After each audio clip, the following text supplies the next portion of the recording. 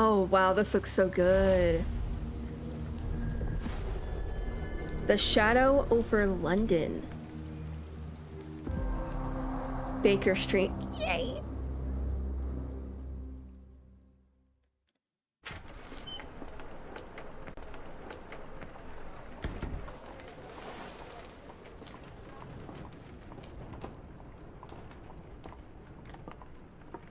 Oh, he looks...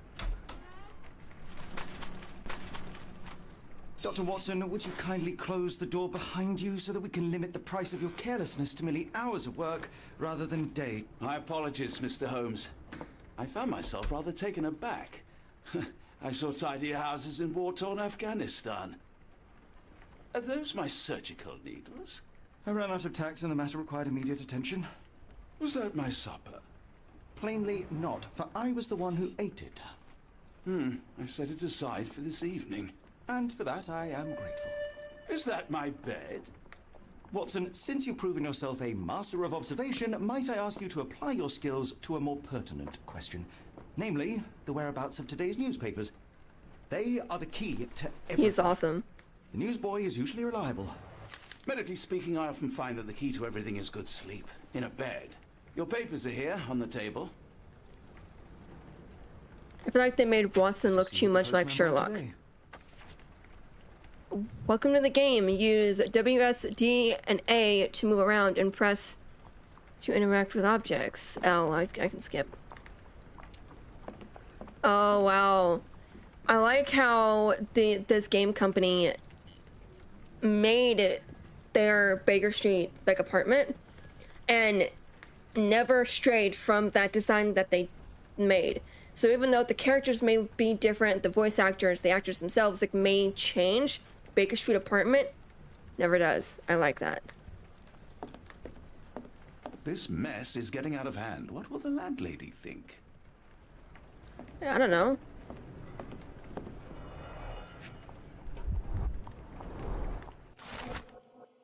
London Adversator, September 28th, 1882. Tensions between England and Sweden are running high after a series of unfortunate mishaps during a recent visit to London by Swedish Princess Ildur. I don't know how to pronounce it. Maybe. Chief among the scandals was the embarrassment of the British diplomatic corps as a result of the unexplained disappearance of Princess Ildur's personal bodyguard. The longtime member of her inner circle took the opportunity to explore London while off duty and never returned from his late-night promenade. Local gossip, all of it uninteresting.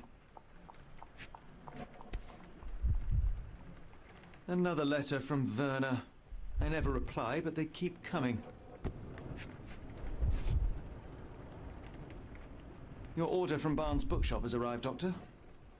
Barnes insists on delivering the books to our door, even though we could easily walk to his shop. That's good service. I don't see the Strand. Where is it? Pardon me? I am on the precipice of uncovering a pattern of crime across London spanning many months and involving many men. The missing paper cannot be a coincidence. That's preposterous. My dear fellow, life is infinitely stranger than anything which the mind of man can invent. Well, life used your newspaper to wipe its posterior, so after that unpleasant discovery this morning, I disposed of it. But in lieu of the Strand, perhaps I can deliver you something equally tantalizing. I have just returned from a patient of mine, Captain Stemwick, who... No, that will not do. Grab your coat, Dr. Watson. Let us hope nobody has collected the dustbin. What?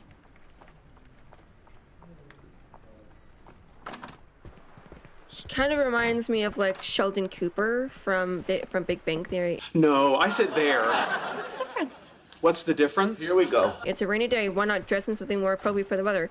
Open the casebook with scene, navigate to the wardrobe tab, and put on a hat. I can do my wardrobe from here. A hat. Of course I'm gonna go with that one. Of course. L, skip. Shouldn't he have a hat? I mean, like a coat on or something? 221B Baker Street. The dustbin is yours for the digging, Mr. Holmes.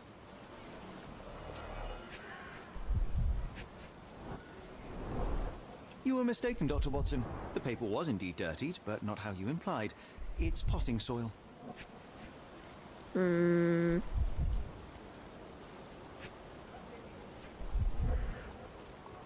Oh, I can turn.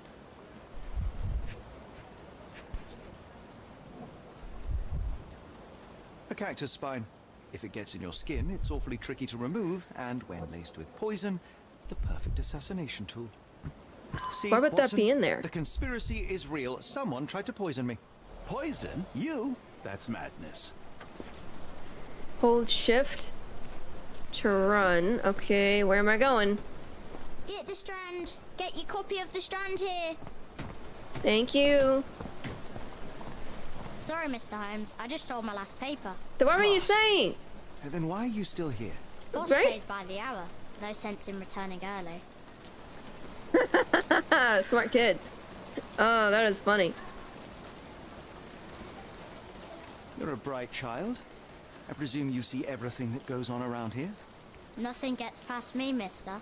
Then tell me, did you notice anyone suspicious at my door this morning? Like the man with your newspaper? Precisely. What do you know? I know the value of a shilling. Dr. Watson, Cool, now I can take the day off. can you describe the man you saw? He was carrying a lot of books. Up to his chin they were. Never heard of a well-read assassin. Looks can deceive, hence the appeal of disguises. Where was he headed? Which way did he go? Not sure. I was distracted by customers. Sorry. Did you see what he was up to? Nah, not really.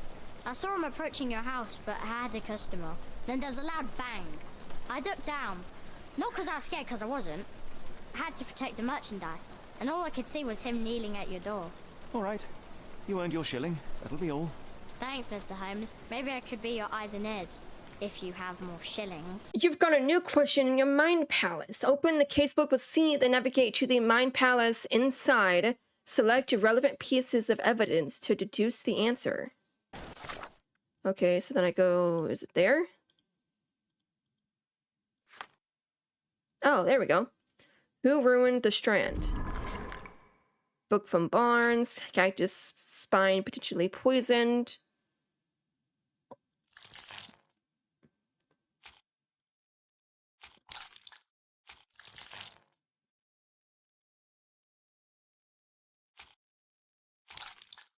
I don't know what this means.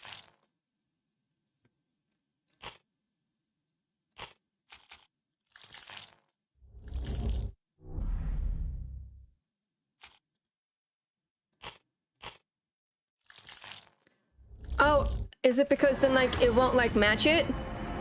Barnes, the local bookseller, ruined the paper. Mr. Barnes is involved in the scheme. The newsboy said this suspicious man was carrying a stack of books, and this morning Mr. Barnes, the local bookseller, delivered a novel for Dr. Watson. A cactus spine was a cactus spine for assassination. A loud bang. A visit to Mr. Barnes is in order. Come now, Mr. Holmes. Murder? Yes, Barnes has his quirks, but he also has Get the his... Strand. Get your copy of Not the every Strand pawn here. knows it's part of a game. Okay, so it said I can go to the map. Can I not? Get your You can copy pin of the evidence Strand here. for quick access to the information from your casebook. Open the casebook with C, pin the evidence with the bookshop photo by pressing X. Try to find the Get the bookshop. Strand. Shut up!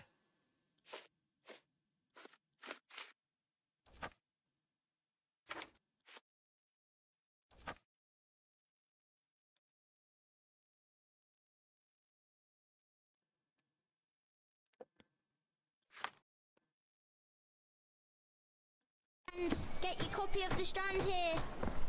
Okay, I guess I gotta try to find... He said so we can walk... We can, even though it's within walking distance.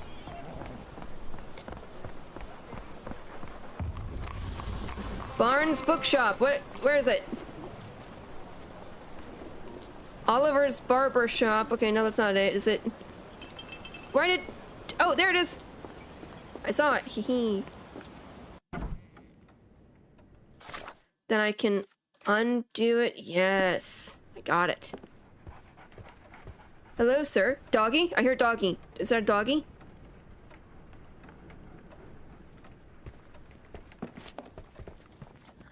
It's a teeny tiny Barnes has a doggy. dog now. Who's a good boy? It's a teeny tiny doggy.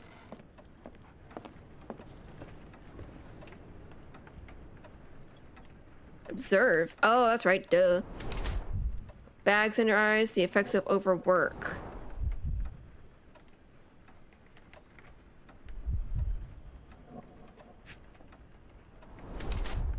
Ink. Newspaper ink. Yeah, that seems like a good fit. Leans heavily on his right leg. Sore left leg.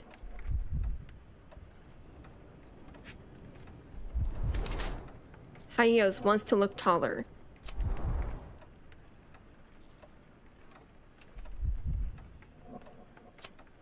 Workaholic. Mr. Barnes has developed a limp and has large bags under his eyes, the result of long hours of intense work. He is not very confident and tries to appear taller by wearing high heels. It seems unlikely that such a person would be involved in a murder plot, even if the ink on his hands suggests he is the one who sold the paper. Nevertheless, Mr. Barnes could still be a pawn in a bigger plan without his knowledge. Yeah, I think it's that, because I don't think it's this guy. Mr. Barnes? A word.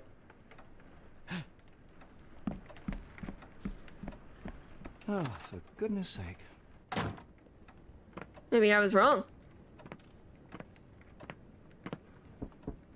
Who goes there? Sherlock Holmes. Now will you please? Mr. Holmes. Golly, I did not see you come in. Would you care to answer some questions for me? Well, I wish I could, but I am deep in the weeds with work. How about we reschedule in a month or two? Come now, Mr. Barnes. It will only take a moment. Really deep in the weeds with important things. Well, help yourself to any book. Just take it and pay later. I trust you, Mr. Holmes. Barnes doesn't seem like himself. Why is he acting this way? Yeah, You're something's asking weird. the right questions, Doctor. Let's find a way to coax him out. The ladder is broken recently, judging by the freshness of the wood. So that's why his leg is sore.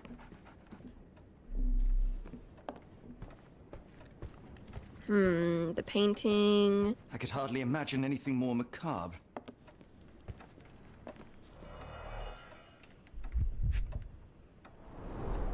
Basics of cryptoanalysis, cryptography in Egypt. It appears Barnes has an interesting hobby. Exotic plants catalog. A catalog of exotic plants on Barnes' counter. The name of the catalog reads Everlasting Plants for an Everlasting Love. I like this way of, like, going about, you know? It's a lot different than the other Sherlock Holmes games that I've played. It's really fun.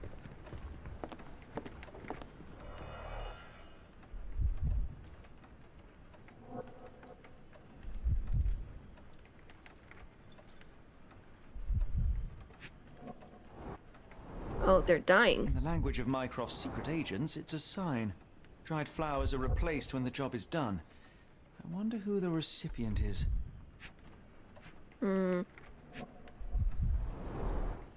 improvised stand, but it does make the flowers more visible. The finest view London has to offer. There's a bouquet of dead flowers in the window.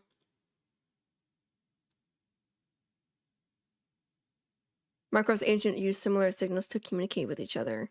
So if the dead flowers are over there or right here, then maybe it has to do something with the owner of the building across the street.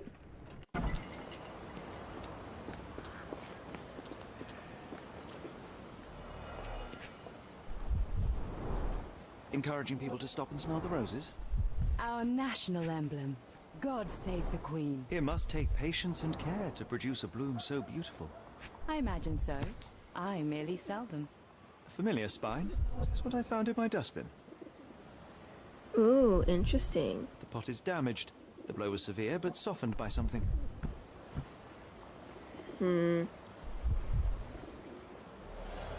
Anything tickle your fancy, Mr. Holmes? Observe.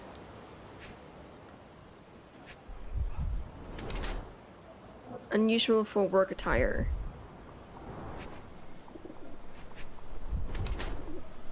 Mourning brooch, honoring deceased husband. Aw, that's sad.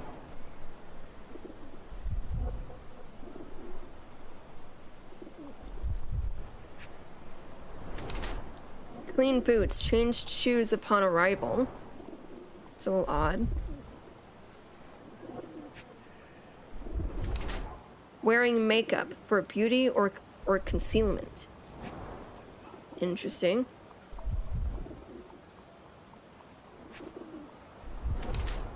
Distant look, avoids eye contact or distracted. Still grieving. Mrs. Fleming uses makeup to hide her tear-stained cheeks. Her dress is made from an expensive fabric that is not suitable for outside work. Her shoes show no traces of mud. She must have changed them when she arrived. While she tries to bear her grief by dressing extravagantly, she still wears a mourning brooch in memory of her late husband. Her gaze, always staring off into the distance, reveals her emotional detachment. Taken as a whole, one must conclude that Mrs. Fleming is still reeling from a tragic loss. Ready to move on. Mrs. Fleming wears a mourning brooch in memory of her late husband. Her dress is made from an expensive fabric that is not suitable for work. Her shoes show no traces of mud. She must have changed them when she arrived. Her eyes constantly dart around the street, seemingly in search for something. Perhaps she is waiting for someone.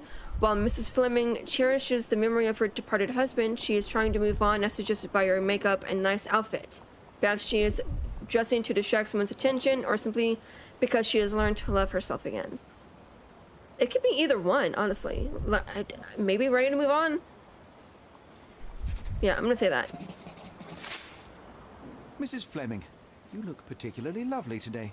Is there a reason? Does a woman need a reason to look or feel beautiful? No, but your distant look suggests you seek one man's gaze in particular.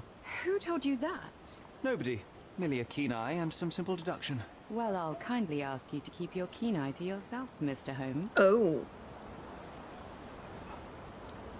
Provide evidence, Miss Fleming was... Where's the morning? What am I doing?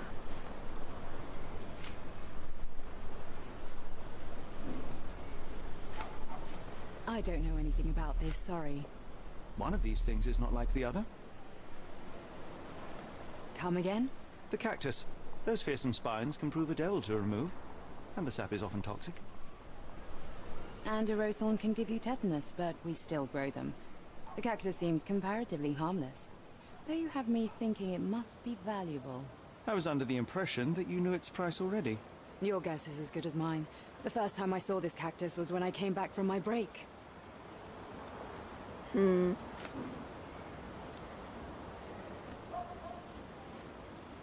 What do you make of the flowers in Barnes' shop window? Well, they could use a bit of water. Do they Yeah. mean anything to you? Mean anything how? I'm not sure I follow, Mr. Holmes. Why do you think they're there? Are you suggesting the flowers are for me? It seems likely, does it not? Oh, I hope you're right. Kind of look up exotic plants. I'm afraid I can't help with that, Mr. Holmes. Says how the book's about. I'm afraid I can't help with that, Mr. Holmes. Are you familiar with Mr. Barnes? Yes, no, not really. Well, in a way. What on earth does that mean? Yeah. I know who he is, of course, but we haven't shared much more than a look. A look? Yes. Each morning I go for a walk in the park with my dog, and most days I spot Mr. Barnes there with his new puppy, so we see each other. Actually, we once met briefly while our dogs played.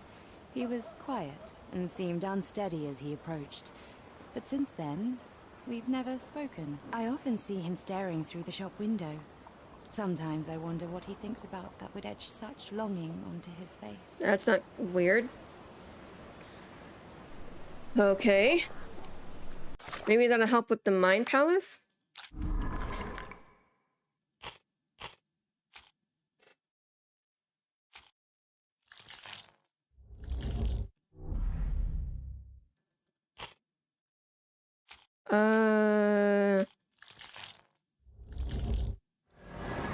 Got it. The Mr. Barnes is in love with Mrs. Fleming. Barnes displays the bouquet of dead flowers to attract the attention of Mrs. Fleming, a florist. He may hope she will come into his shop and give him watering advice, or it could simply be a symbol of his desperation. Barnes anonymously gifted her a cactus, which he ordered from the catalog on his counter. A questionable choice, but for Barnes, a symbol of his eternal love, since the catalog presents these cacti as immortal. Plainly, this is the same cactus he dropped on the Strand outside 221B Baker Street. Now to hear the full story. Oh. I think perhaps I have been chasing shadows. Do not despair, Mr. Holmes. Even the best of us make mistakes. We better tell Mr. Barnes what we've learned. Yeah, but I don't think he's gonna like it. Mr. Barnes, I know what you did, and I know why you did it. I'm sorry, Mr. Holmes. I can't hear you very well from behind the door. You ordered a cactus from the plant catalogue and then left it for Mrs. Fleming as a gift. You place flowers in the window to get her attention and wear high heels to appear taller and more desirable. You are her secret admirer. I couldn't read this morning's edition of The Strand because it was covered in soil and spines. I know you dropped a cactus on it and then fled. Barnes, it's Dr. Watson. Rest assured we are not interested in disclosing your personal affairs to anyone, including Mrs. Fleming. Please come out. All right, then. There you go. So, you know what happened then? I was on my way back from the post office, having picked up the cactus and some books. It was quite an awkward package, heavy too, and when I got to your door, I dropped the cactus in your paper. Forgive me. I needed that paper to prove a theory and prevent a crime. Your actions were rather disruptive. Your clumsiness carrying the post is matched only by the clumsiness of your romantic gesture. Oh, it's true. I am useless with this sort of thing. I'm not even sure if Mrs. Fleming noticed. Aww. As in most things in life, truth is the answer. Cease with the abstruse signals and anonymous gifts, and simply talk to the woman. What is the worst that can happen? She rejects you, and you are freed from this endless purgatory. That... Yes, you are correct, of course. Yeah. I do have a slight tendency to overthink things. Thank you. So You're welcome. at last, we return to the matter of the paper. I'm investigating a string of burglaries. Did you perhaps read of any before the edition was spoiled? I don't recall, but you're welcome to read our copy for yourself. You Thank had you. an issue of The Strand here all along? Well, naturally. I am a bookseller. I have a subscription to every magazine and newspaper in London. So you ought to be familiar with the concept of burying the lead. Oh no, my apologies, Mr. Holmes. I'll make it up to you however I can. I am an expert on obscure languages and translation and Yes, okay. Just give me the paper. Help Barnes with his love life. The Strand, September 28th, 1882. Locals at the Port of London had a rude awakening last night with the loud bangs and thick red smoke disturbing the peace. Merchant ship Moskva had docked at Pier N3 in the early evening en route to Europe when it was rocked by several concussive explosions. The port authority is yet to comment on the incident, and it is unknown if any crew members were on board at the time.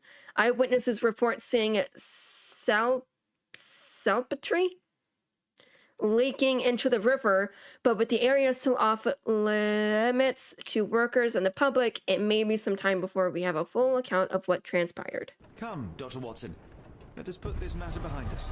Farewell, Mr. Barnes. I hope to hear good news about you and Mrs. Fleming. Yeah. I hope y'all get together. Bye. Well, that was an utter waste of time.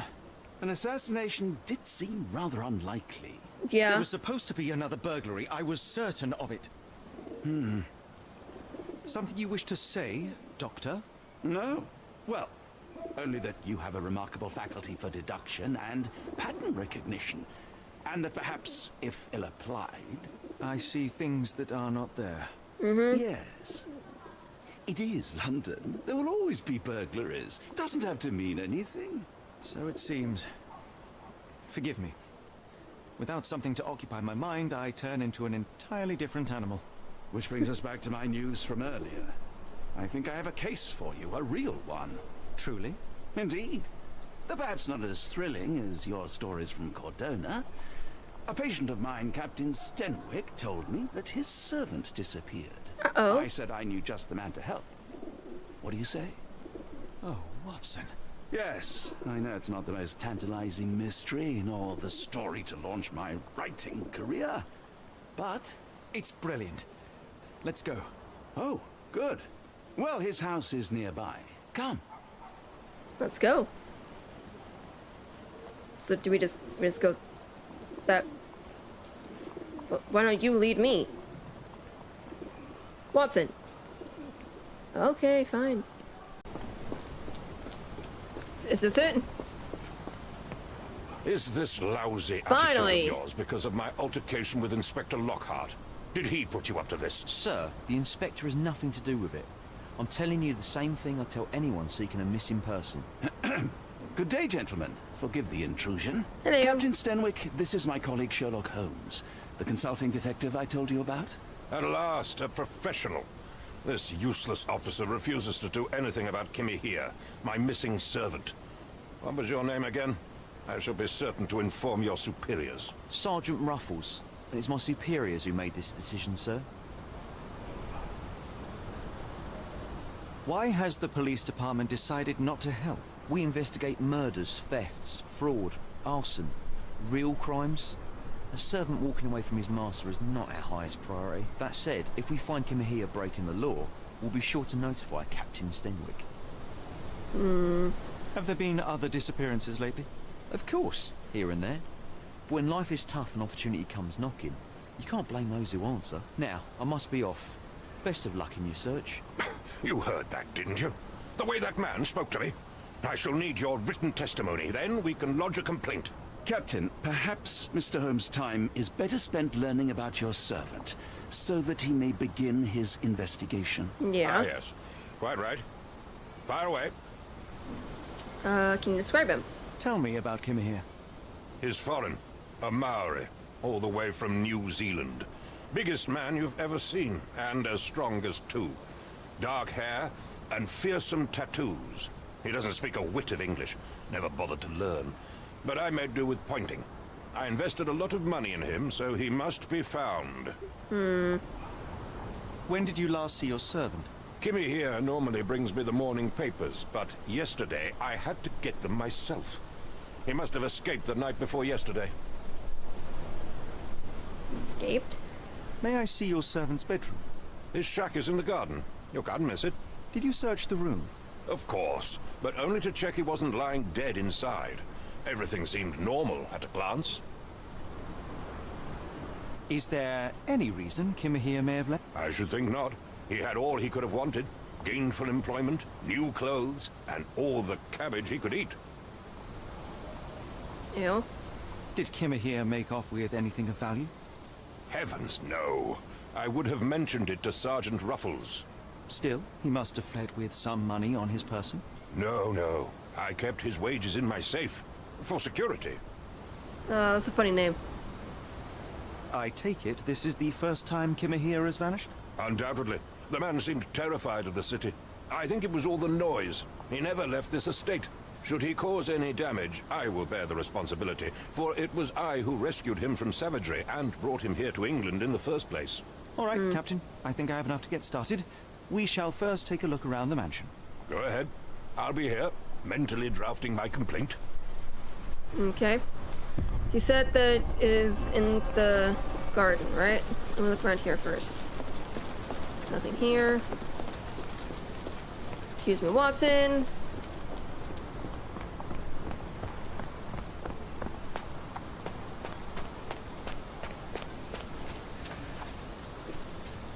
Concentration helps you pick up smaller details about the world around you. When you see a wavy green circle, press Q to observe the object more closely.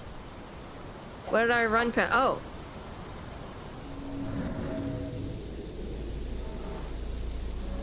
wheels. What could have left these tracks? They seem fresh.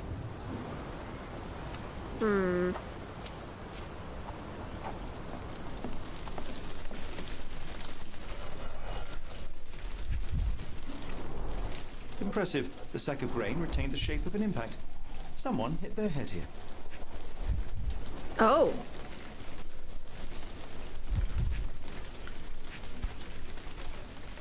A small navy spyglass. That's cool.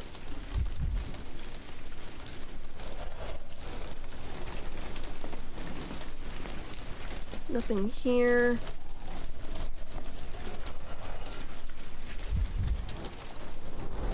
A scrap of Hessian. Oh, what? These were sturdy boxes. It would have required a serious blow to break them.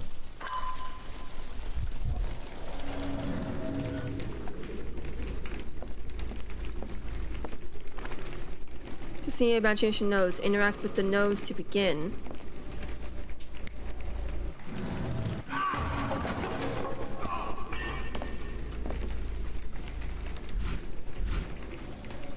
Yeah, I guess I can't do anything yet. I guess I gotta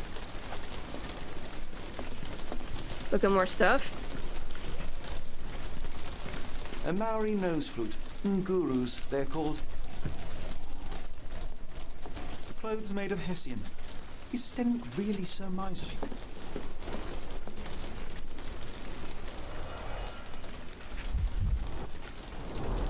Button chops.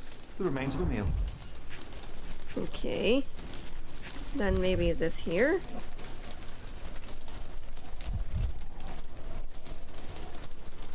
A heavy chemical odor. Lend me your nose, Doctor. Ah, I'll never forget that smell after my time in Afghanistan. That's an opioid, Mr. Holmes, a narcotic. The ashes are long since cold. That's weird. No air coming through it. Is this a Tanifar, a Maori water spirit? Or something else? Looks like a little dragon. Either way, it's giving me chills. Stenwick makes his servant live in a tool shed. You think you know someone.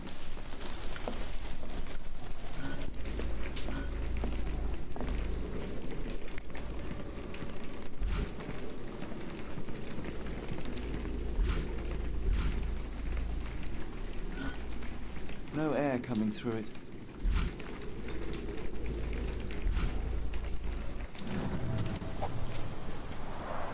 This lock is quite unusual. It appears that the key should be bent to the right. Oh,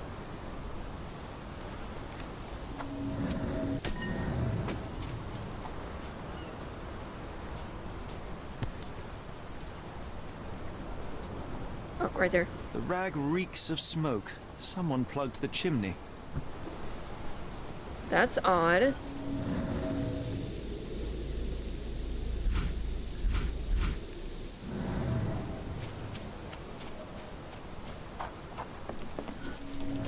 Yeah, but what does this do? Maybe I have to go ask him. Watson, move!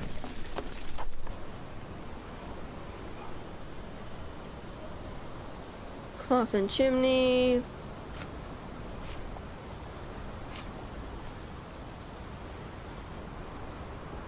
Where on earth are you going with this?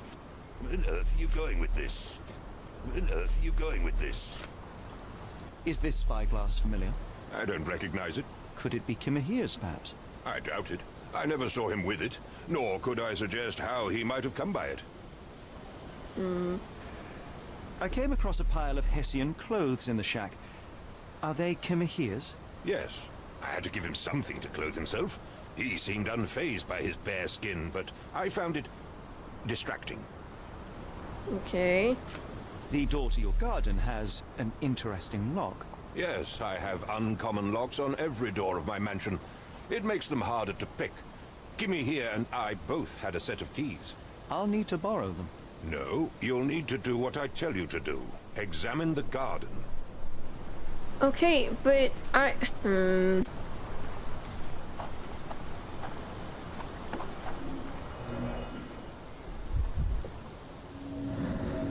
Ooh. Knee print. Hiding? Uh-oh. Looks like a knee print. A shoe print, roughly size 11, with a worn-out sole. These are a workman's boots.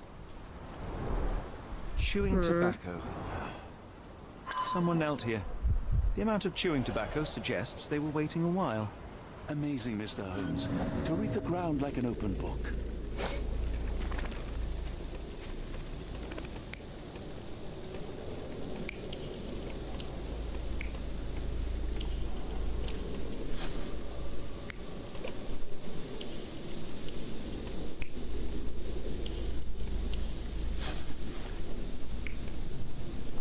I don't know what I'm doing.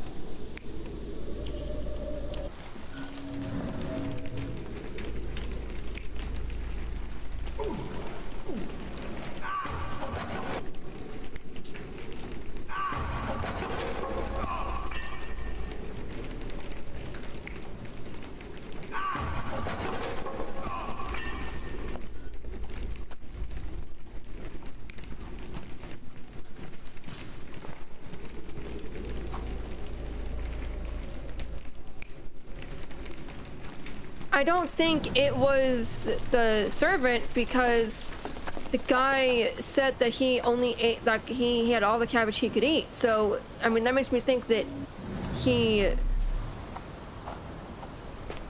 didn't, you know, that he only ate like cabbage and stuff like that, not necessarily like meat.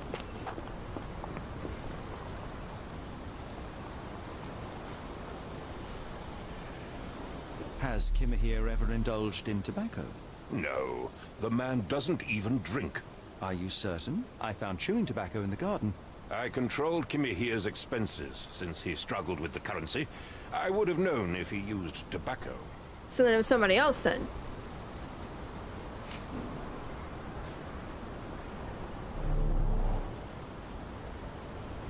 I thought you were meant to be intelligent. Are you joking? Why would I know this? I thought you were meant to be intelligent. Do you happen to know Kimahir's shoe size? I wouldn't have the foggiest. But I'm sure it was enormous. Not that it matters. He spent his life barefoot. Despite my best efforts, he simply did not take to shoes.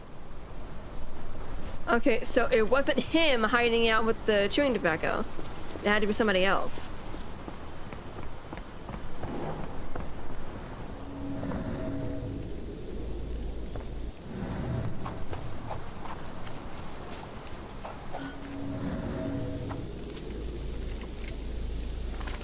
So somebody else.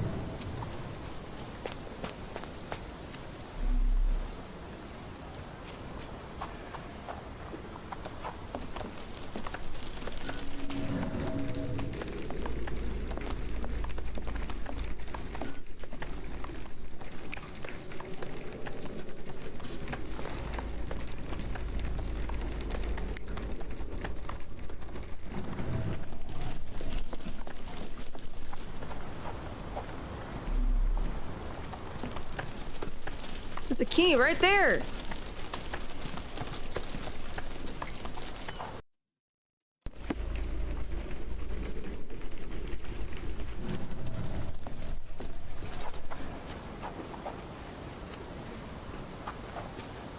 Fresh tracks in the garden. What could have made them?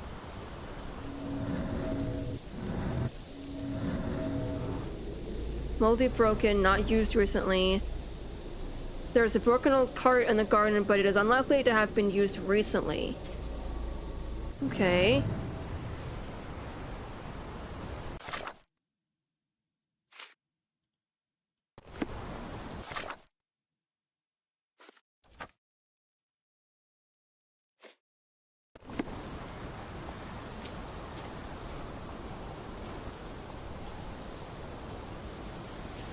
Is it the key here that I saw? Yep. Unusual for bent to the left. Key print missing.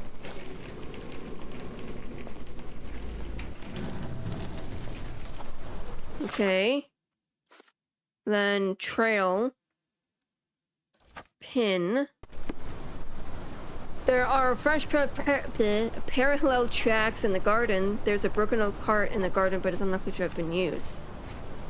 But didn't I already look at this?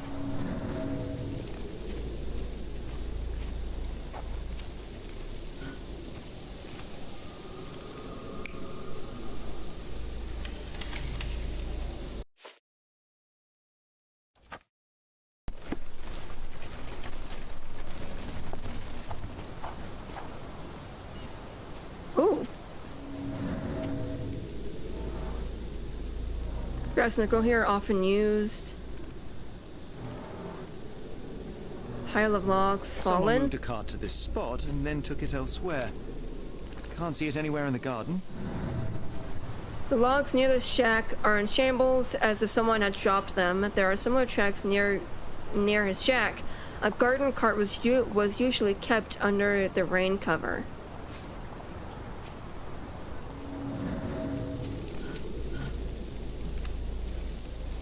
Hang on, I'm gonna unpin it.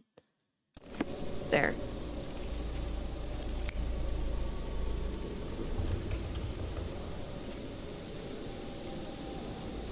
Could have been.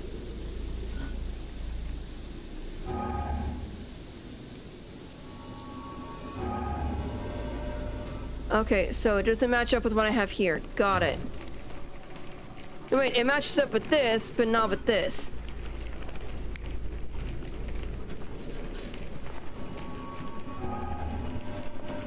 Okay.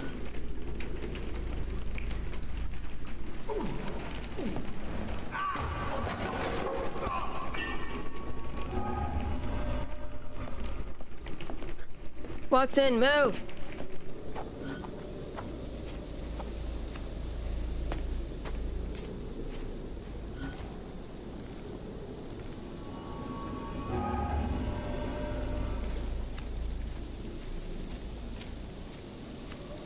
Oh.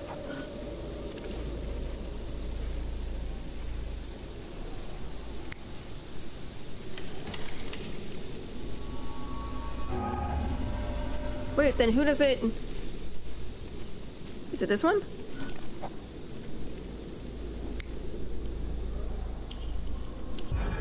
There we go. Surveying from afar, the intruder waited for a window of opportunity. When Kimahir went to sleep, the man crept up to the shack and slipped narcotics down the chimney pipe, then blocked it with a cloth. Kimahir inhaled the sedative and fell into a deep sleep. The intruder tried to move him, but the man was heavier than expected. The intruder fell on the sack and dropped his spyglass. In order to transport the servant, he had to use the cart. The final challenge was opening the garden door. Luckily for our intruder, Kimahir had the key in his shack. Remarkable. It makes total sense. Okay, but why did he do that, though? That's the problem.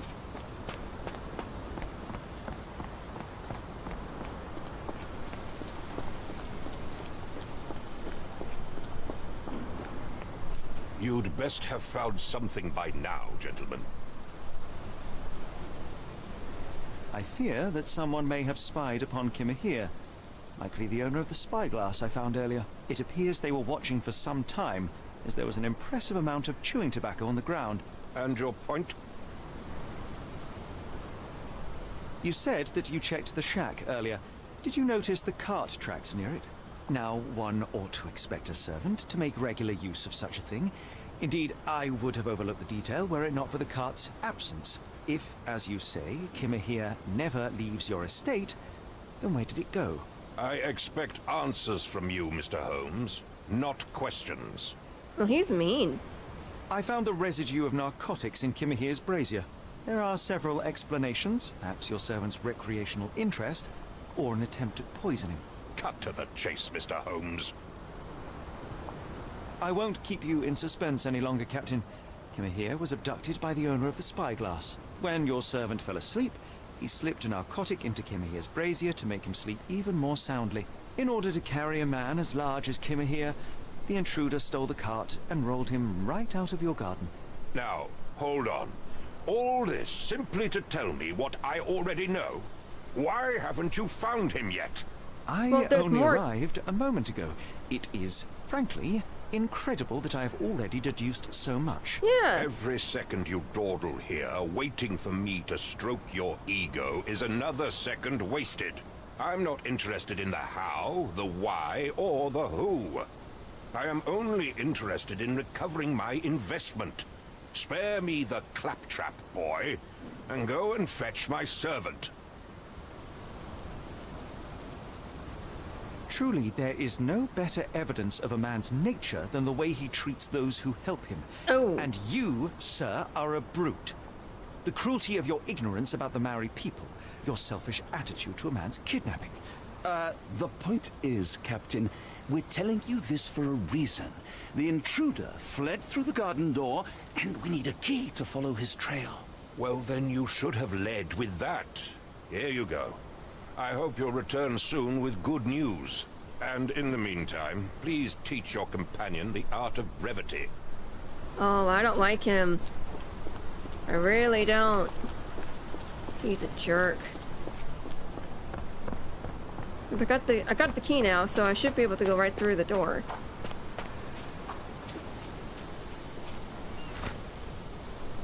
There we go. That way.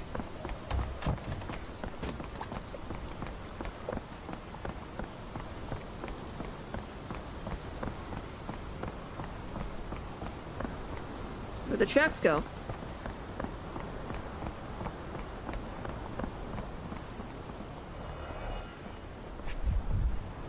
Oh no. Sturdy rope, professionally tied in a Portuguese bowline.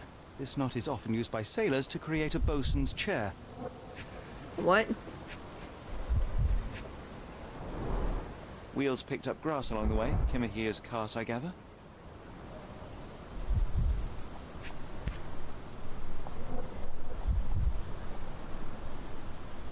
Roy Soulsby.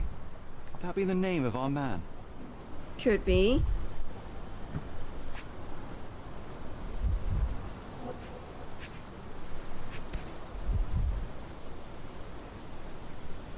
A strange substance. I have my suspicions based on the color and consistency, but would you care to hazard a guess, Doctor? Well, it's odorless, but from the way it absorbs water, I'd say saltpeter. Then we're in agreement. Well done. Okay, so did he go this way, or?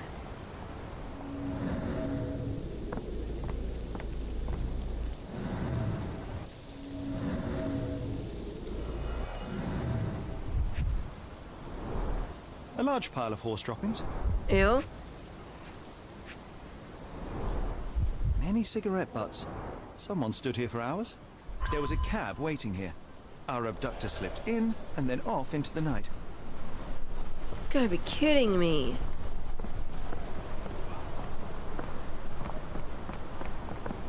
Is that something? Stenwick makes his servant live in a tool shed. You think you know someone.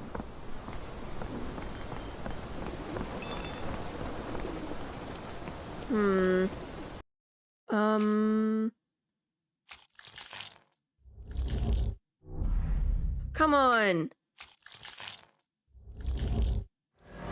Got it. Was kidnapped by a sailor. A particular knot, a spyglass, and the footprints of a working man's boots. They all add up to one conclusion. Kimahia, how do you pronounce his name? Abductor is a sailor.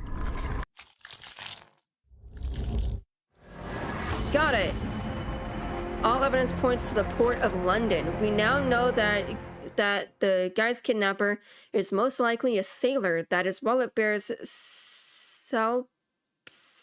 saltpetre residue, and that there was a recent accident in the port of London. Everything suggests that to find the guy, we must head to the port of London. There's no time to lose. It is vital that we find a cab to the port of London immediately.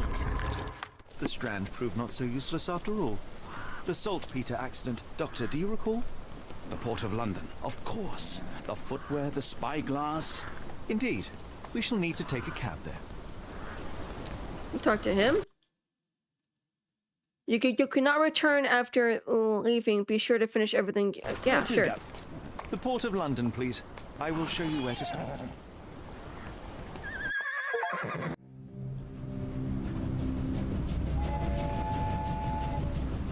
I completed chapter 1. The Blood Red Knight. Chapter 2. Port of London. That was fun. Mr. Holmes, what a compelling mystery we have stumbled upon. Perhaps I have the premise of my next novel. One kidnapping does not a story make. Stop! A black cat crossed before us. It's a bad omen. I did not take you for the superstitious type, Doctor. Such things are mere fantasies, tricks Kitty. of a feeble mind. One imagines a physician would keep a surer footing in reality. Perhaps. Before the war, my time abroad was difficult. Once, I came across an Afghan, bleeding, who I could not save. He pressed a rosary into my hand. A gift, he said, so as to gain God's favor. After that... Dr. Watson? Yes, well, I shan't get into details, but sometime later I found myself lost in the desert. Dehydration set in, and things grew ever more dire. The man's words came to me. I said a prayer and placed the rosary on a rock. A gift to gain God's favor. And you were rescued. Yes. A detachment of British soldiers found me. To whom I'm grateful. But without their diligence, you would not be standing here and I would not have this case. I'm sure you have another explanation prepared, Mr. Holmes, but I think I shall cling to the occasional superstition all the same. To each his own, Dr. Watson. So long as it does not interfere with my methods. To wit, we must press on, cat or no cat. The question remains, why abduct Kimmer here?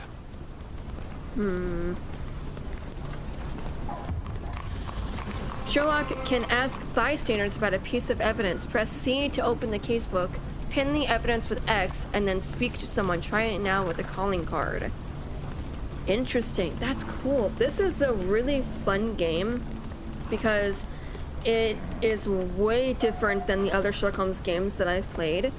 And it seems like it's a little more attentive to like paying more like attentive to like detail. And like being able to ask bystanders about what happened and all that stuff, that's really cool. And then I gotta ask people. May I ask you something? I think I can help you. The man usually wanders close to the dockyard. Thank you, sir. Okay, dockyard. That is by the water, I would assume. Near the dockyard, so I would assume down here. This person over there fishing. Maybe that?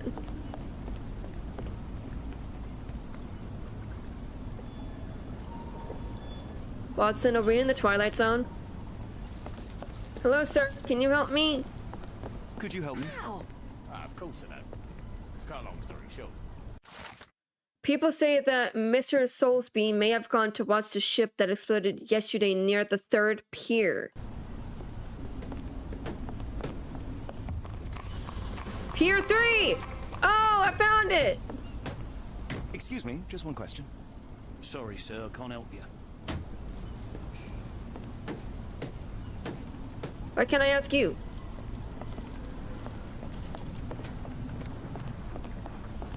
What happens if you find him while you have the thing out? Not in the mood, mate. Shoo! Oh, found him. Pardon me, sir. I am looking for Roy... Not again. Yes, I'm Roy, but I can't help you find your uncle or whoever you've lost. Now, what makes you think I would inquire about missing people? You are the 4th person to ask this week. Just because I work at the port doesn't mean I keep track of everyone who comes here. May I ask what you're doing here? This is where the ship sank the other day. I'm trying to work out how we'll remove it. Yeah, makes sense. You say we are not the first to ask you about a disappearance. Do you recall anything about those who came inquiring? I only remember the foreign woman. I didn't catch her name, but those are her posters hanging up everywhere. She has badgered me twice now, but I still don't know nothing. And this woman can be found? No clue. She was talking gibberish. Now, where was I? Let's observe first. Get that out of the way. Average height. Mini stamp ink stains.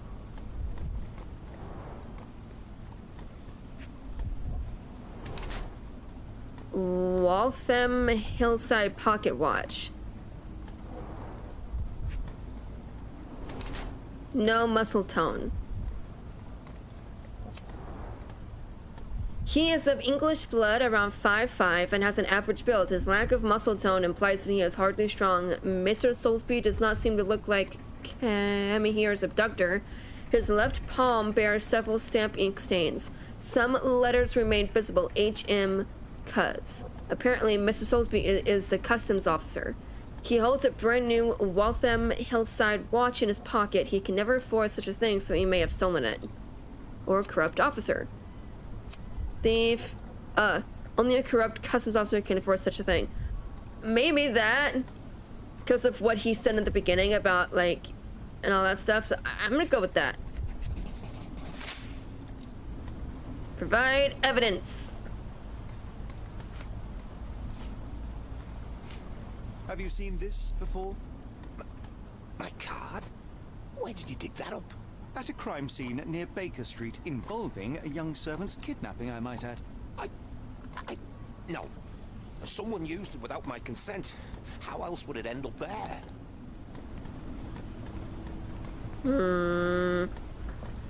Okay, so I'm gonna unpin that.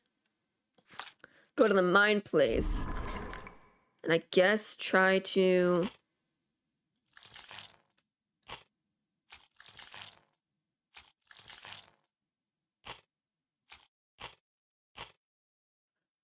I guess I can't do anything in the mine place yet.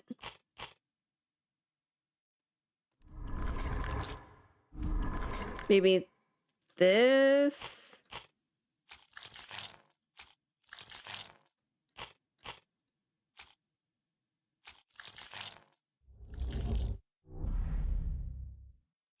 Well, dang. Yeah, I guess I can't do anything in the mine palace yet. Help Jervesh missing for a week. Please tell him if you see him. Ask Dea in Port Shantytown. Red rag over house entrance. Do I have a map?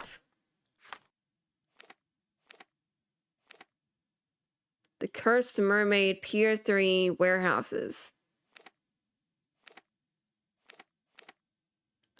Oh, maybe this is Shantytown? Or this?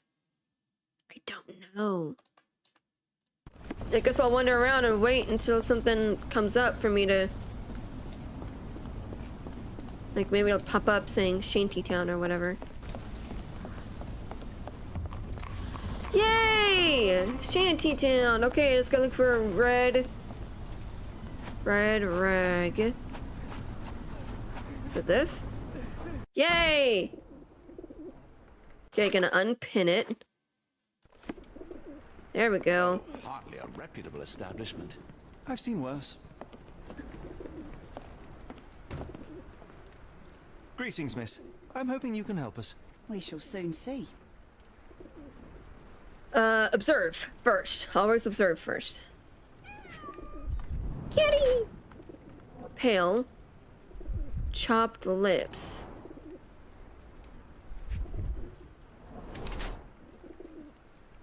Morning sickness. Vomit stains.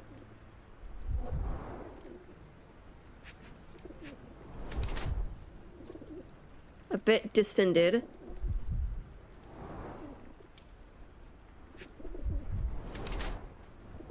A little too tight. The barmaid is in the early stages of pregnancy, hence the slightly distended belly and hints of morning nausea. Chapped lips and a pale face indicate a lack of proper nutrition, however. She tries hiding her swollen belly by wearing trousers that are too tight for her. Hiding, I think.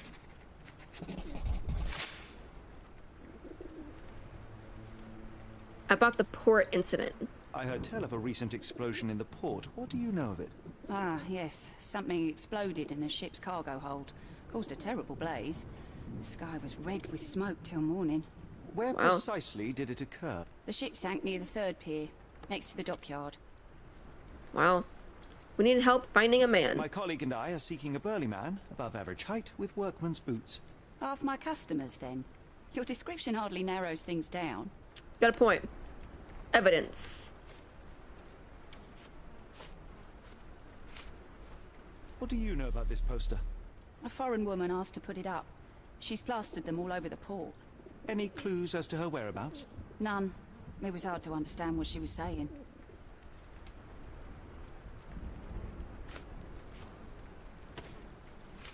Are you familiar with a Roy Soulsby? Roy Soulsby?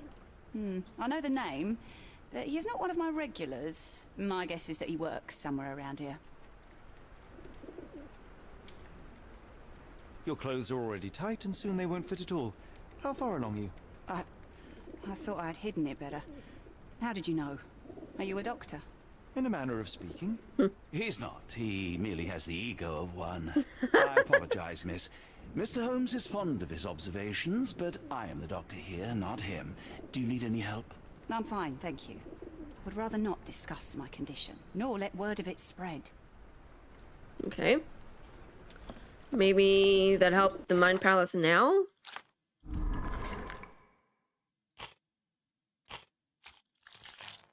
I guess not. I guess that wasn't it then. I guess it just let me go in, because there's no red bag hanging over her door. Wait, I saw something red over there. Is this it?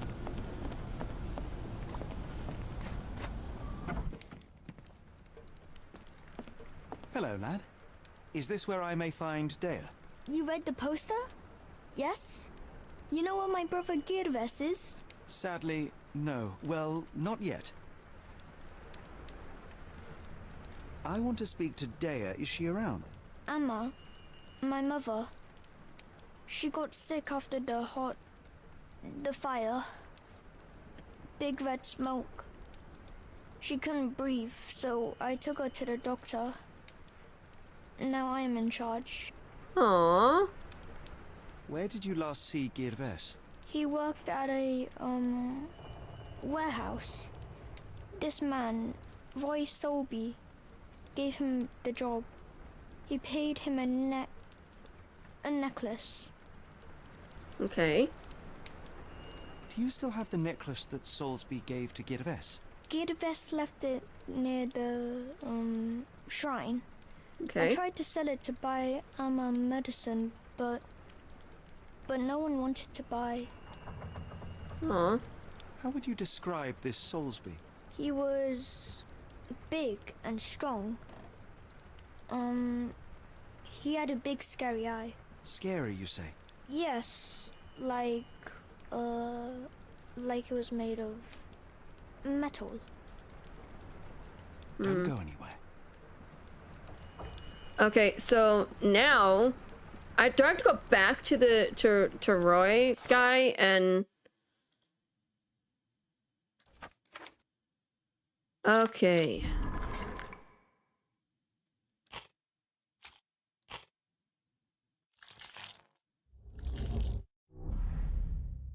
Got these two right. Now I'm gonna do these two. Oh dang. What are you gawping at? I have been told that you hired Dea's son, Girves, right before he vanished. His brother also said you had a metal eye. What do you make of this? Tell that him to stop making things up. What do I do now? Because he's not gonna talk to me. Boat explosion stopped most traffic coming into the port. Guess I'll be without work for a while. Okay, I guess I have to find a shrine. But what shrine? Like, where would it be?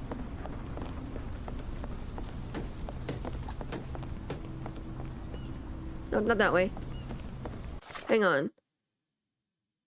Boyfriend around 10 years of age resides in the Port shanties. He looks from Nepal. His boss is often in malnourished from the day. I was at the local clinic due to falling sick from the incident's fumes. The boy says that his brother disappeared after results. Be a strong with the metallic eye hired him. Not so much as that Girish left a pendant, which is meant to be his first payment on the altar. Would it be not that one, dang it. Would it be in the shantytown part? And like a shrine there?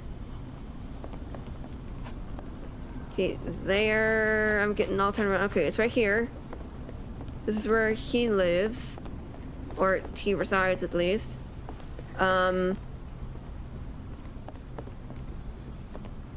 Shrine. Okay, maybe I'm gonna go talk to him, see if maybe because I'm gonna talk to Roy, it'll tell me something here. I should have helped Amma put out the posters. If she hadn't been in the smoke so long, maybe she wouldn't be sick. Aww. This cheap pendant looks like silver, but it's only made of tin. No surprise the boy couldn't sell it. That is sad. I didn't realize there was a shrine here. I thought it was out somewhere.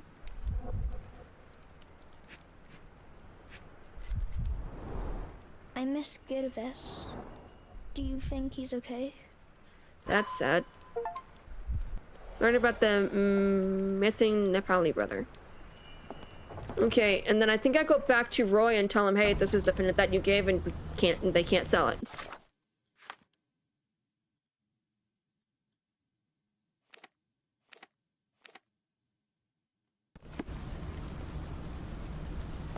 I like that you can fast travel in this. It is great. Wonder why people are going missing. Puts a man on edge, you know. Okay, that didn't help. Do you know anyone with a metallic eye? Have you ever heard of a man with a metallic eye? I've seen him even. Dirty Summers is the name. A nasty lout with a silver ball in place of a missing eye. I shudder to ask, but where does one find a Dirty Summers? He likely signed on with a ship. I am not one to spy on others, let alone him. I see. Makes My sense. advice, keep away from him.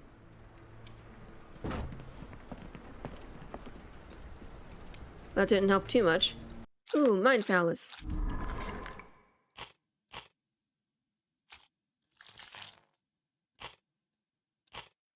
Okay, and then do I go...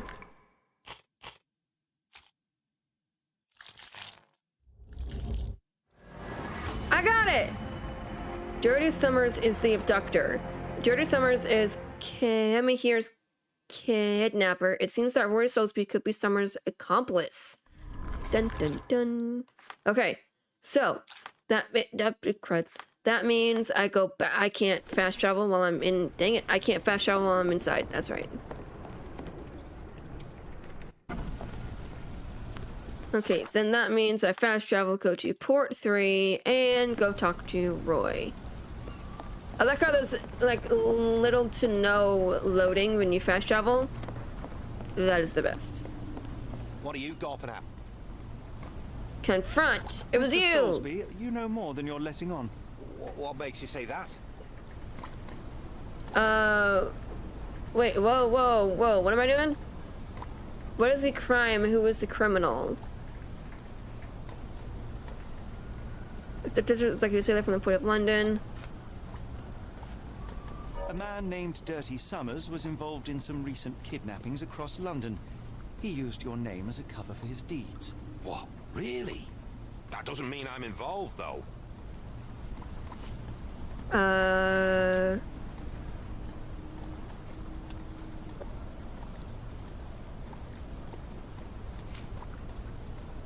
Barmaid's testimony. Boulder Dash. Sorry, you lost me there. Oh, dang it. Mr. So Do I have to do it again? And how do I fit in all this? Dang it! Sorry, you lost me there. I guess let's try it Soulsby, again. You know more than you're letting on. What makes you say that? A man named Dirty Summers was involved in some recent kidnappings across London. He used your name as a cover for his deeds. What? Really? That doesn't mean I'm involved, though. Your calling card was found at the crime scene. That's enough to make you a suspect. You cannot be serious. And then... It's true. And that's before mentioning your gold watch. It's brand new and awfully expensive for a customs officer. Clearly you have found yourself another source of income. I'm sure Scotland Yard will be delighted to investigate further. All right, stop. Look, it's not as it seems. I did not partake in the kidnappings. Huh? I'm all ears, Mr. Soulsby. Yes, I know Summers. He paid me to turn a blind eye to his business in the warehouse area. Just that. On my word. You did not tell me which warehouse he used? I do not recall. But I used red paint to mark unsupervised warehouses. Ought to be one of them. What else can you say of Summers? He is a regular at the Cursed Mermaid. Goes there with his crew almost every evening. What for? I don't know. I assumed just for a drink. I bet one of the warehouses was one of like the red paint thing that I saw. Either that, or we're gonna go back to the shanty town and go back and maybe go to the bar or the pub or whatever it's called. Maybe go back there. Why do I have the feeling that you know more about Dirty Summers than you're letting on? I have nothing more to add, sir. Enough. That? I have hard evidence that Summers was involved in recent kidnappings across London. I'm not surprised. So what? And then... A customs officer, Roy Soulsby, testified that Summers was a regular here. You must know something about his business.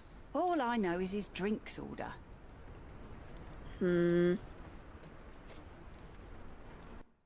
If the lives Yes! of the missing do not concern you, then I would urge you to think about your unborn child. Are you threatening me?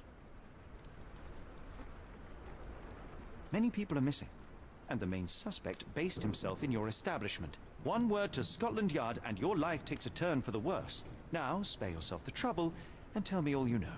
Okay, Yeah. okay. Summers hired my private room. I think he used it to recruit people, but I haven't seen him in a few days. He paid me cash, so I paid him no attention. Nor did I touch anything inside. Here's the key, go and do what you will. Just leave me out of it. Oh, sweet. Let's go. I saw the door, so I was like, oh, let's go in there. Ooh. Strong men needed for moving crates in warehouse area.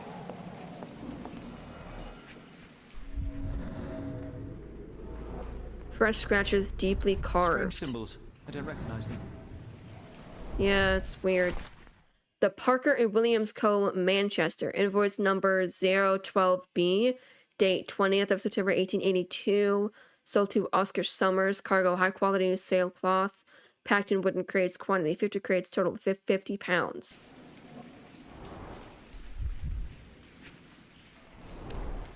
£5. That won't go far.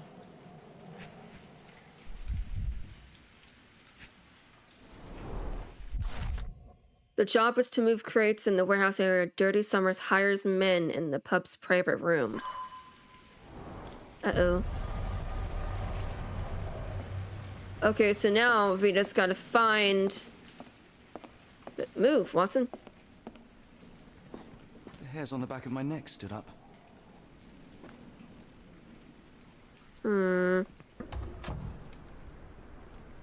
What did you see of Summers' work here? He was recruiting people? It was like the whole world came through my door. People of all creeds and colours, but always strong, always tall.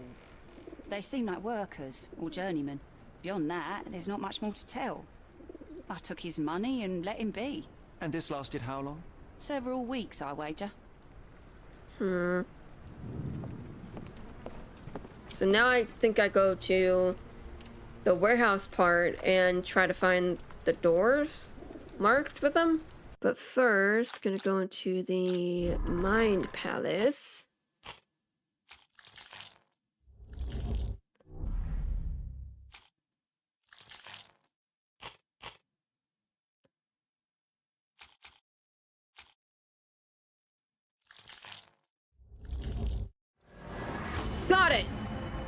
In a warehouse holding sales and marked, Dirty Summers has hired men for warehouse work, specifically to carry crates of sailcloth. The abductees could still be inside the warehouse, but should be marked with red paint. Okay, then we're gonna go to the warehouse part and try to find them. Oh, here's one. Didn't even see that.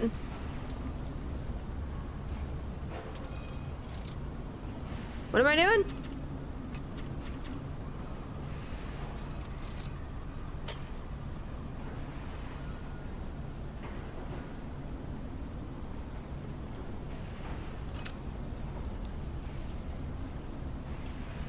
I'm just gonna skip.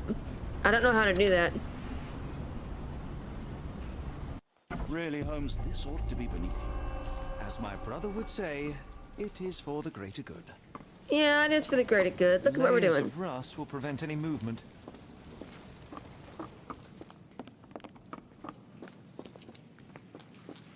Okay, I don't... Oh, wait. What's that? This crank saw some use. Okay.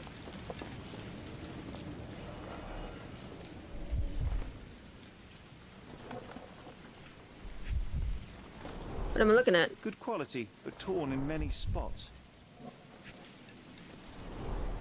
Mold. That's why you don't leave sailcloth lying out. Hmm.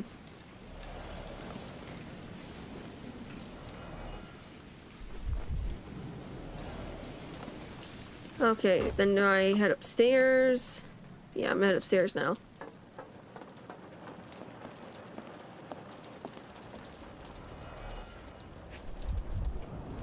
Gears. Well oiled and well maintained. Fit for a crank. I know where it is. I know where the crank is. I know where the crank is. Got it. Then I head up. And then I put it there. What did he say?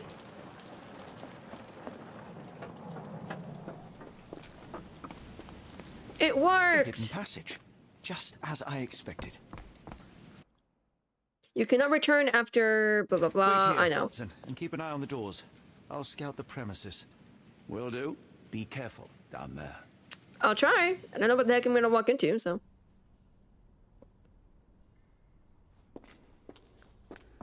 Ooh, this is spooky. You can't crouch.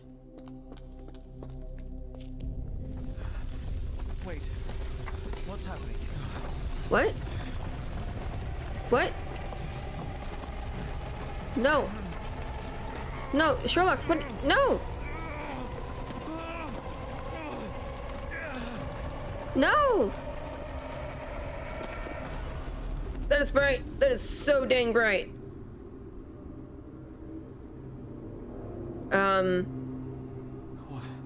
What is this place? Where am I?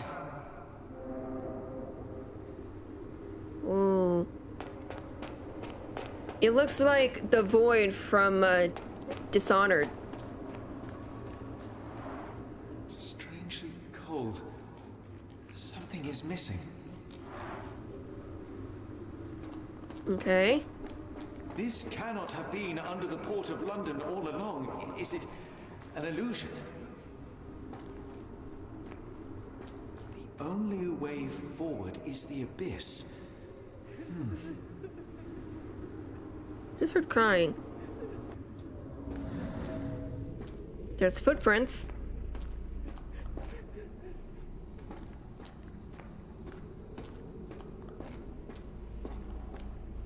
The only way forward is the abyss.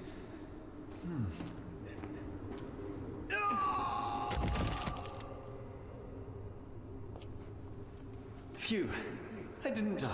That actually worked? Wow, it looks all cool. It is icy cold and pulsating.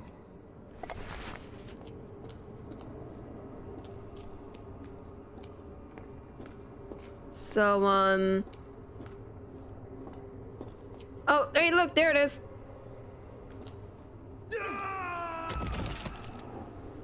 It sounds like you die. It sounds like your body is just like exploding. My heart, be calm. I just tried it just to see if it would work. The door opened! Wait, what was that? Short stride, boot prints. Okay.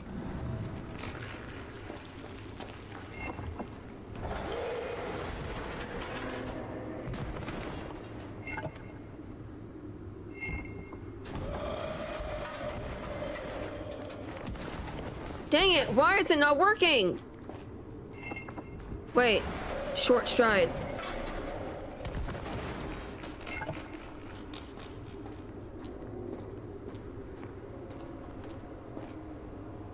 Dang it! I think I got it. I just gotta click it a couple times.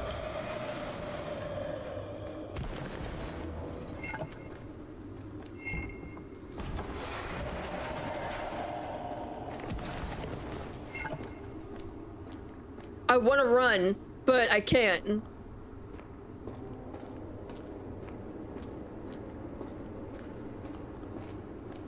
Ah, I made it. Somewhere else. How? Whoa. It's harder to breathe here. What is that? Okay, I thought I'd be playing a Sherlock Holmes game. This doesn't feel like Sherlock Holmes. It's like it stares right through me.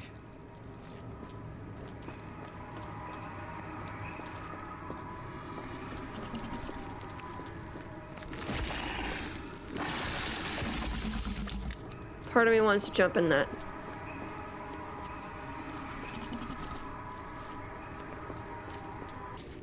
I'm not seeing anything. Okay, I'm gonna jump in it, see what happens.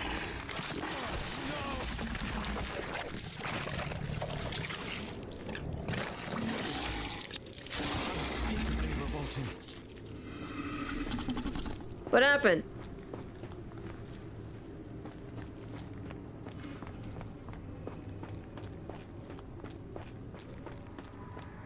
Oh, I made it to the top. That's the top, but... Okay, now I'm just confused. So it spits me out there. Okay. Wait, but how do I do it?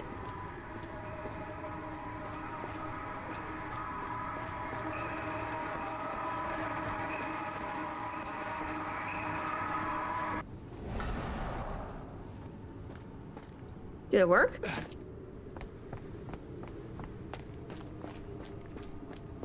Did it work? Holy crap, it did.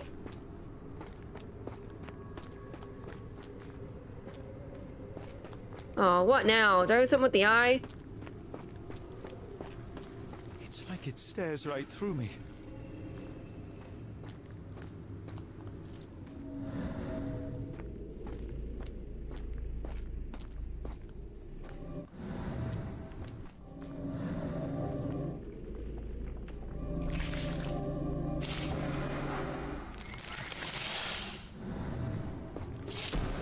Aww.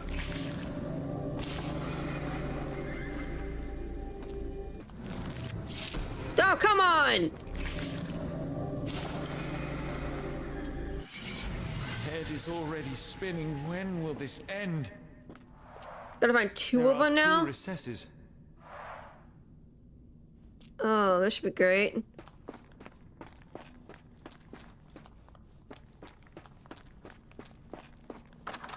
Oh, I didn't actually expect that to open. What kind of trickery is this? This is getting annoying.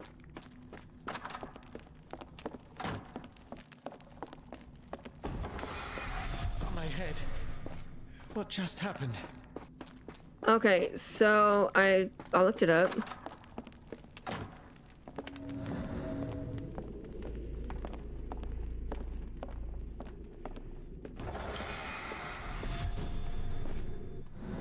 Okay. And then... There we go.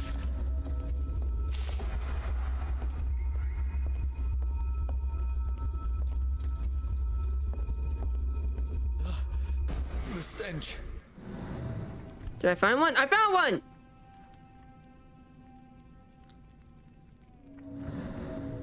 No. Oh my gosh. A strange stone. It almost feels alive.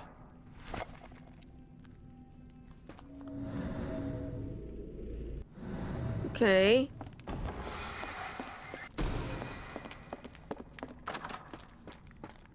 Found one. One down, one to go.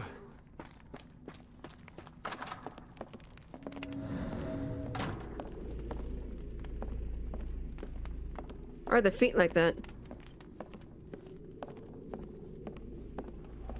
Oh. Oh, that is truly revolting.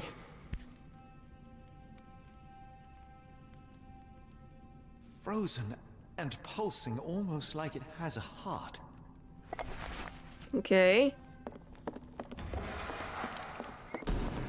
This is just weird.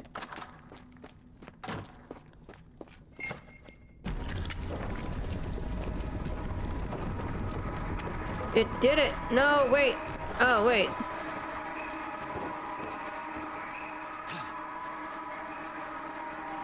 Ah, no!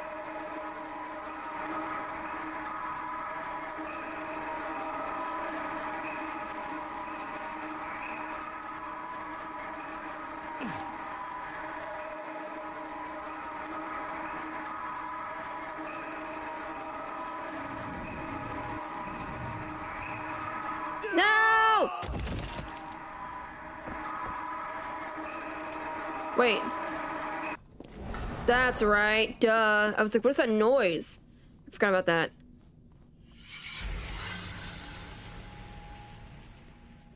Is this nightmare almost over? Ooh. Did I get out? I don't know. Huh? John? What is it, Holmes? What? To illuminate something with your lantern. Watson? Holmes, where are you?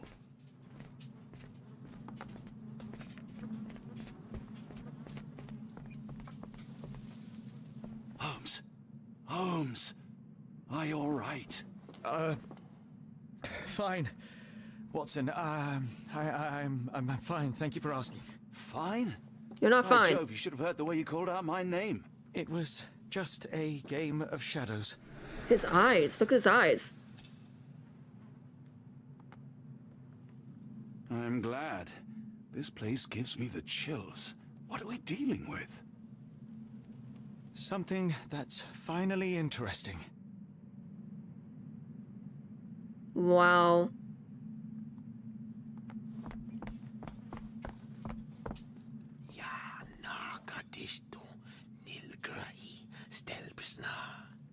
Did you hear that, Watson?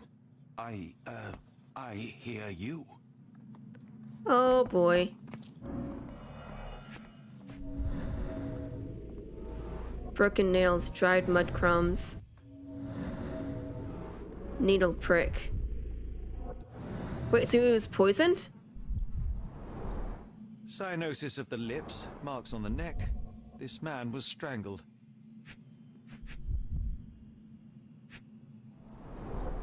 His abdomen is severely bloated.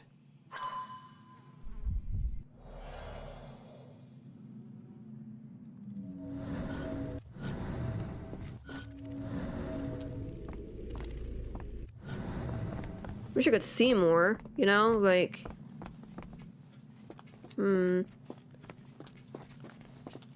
This is insane.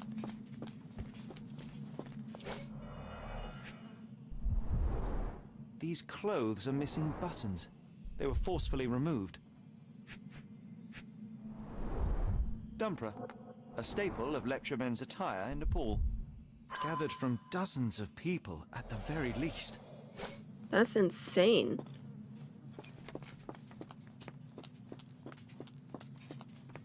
The whole section down here. What? The heck is this?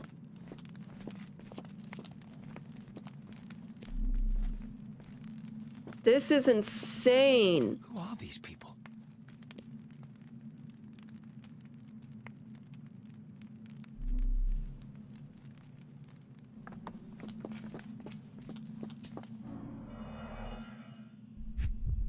Ooh, blood. A small bloodstain, but not serious. Scratches, bloodstains, torn fingernails. Deep scratches left in a frenzy. The strength it would take to carry this crate, let alone break it. Yikes. Miserable food, mass-produced.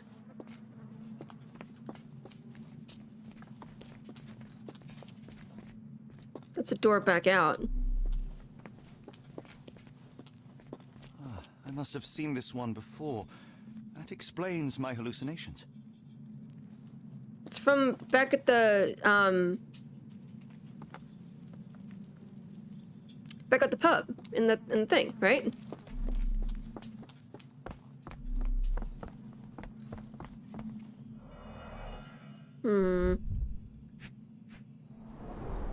It seems made for simple experiments. I wager they could not afford a better set.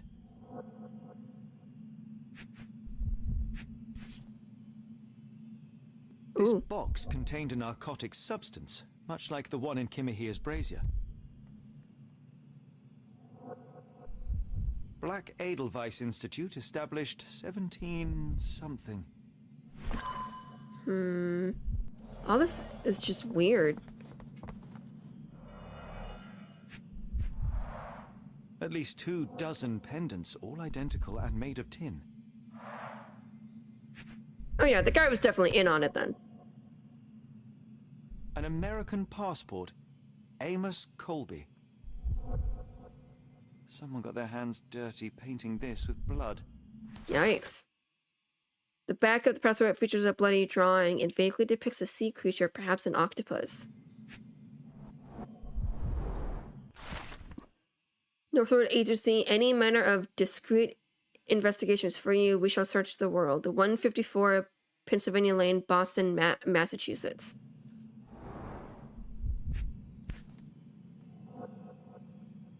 I've never seen a pattern like this before. Yikes. Old blood stains. Jeez.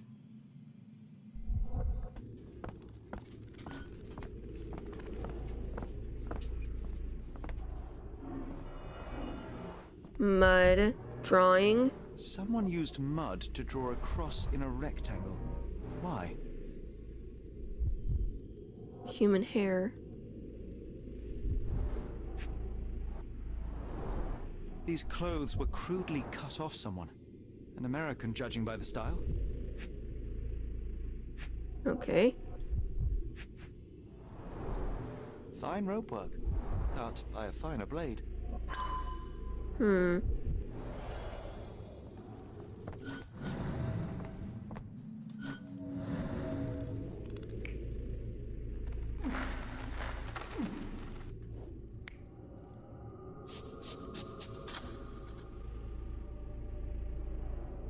It has to be that.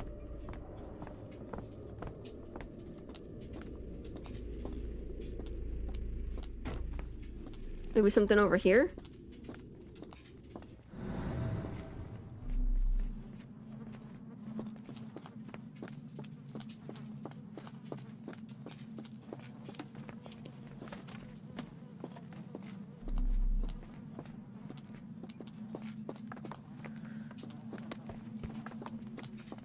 What on earth? It looks like the scribbling of madmen. Uh-huh.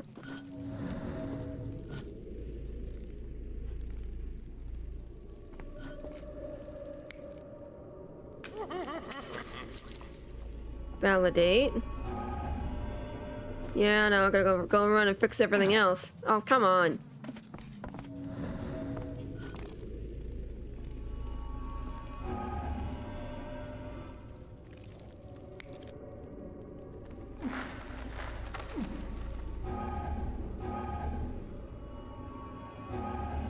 Dang it.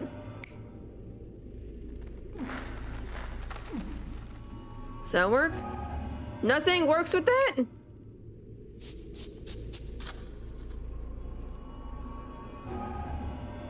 Okay. Hang on, and then this one.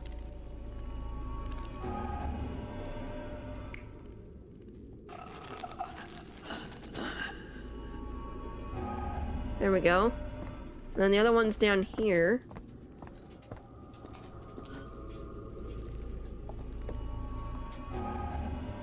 Okay, what about this? That one works. Okay, the one now is this one.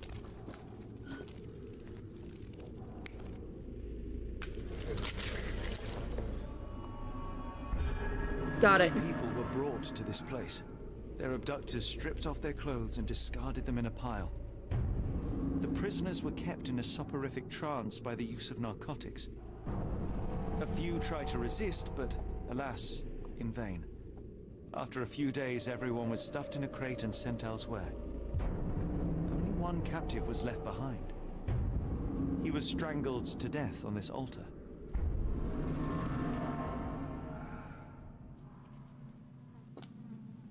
Wow. What the hell is happening, Holmes? Calm yourself.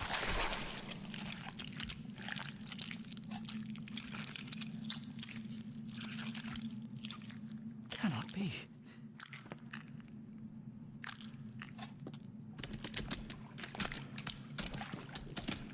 Did I get into, like, Resident Evil? God. By accident? I mean...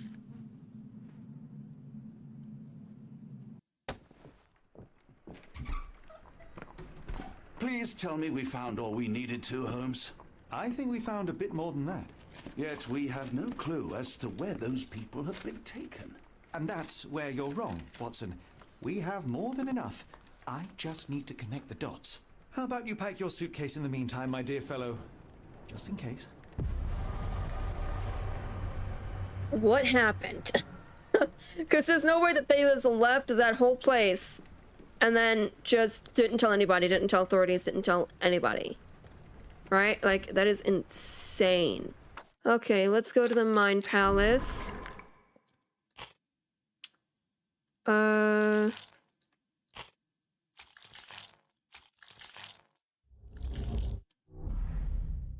Nope.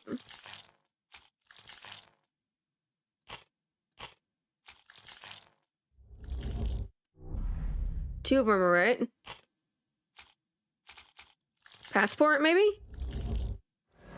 Yay! Amos Colby was the Northwood... Okay, couldn't read it. The dead man is Amos Colby. The man on the altar was a private detective from the Northwood Agency in Boston. Mr. Colby may have been investigating the disappearances before getting caught and killed by the perpetrators. Wait. I've been sent to. Oh, cool. Okay, and then...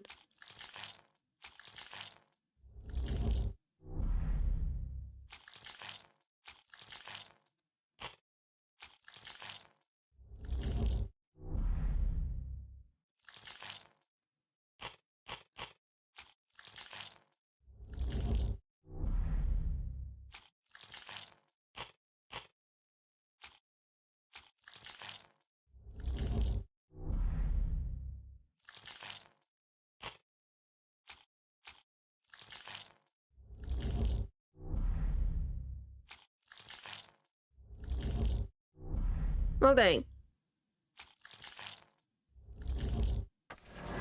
Got it! Yes! Black Edelweiss Institute, Switzerland! The abductees are headed for the Black Edelweiss Institute. Established in the 1700s, it lies somewhere in Switzerland. There we go.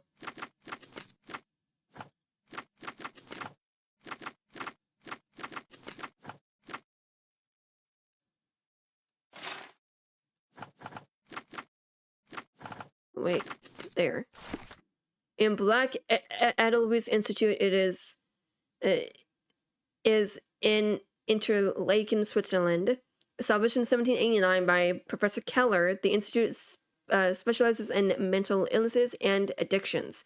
It is currently headed by Professor something. How do you pronounce his name? Dr. Watson, how does a trip to Switzerland sound to you? It sounds unexpected. What makes you think we should head there? It's all about the box with narcotics and Mr. Colby's clue, the cross inside a rectangle. Put two and two together, add a dash of research, and what do you get? The Black Edelweiss Institute in Interlaken, Switzerland. If we hurry, we can still catch tonight's train. Complete chapter 2!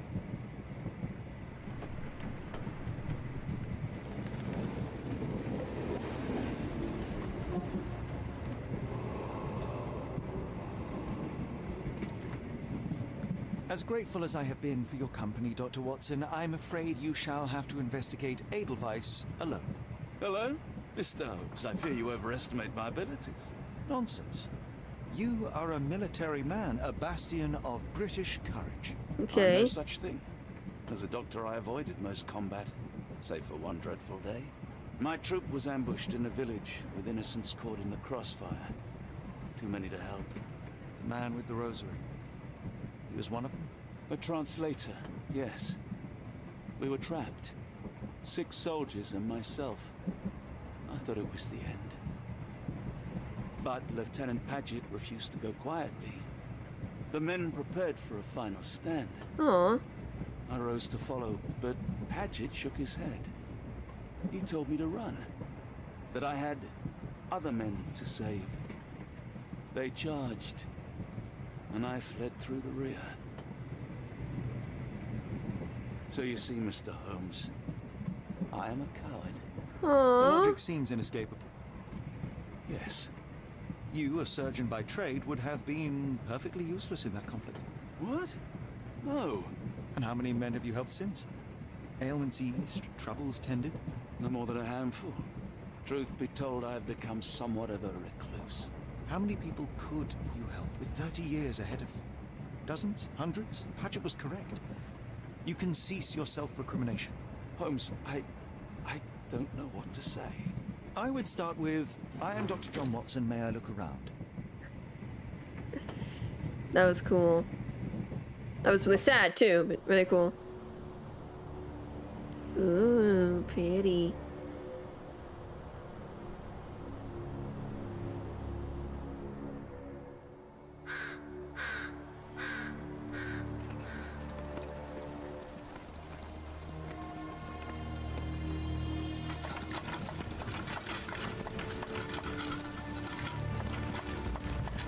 The Edelweiss staff will doubtless be eager to show off their facilities to a fellow physician.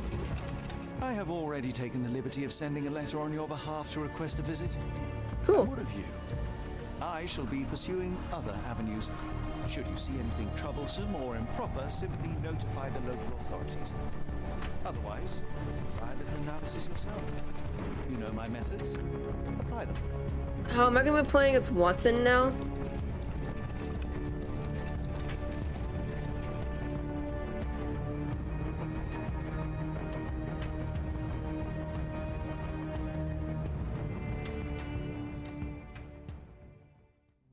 Oh, that's cool. Ooh. Chapter 3, The Mountains of Madness. Oh no. This sounds like Edelweiss Institute. Oh no.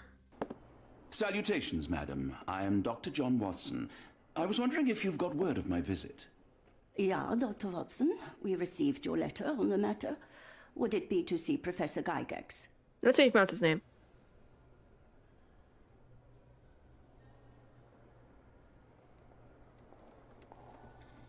The asylum's facilities, actually. I've heard great things about the work you do here. Permission to go anywhere would have to come from Professor Gygax. Wait here, bitte.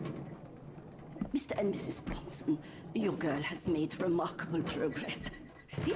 Take a look for yourself. My apologies for keeping you waiting, Dr. Watson. Oh, that scared me. Surely you understand how medical work can make one lose track of time. Do not be sorry, Professor.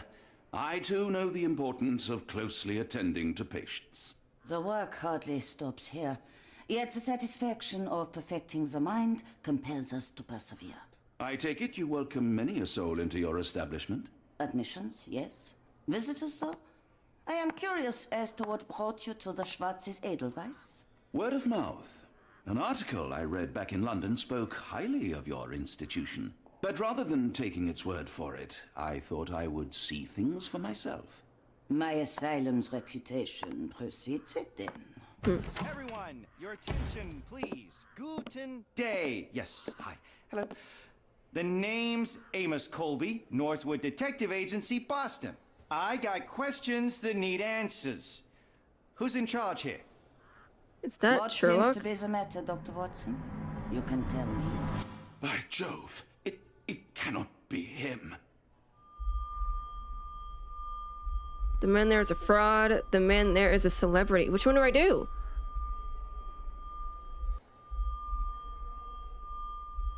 I don't know what to do. Right. Yes. I was surprised because that man is a celebrity. Yes, that's it. Very famous, Mr. Colby. I couldn't believe my eyes. No. In my line of work, it can't wait. The longer it takes If me you wish get to the recuperate, truth, the Dr. more Watson, lives you are may placed avail in yourself harm's of the way. guest room. But I have so much more to discuss. Nurse, if you'd be so kind as to escort Dr. Watson to the guest room. Herr Colby, from Northwood Agency. How unexpected. Uh-oh. I am Professor Gygax. I would be happy to answer your questions in the examination room. Look, Professor, unless you got any clues as to the whereabouts of...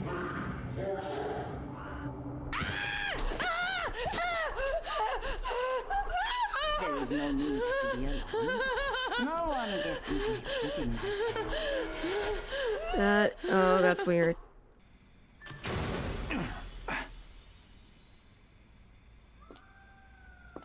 Uh-oh.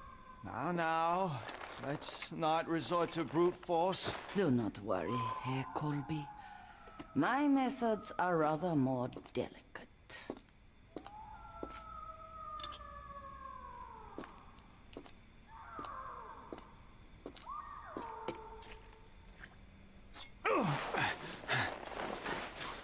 What is going on?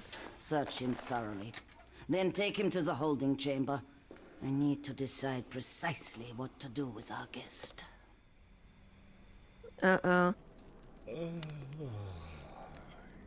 I'm in a jail cell? Oh, that's just perfect. The unmistakable scent of alcoholism. Did you walk through their doors as I did, or did they collect you off the streets? Oh. Oh. Oh, I get it. Okay, so the far left one has to go up 2 more. The other one has to go up 1. The other one has to go up 1. Okay.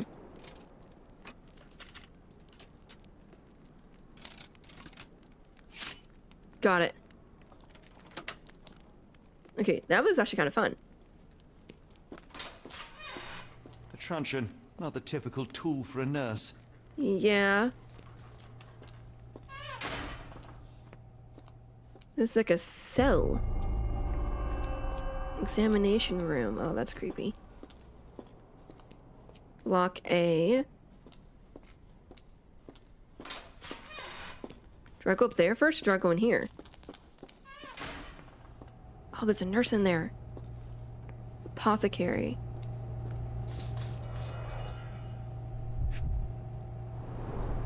Any chemist would envy the quality of this equipment. The final product, ready to cure madness, or to push one deeper into its grasp. Yikes.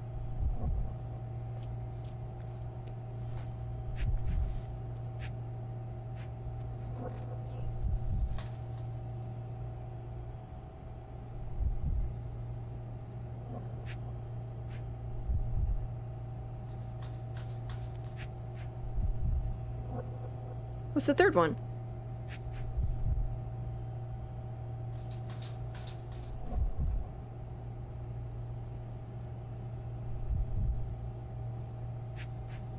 Oh, there we go. Raw materials used to formulate medicine. With this equipment, they can create any type of medication. Whoops.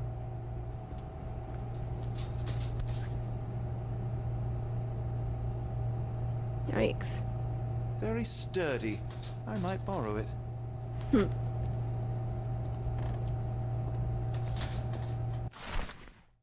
Eloise K. diagnoses dermatillomania.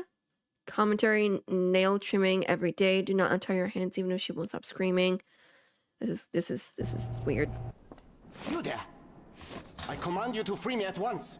I'm not sure that's a great idea at the moment. How dare you deny me? I must have my revenge against the lickspittles upstairs.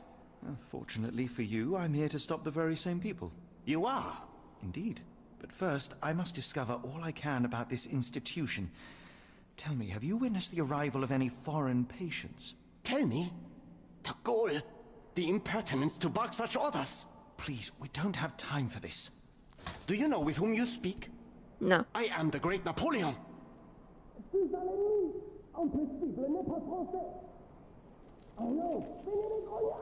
Ah. Napoleon Bonaparte? The one and only. Emperor of the French, first consul of the Republic, leader of La Grande Armée. Once I am free and have exacted my revenge against the guards who ridicule me, I shall rest happy in the arms of my beloved Josephine. Right. Right. Well, I will leave you to your scheming, Emperor. My heart is pierced by Cupid. I disdain all glittering gold. There is nothing Again? can console me but my jolly sailor bold.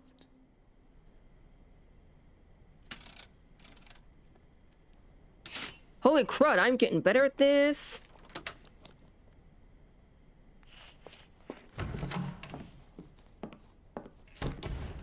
Would this door be locked? A certificate of appreciation from the municipal councillor to Professor Becker for contributions to the development of medicine in Interlaken.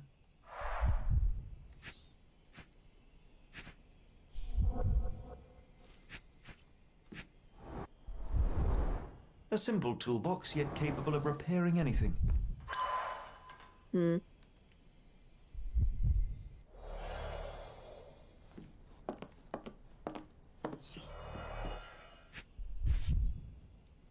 This photo was damaged, seemingly by oil.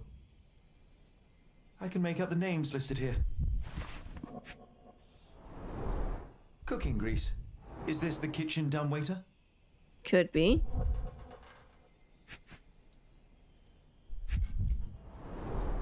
Looks like it's still operational. Wonder why that's there.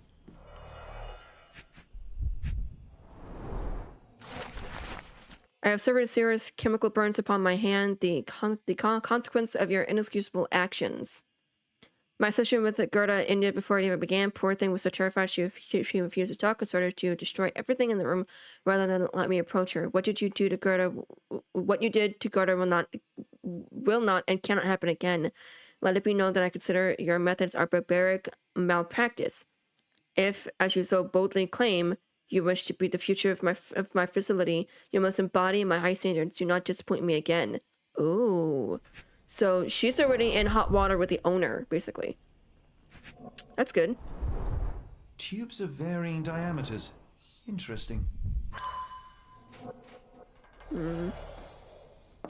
Okay, then I think I just head up here.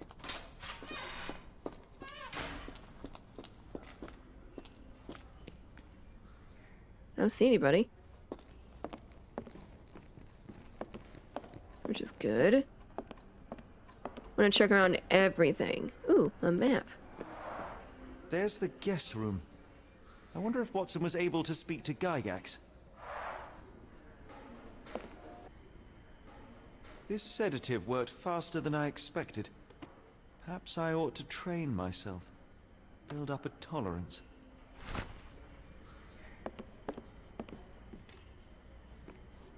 That's okay. Darn.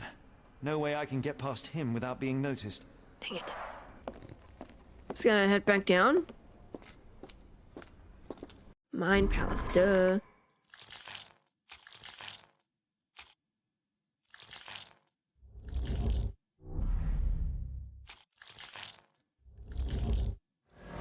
There we go. Use a handmade... Oh. It could be possible to sedate the guard from a distance using a handmade blowpipe. Perhaps one of the tubes from the storage room could suit.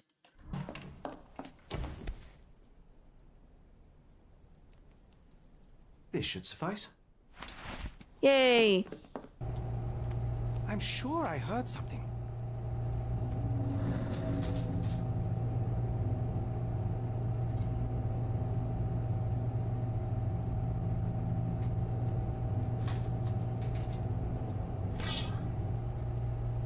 Did I get it?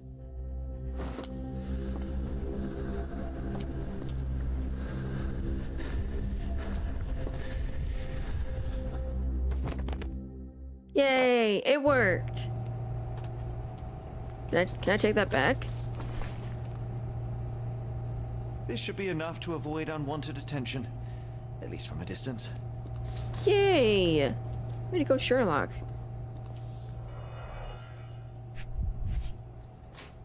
Manufactured and packaged here. They need all that... Wow. They need all of that. This is the same narcotic substance that we found in London. Oh.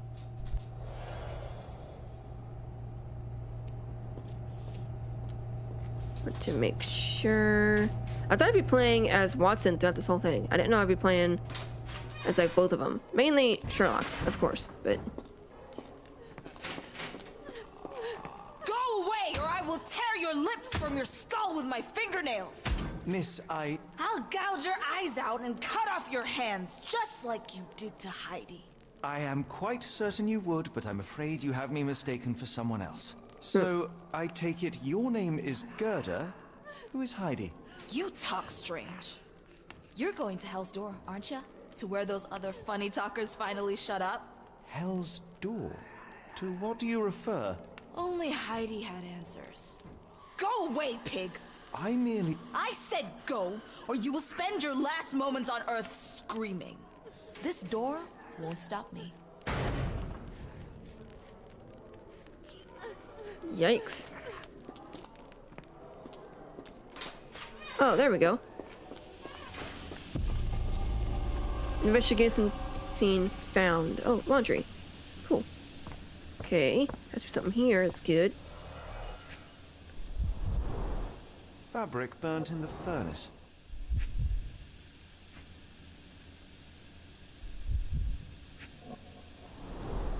A jalabia, a traditional garment from northern Africa. Hmm. The garments of several dozen people at least.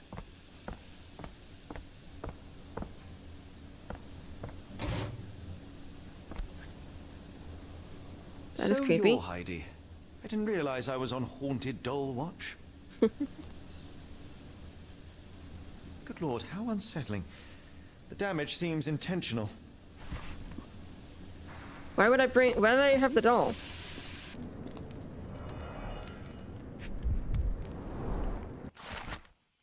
A doll, blah blah blah. Okay.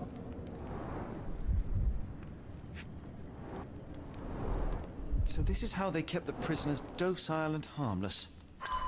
Hmm. That means like knocked out all the time.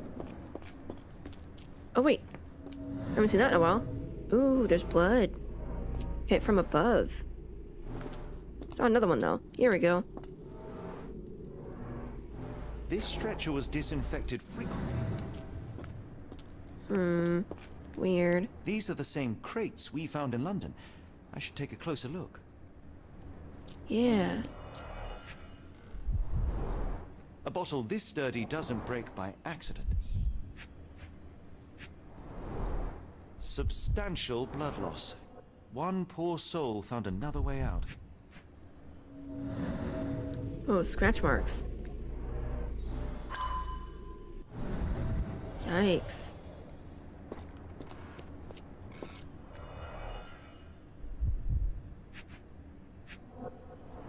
This is Dirt and nuts. sweat. They were locked in here for days, judging by the smell. Ew. I doubt that one could survive such a journey with this little water.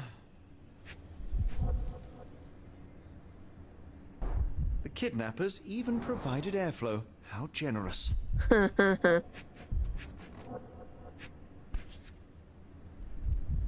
This is the same design as the one from London. It is the same design. This trip was prolonged and perilous. Jeez. Okay, I have 2. Need a third one. The doors can be opened for deliveries.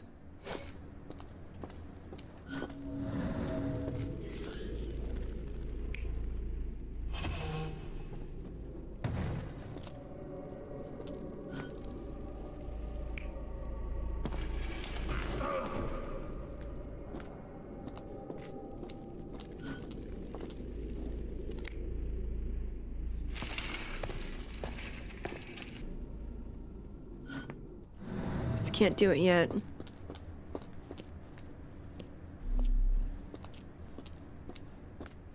Oh. The stamp on this crate confirms it came from America. That's quite a distance to travel. Yeah. Wait. Something sticking out.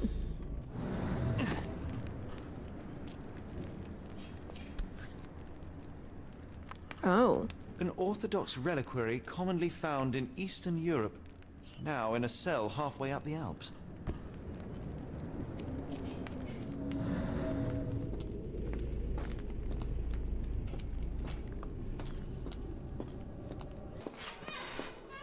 I have the doll. What if I give... I don't know where she is. Oh, there she is. I will make them pay for what they did to Heidi. I believe I have found your friend. Heidi! Oh, poor girl. What did they do to you? Shh. It's all right now. Everything will be all right. Please, Gerda, now I have found Heidi. I need some help from you in return. Shh, Heidi. We should thank the man, don't you think? Professor Gygax seems to rule this facility with an iron fist. Do you know anything about her? She's sick. She did nasty things to us. Separated me and Heidi just for fun. Before she got here, this place was all right. Interesting. Tell me all you know about those funny-talking people. We'd hear their screams. The guards would take them down the corridor behind you and they'd disappear. And the screams would stop. Okay, that's weird. How did you end up in Block B? The nurses say I'm prone to violent outbursts, but they're wrong. I just do what Heidi tells me. Okay. Have you ever met Professor Becker? I remember him. He was in charge here before that witch Gygax. But I haven't heard his voice for a long time. Too bad. He was nice. I shall leave you two to get reacquainted. Interesting.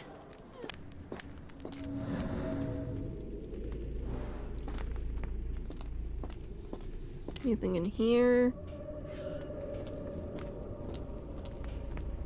Oh.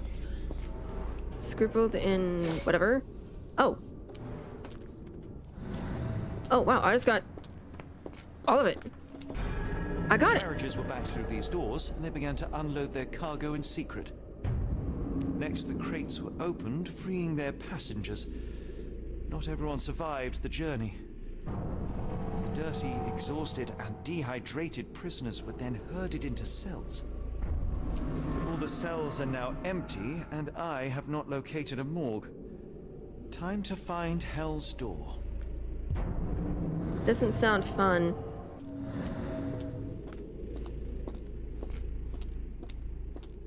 Oh, it says I can pin something. The foreigners must be taken through a hidden door after some preparation in the cells. This passage must lie somewhere near the back entrance. Oh, okay. Oh, wait. Welded shut.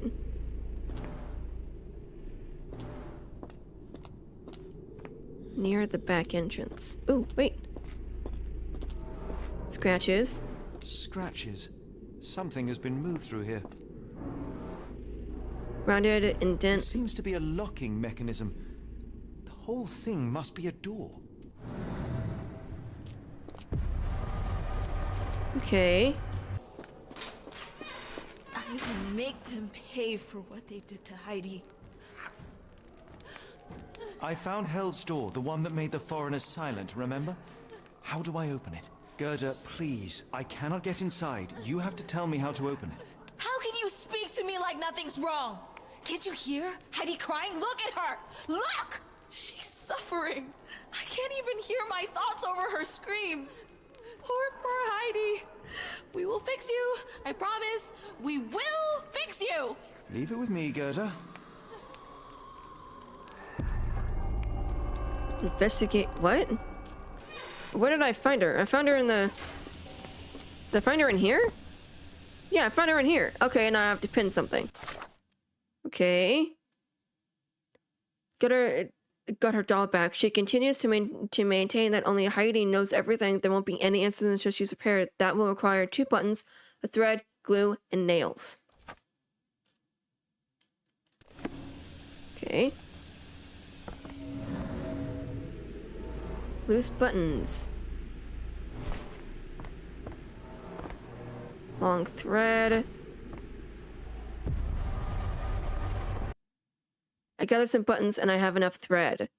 I just need nails. Nails, nails, nails. Found a toolbox somewhere. I think it's back in the old place.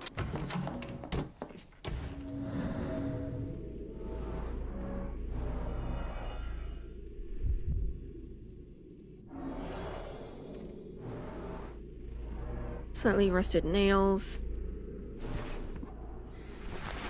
Got it. Will this help fix your friend? Give it to me. How is she feeling? Everything will be all right, Heidi. Everything. Gerda, I have a couple of questions. Yes, Dirty little mouth, Gerda. You've said enough already. She won't speak no more. Now it's only Heidi. You helped me, and I didn't cut out your eyes. So we're even. Now go. In front? Heidi, there are things I need some clarity on. Ask if you dare, but if I get bored, there will be consequences. Blocked path upstairs. I found Hell's Door, but it's locked. Is there a way to get in? Hell's Door? Never heard of it.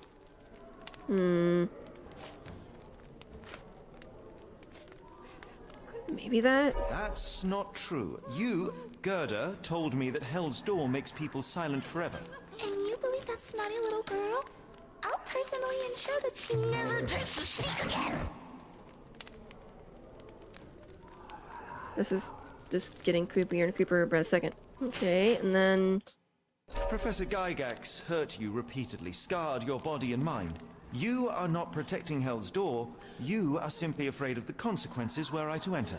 I could tap your teeth out with a hammer until you choked on the blood in bits. You could. But then you would live the rest of your life in fear of Professor Gygax. I can make that feeling go away. How? I can stop her. But the key, Heidi, the key to Hell's Door is critical to stopping Professor Gygax. And I think you know where it is. Tell him! but you said... And now I say tell him! The professor. She has a special key. Oh, good. Keeps it close and only brings it down when new people go through. Behind those closed doors, those people start to sing. Oh, they sing in so much pain. Gygax. Of course. Thank you, Gerda. Heidi. I must leave. Leave? You joke. Nobody leaves the Edelweiss. Now you will be with us forever. That sounds great. Yes! Watson could find and send it downstairs. Watson must be in the guest room that is beside Gygax's office. Perhaps he could acquire the key and use the kitchen dumbwaiter to deliver it down to the storage room.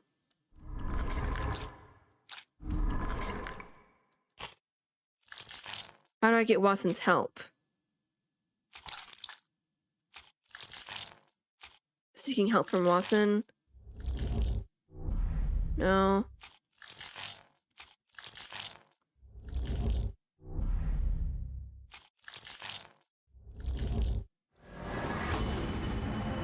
Use a patient to create a diversion. The patient who claims to be Napoleon Bonaparte could help. Freeing him could create enough of a distraction to find and contact Watson on the ground floor. Oh, perfect. I'm right here next to him. Where is he? Oh, there he is. No? Yeah, it is. Yes! What an interesting way to, like, pick lock a lock in a game. You cannot return after... Yeah, sure. At last, you came to your senses. My humble apologies, Emperor. Spare me your groveling, Englishman. Of course, you are right as ever, for you see, time is of the essence. The royalists have risen again, and your darling Josephine needs you. Paris needs you. Mon amour. But the guards upstairs in reception stand in your way. Ha! They will pose no problem for the likes of me. Merci, Englishman. When I return to Les Tuileries, I shall make you a general. Oh, you are too kind, Emperor. Now go. Your freedom awaits.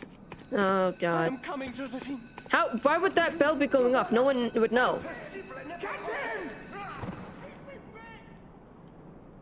Yikes. Psst. Watson. Over here. Holmes? What are you doing here, and where did you get that outfit? It is unimportant. I require your assistance. What is happening, Holmes? I need an explanation. It's quite simple. I created a distraction so that I could tell you something important, and in turn, I need you to acquire something important for me. How can you call any of this charade simple? Got a point. We can discuss this later. Time is of the utmost importance. The kidnapped people may still be here. This is what I know so far. What? You really found all this on your own? Focus, Watson. I need you to find a key. It will be most unique. All the details are in my notes. Logic dictates that Gygax will keep it near her. Once acquired, you must get it to me. Perhaps the kitchen dumbwaiter could be of use. Holmes, I can't do this. I'm no spy. Yes, you can, Watson. You are unfailingly dependable.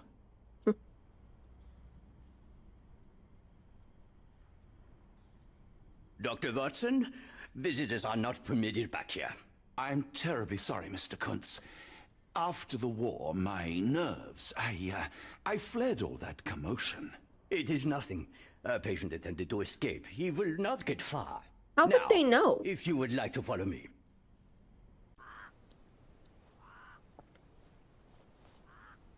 Why am I here? Blood in the water. Someone must have washed their hands here recently. Ew. What have we got ourselves into, Holmes? I don't even know.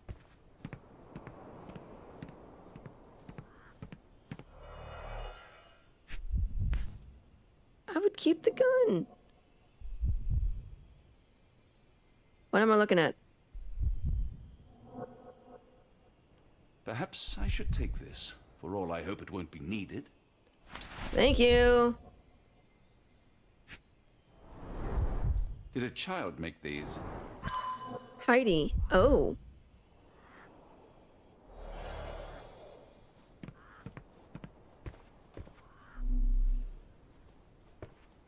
The only reason to hang something this harrowing here would be to create another patient. Yeah.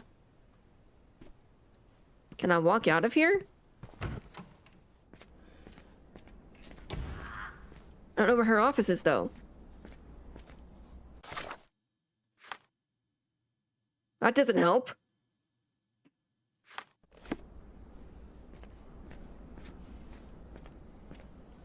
Director's office. Hey.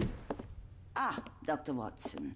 Just the man I wanted to see. Professor, I'm surprised you're not trying to catch that escapee. Please, my time is far too valuable. I hope Nurse Kuntz has been taking good care of you. He has certainly kept me out of trouble. Professor, it is time for your appointment with your next patient, Mr. Wolf. Herr Wolf can wait until tomorrow. I wish to speak with Dr. Watson. As you wish. You still see patients yourself, even as the director of this entire facility? Only the important ones. And yet I rarely get to pick the brain of a man like yourself. I think it is time we got to know each other, no? I'm afraid there's not much to know. I'm just an average chap living a rather prosaic life these days. Dr. Watson, those of us who pursue knowledge are anything but average. Now, who are you?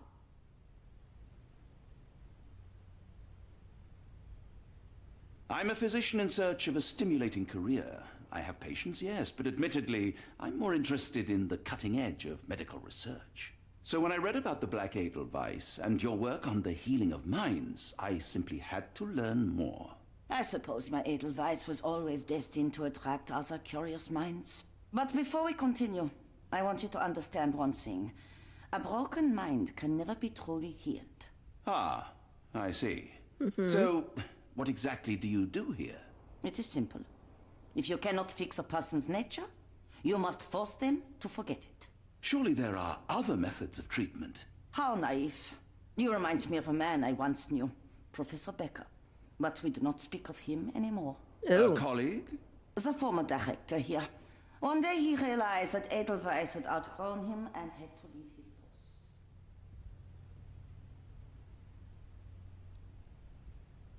Watson, what are you doing? Are you of me already, Doctor? I was simply admiring your office, Professor. Apologies. While I am pleased you appreciate its practicality and appearance, we were discussing bigger things. Was my conversation boring you? No, not at all. I merely... No, I understand full well. You're not seeking conversation. What do you mean? It is obvious. Your mind craves truth, but not in this form. You must witness a practical demonstration if you are to learn. I'm certainly intrigued. Would that be possible? Of course. I propose a journey between the Jayrey of the human brain. You will not leave without being truly enlightened. Kuntz, take Dr. Watson back to the courtyard. Then tell the nurses to prepare the operation room and the girl with the doll. Yes, Professor.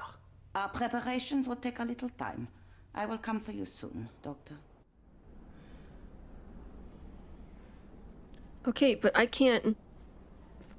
I hope everything is to your liking, Dr. Watson. Patient room 2. This area is off limits. A patient has escaped.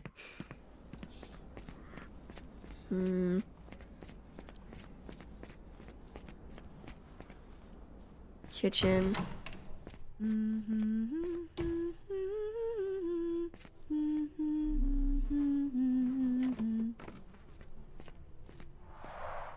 Looks dusty but functional.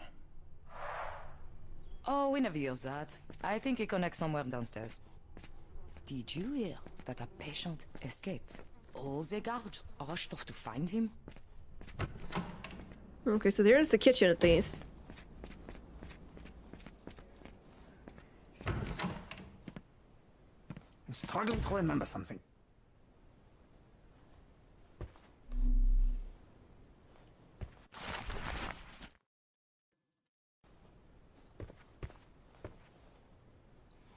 It's something familiar. If only I could place it. I must think. Maybe if I write another poem, I will remember.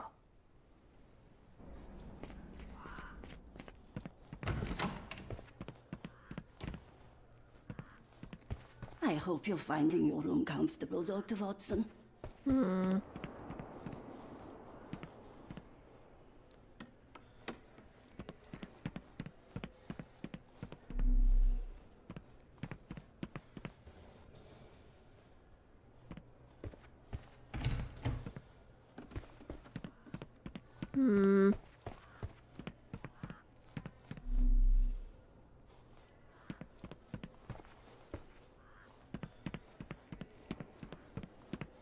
can't just leave Holmes here alone.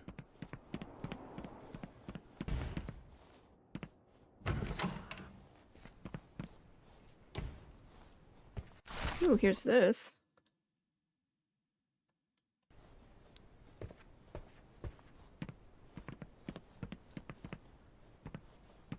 The photograph seems recent. A commemorative photo album. Been a while since I've been in one of these. Maybe that'll help the Mind Palace now.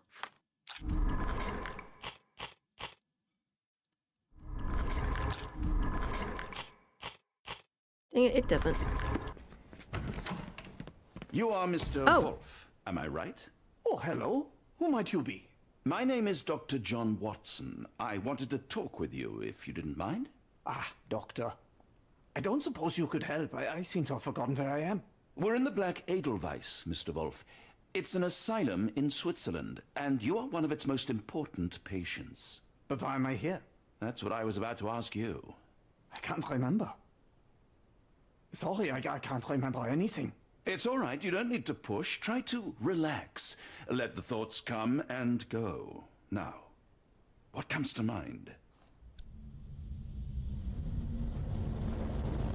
Mr. Wolf? Oh, hello. Who might you be? We just went over this. I'm sorry, but I don't think we've met. We were just discussing this facility, the Black Edelweiss Asylum, and why you are here. That name does sound familiar. Okay. Holmes, the things I do for you. Excuse me, who are you? And who's this Holmes fellow? I am Dr. Watson, and Holmes is, well, you could call him my imaginary friend. That's just a little joke, don't mind me. But why am I here, Doctor? Am I sick? I'm sure I can take a look. Ooh. He's gonna observe. Nice. One side is paralyzed.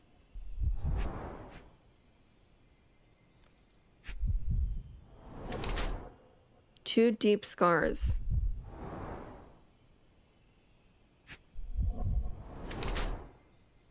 Severe chemical burns. Yikes.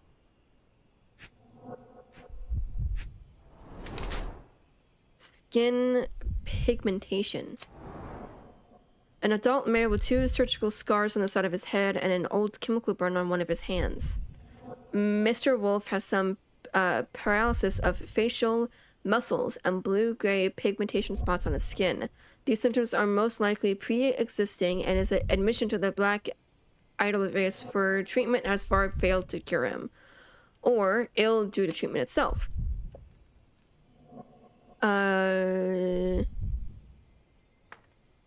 Overuse of medications containing silver nitrate. It appears that his illness is a direct result of the treatment he has received here at the Black Edelweiss. I have a feeling it's that one. Dear Lord, what did Gygax do to you? Excuse me? Who are you? Oh, never mind. Okay. So what did that do to help me? Did that help with the Mind Palace? Mind Palace, Mind Place, whatever it's called. Dang it!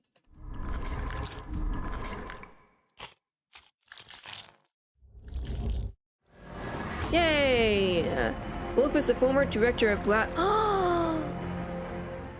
Wolf is actually Professor Becker, the previous director of the Black Edelweiss. He now suffers from severe memory issues, but he still retains the ability to write. That is sick. Oh, that is so wrong. That is so wrong. Use Becker to distract Gygax. If Becker can still write, perhaps you can get Gygax's attention with a letter. Hello again. You won't remember me, but we've met before. I am Dr. John Watson, and you are Professor Becker. You were the previous director of this facility, the Black Edelweiss. Professor, really? Actually, that name does sound familiar. Wait. Let me write it down. I try to recall memories through writing, but they always feel just out of reach. As a matter of fact, I have more for you to jot down. Oh, yes. Yes, please, anything. Professor Gygax did this to you. She made you forget everything, even who you are. But we will play a trick on her. We will write a letter so that she learns her lesson. Put down what I dictate. Dear Professor Gygax, I bitterly regret that I let my beautiful alpine flower fall under your influence. I see now that you never deserved to sit as the director of the Black Edelweiss. It will be Gygax is at the future. You are not, as you so claimed, the future of the Edelweiss, and you never were. And by the time you make it to my cell, the police will already know the truth of how you came to be director of this asylum. Signed, Professor Becker. There. It's done. Now, hold on a minute. Who are you? My name is John Watson. I'm a doctor from London, a veteran of Afghanistan, and I wish to be a writer, though deep down I fear I lack the talent. And presently I'm risking my life to help my brilliant detective flatmate in the pursuit of a cult of kidnappers, even as I fear it may destroy him. I'm tired and hungry, and I have not had a good bath in weeks, and yet despite it all, I feel alive. Any more questions? Good heavens, sir. You're as mad as they come. Okay, so do I have to go tell her now, I guess? Or what do I do? Maybe, like... One of the patients asked me to deliver this note. It's for Professor Gygax. Thank you, Doctor. Leave it with me. A letter for you. Unbelievable. Kunz, with me. Uh-oh. Okay, go. Hurry, go.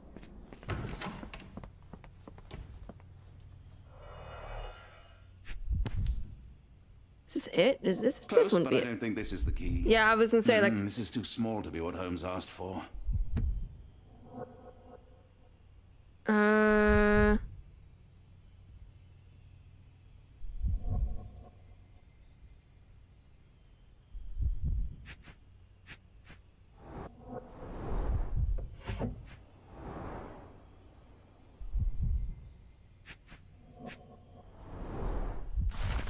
Dear Professor, we recently took possession of the collection of rare gems on behalf of our mutual acquaintance. The gems have now been sold to blah blah blah. Okay.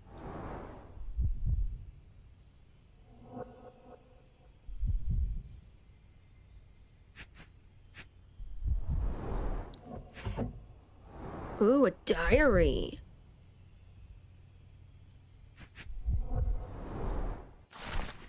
It has been 3 months since I took over the Edelweiss from Becker. Not all of my colleagues approved of the rule changes, so I am now the only professor here. No matter the hiring of several strong nurses will solve the personal shortage. At last, my work can flourish without the impairment of its lesser mind. Oh my gosh. An Edelweiss relief about 2 inches in diameter. Yay, I found it. This must be what Holmes was after. Found it. Now we're gonna go to the kitchen.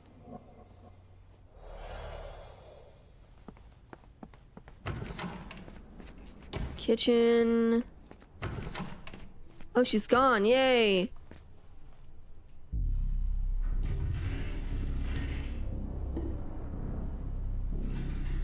And Sherlock's just down there just like, come on, Watson, what's taking you so long?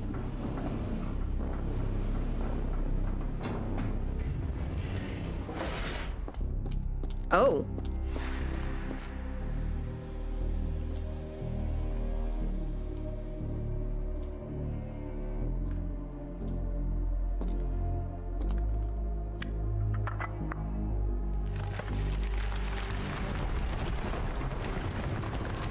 Ooh. Where did I go? Is this it? Like...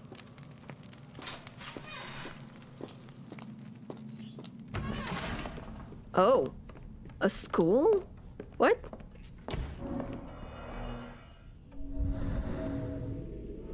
Broken tooth and light-colored enamel. Tooth of an adult male, likely lost in a beating. Only a couple of days old.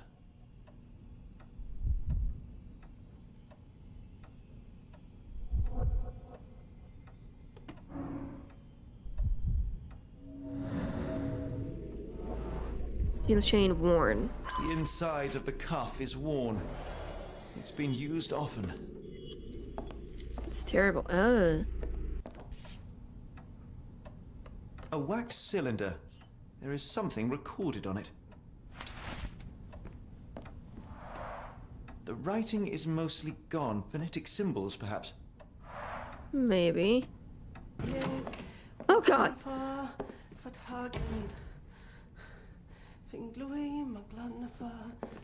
Why is that? Actually, you kind of look like Vision from Marvel. A bank. The bank has gems. My master has ordered me to send the first shipment of chosen ones. They will arrive within 2 weeks. Do not fail us. Okay, that's weird. Trustmark died, the light of the abyss, for he shall enlighten our chosen ones. Blah blah blah. Oh, a key!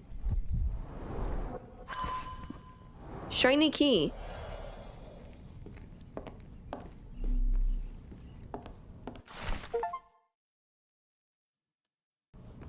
Looks as if it's been recently used. Ooh, birdies!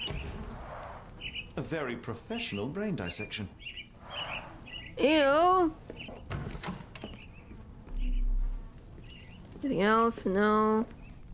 Let's go down here. Oh god. What's affecting his brain again? Out of my head. Your iron fist is devoid of soul. Find reverence for the one and tremble. Lord. Lift your body. Splinter your soul and become a servant of... Please. No more. Stop it. Watson. John. Somebody. Wretched mortal. Do not fear what is to come. Let him rupture our world anew. Awaken, and let the world behold. Sherlock, what are you doing? What happened? The light of the abyss is the light from the abyss. Get out of my head. Oh, this is creepy. Okay, I'm getting the heck out of here. There was another door.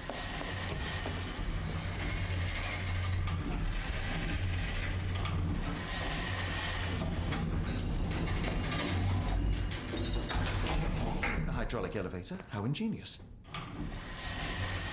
Okay, I guess I'm going up. Watson? Holmes? What are you still doing here? Still?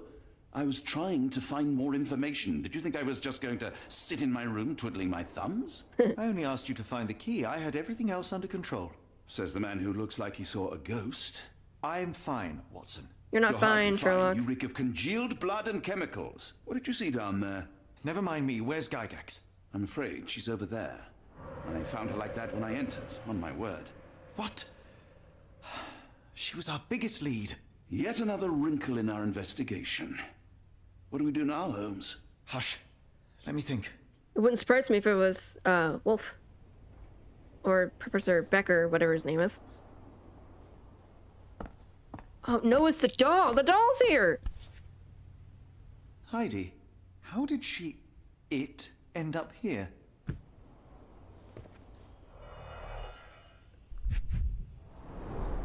The pencil is buried deep all the way to the brain. Instant death. Wow.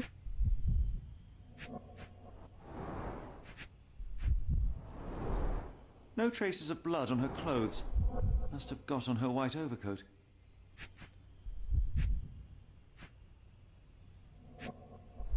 Oh. The patients here wear the same robes. We'd better inform the local police about this. You're right, Watson. But first, we need to determine where our case goes next. Mind Palace. Oh god, so many. Yay, I got it! New Orleans Oh, wow. Several pieces of evidence now point to New Orleans. It appears that the kidnappers have enlisted the services of the banking house of E.W. Gray to sell gems.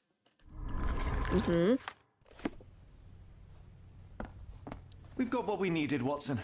This conspiracy reaches further than we thought. I don't suppose you've ever been to New Orleans? You are joking. I seldom do. Let's go. There's no time to waste. Oh, wow. Complete chapter 3. There's nothing in this world that cannot be explained with logic and reason. Nothing in this world. Holmes? Hmm? You seem troubled. I am not troubled, Watson. I am preoccupied. That place was awful. Inhumane. It would be natural to experience some feelings of shock or fear. Men reduced to gibbering imbeciles, numb beyond recognition, powerless to help themselves. When a doctor does go wrong, they are the first of criminals. They have the nerve and they have the knowledge. That woman did not deserve the title. Such casual cruelty for such selfish aims. I knew another man like that once. He treated my mother, perhaps even killed her, depending on who you ask. My sincere condolences. Aww. In the end, she was just a shadow of herself. The outline of the person I recognized, but lacking all else. She was pushed until she cracked. Should you see me cracking, John, I must ask you to intervene. Nothing compels us to pursue this matter further, Sherlock. We can return to London, report what we have discovered. Let more capable hands take over. Alas, there are no such hands. Were we to abandon our quest now, I fear no other would succeed in our stead. We know nothing of what awaits. What dangers lurk in the darkness? Nonsense. We draw nearer to New Orleans with every passing minute, and thus closer to the answers we seek. Those answers, for all their perversity and improbability, will, nevertheless, be the work of men. And that is a work I have studied well. So be it. Good a point. I know you to be a diligent author, but if I may make one request. Kindly omit my mother and her suffering from your tale. Of course. Thank you, John. Aww. Oh. Well, that was sad.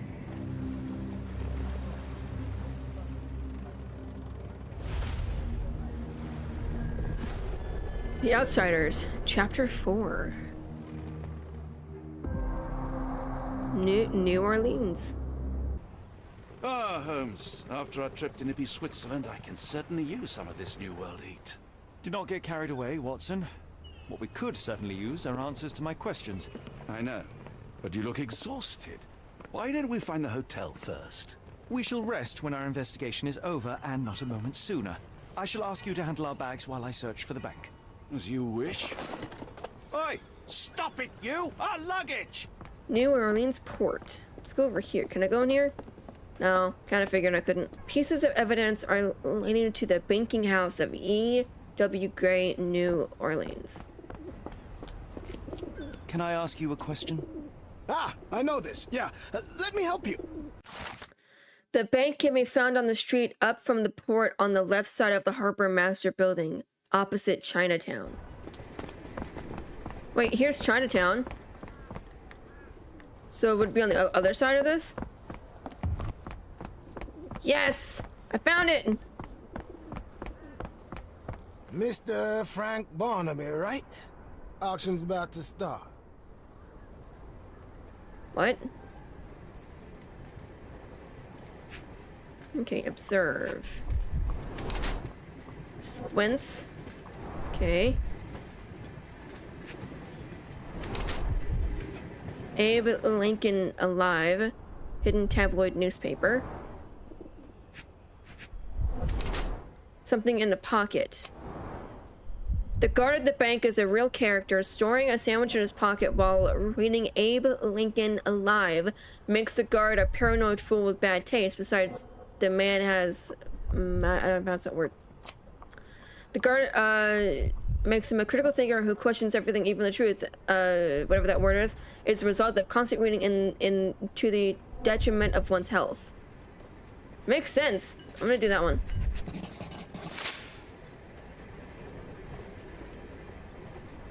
I'll go ahead and lie so I can get in. In the flesh. Now, if you'll excuse me. Well, hold up. Written invitation first. Dang it. Can I present another piece of identification? Nope. That's why we sent the invitation. Well, dang it. Any luck? None. They're holding an auction, invitation only. The good news is, I know who might have one. We need to find Mr. Barnaby. Who? Frank Barnaby, most likely a local. And do you think Mr. Barnaby will be happy to share his invitation? Let us first find him, then we can see if he is the generous type. Help me, please. You're a good sort. I'll help you. Listen closely. Sweet. The locals say that he owns a shop in Chinatown called the Barnaby's Hidden Gems. Oh, sweet. So it's in Chinatown somewhere. May I ask you something? Doesn't remind me of anything. Someone else might help you better, sir. Here it is.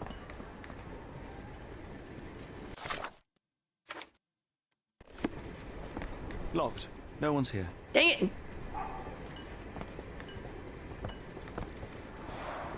Rather unassuming for a jewelry store. That's weird. He at it again. Barnaby still owes you. If he can't pay in greenbacks, he'll pay in blood. Yikes.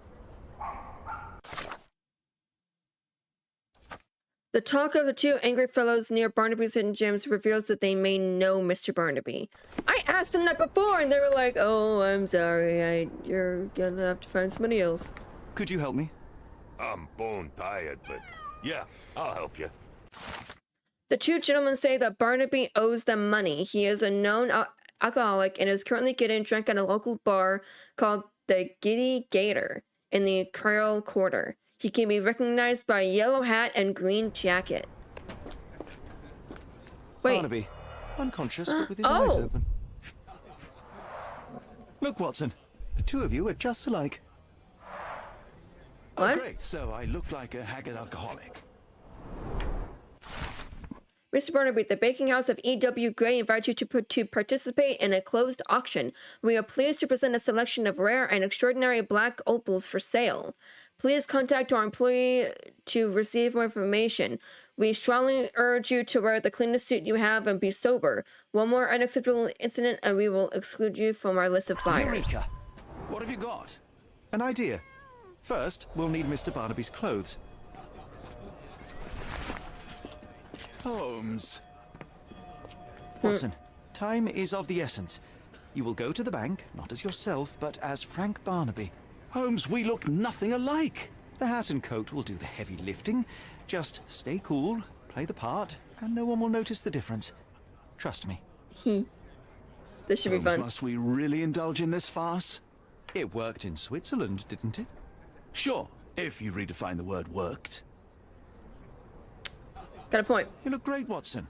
The guard has myopia, you'll walk right through. I'll The- wait here so as not to arouse suspicion. You look like the Riddler. Mr. Barnaby. Right you are. Shop owner. Right. Your invitation, sir? Here you go. You okay, sir? Seem to have the jumps. I'm in a rush. Come on in.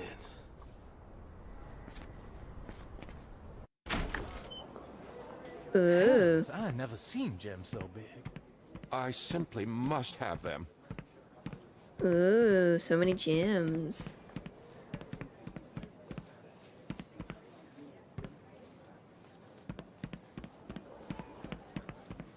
Sorry, I'm just dealing with another client's request. Please wait a moment. Oh. This might be useful. I'll make a note.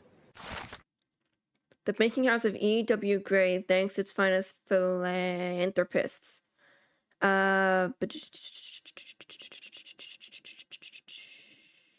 Okay.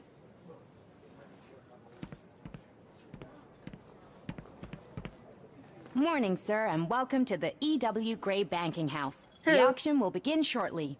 Name's Zoe Clemens, and I'd be delighted to help you. Pleasure to meet you, Miss Clemens. I am Frank Barnaby. I do have some questions, if you don't mind. About the previous owner. Let's kind of start off slow. These gems are rather curious. What can you tell me about them? These rare beauties are black opals, all the way from Coober Pedy, South Australia. When they catch the light, the dark stone becomes a brilliant rainbow. It's something special. About the previous owner. Forgive my curiosity, but who was the previous owner? Sir, I ain't at liberty to disclose them details. It doesn't say where these stones came from. No provenance, no previous owner. I'm starting to suspect they were illegally procured. What? We would never. I can assure you these gems were bought from one of New Orleans' most upstanding citizens, a philanthropist no less. If you would like to know more, I could get my manager. You old dog, Barnaby. Didn't think you'd sober up for the auction. An hour ago, you were 3 sheets to the wind. Oh, you know, I hold my liquor better than most. And the auction was an important business opportunity. An important business opportunity? Ha! What have you done with the real Barnaby? Well, maybe I'm drunker than I thought, mister. Mister? What's wrong, Frank? You're looking pale. Don't you recognize your old pal, Grub? Observe. Oh no. Watson, you gotta get out of this, dude. Large wool hat, oversized.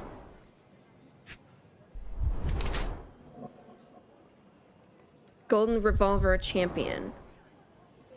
He's the sheriff. Oh no. Oh no, we did this wrong. Polished nails.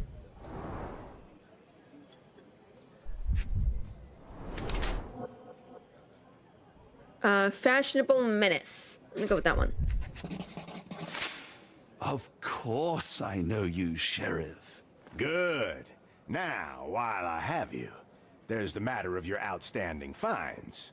I've been more than reasonable, but I'm afraid the bills come due. Fines? Right. I'm afraid I don't have anything on me. That's funny. Ain't you at the auction? I weren't born yesterday, Frank. Now, assault, battery, disorderly conduct, that's serious stuff. You got off easy, but if you don't pay up, things get a whole lot worse. Look, Sheriff, I'm not actually... Whoa, whoa, whoa. Think careful now, because Frank Barnaby only owes us cash. But fraud, impersonation, that's weasel behavior. And you know what we do to weasels round these parts. Feed them to the gators. I can't tell if he knows Frank, or not. Oh. What's it gonna be? Yeah, he doesn't. He Here's knows. all I have. Mighty fine of you. The people of this parish deserve peace. They don't take kindly to visitors. Don't miss that boat tomorrow morning, Doctor. Oh. He knew. Well, that was great.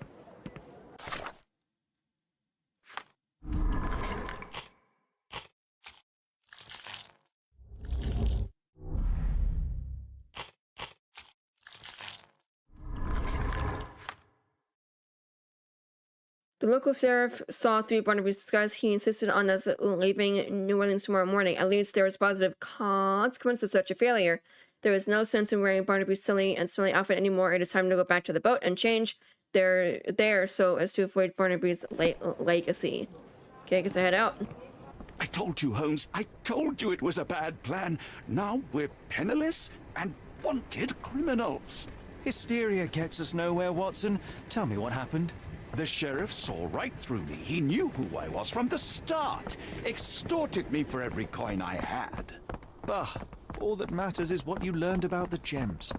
I shan't discuss it while still wearing that blighter's clothes. I'm going back to the boat to get changed. Well, where's the boat?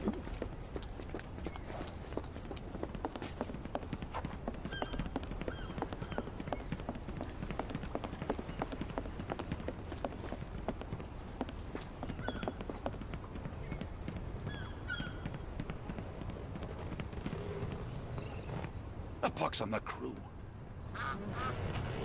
Well, how do I get changed?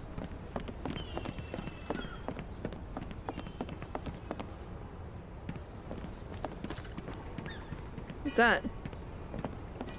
Oh, bollocks, now our clothes are in the bloomin' water.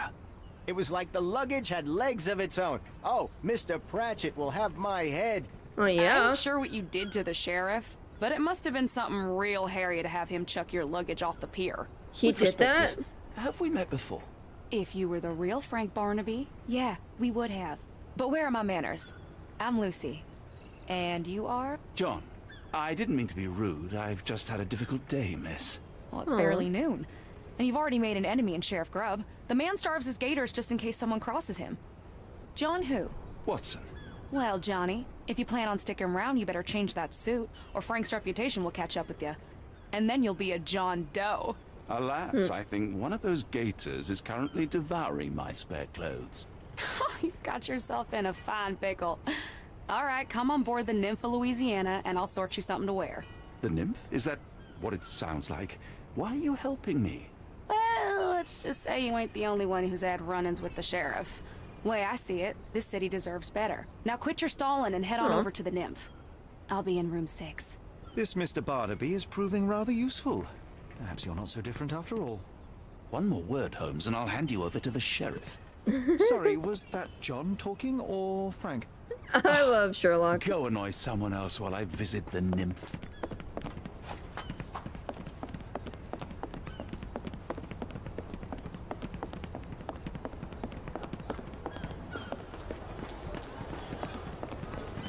Always a pleasure to see you regular, Mr. Barnaby. Welcome home.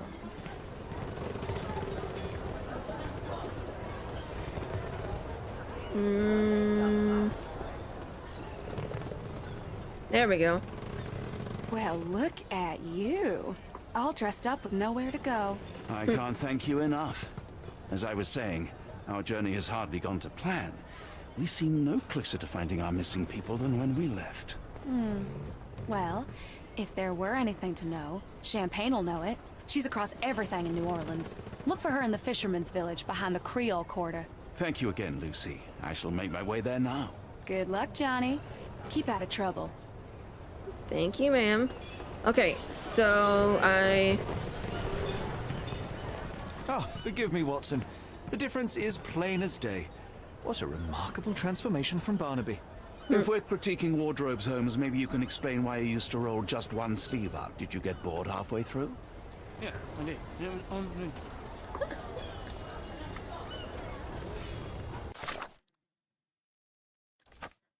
Okay, so I have to go just behind. Lucy said.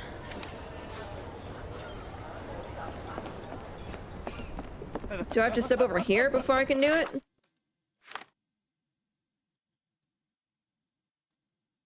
There we go. I'm bone tired, but yes, I'll help you. Yay. People have said that Champagne lives in the Fisher's Quarter in a hut on the boat. She owns 2 dogs. There's the boat, or I mean, there's the water.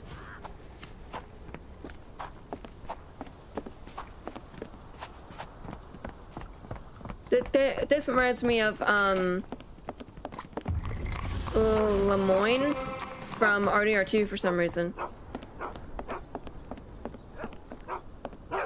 Yep, found it.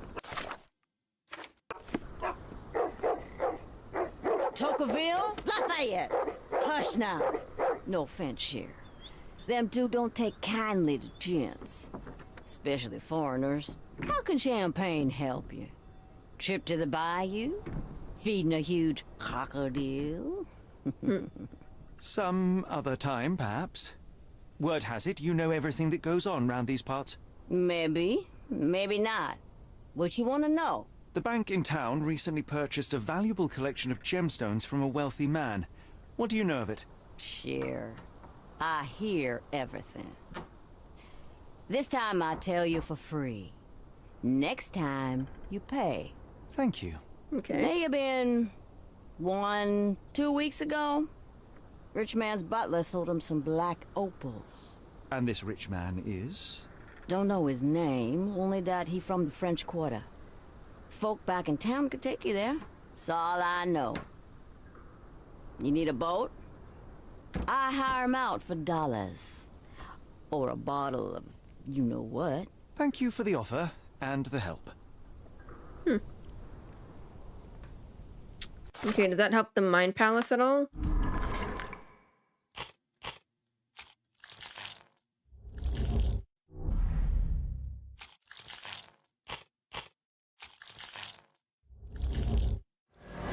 I got it! Here's most likely Mr. E. Okay, couldn't. A for Arneson? Most likely the jewel seller who stands behind the A in the telegram from the Aldevarez Institute is E. Arneson from the French Quarter.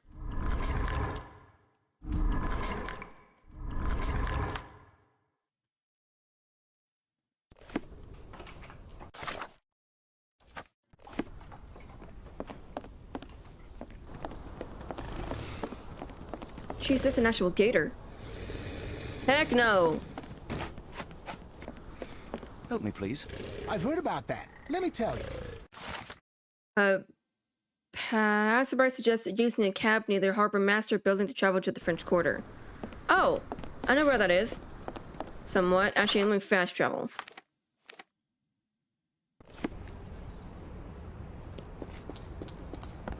There we go. Guy's not there.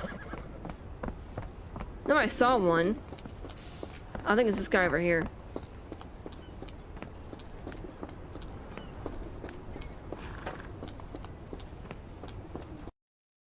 Got a spot in mind. French Quarter, and get us there fast. Complete chapter 4. Holy crud! You know, Watson, the opulent mansions and stifling heat remind me of my time in the Mediterranean. Corona does sound rather magical. Do you think you shall ever return? I don't know. That place was home to some of my greatest memories and some of my lowest moments. Aww. So that was chapter 4? Are you kidding me?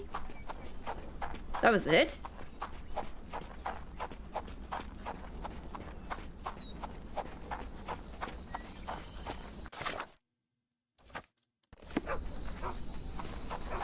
May I ask you something? I'm bone tired, but yeah, I'll help you. The locals say that Mr. Arneson's mansion has a large gate adorned with bisons.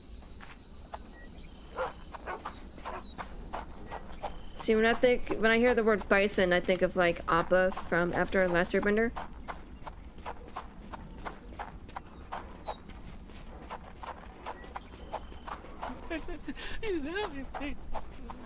No. Gotta be here somewhere.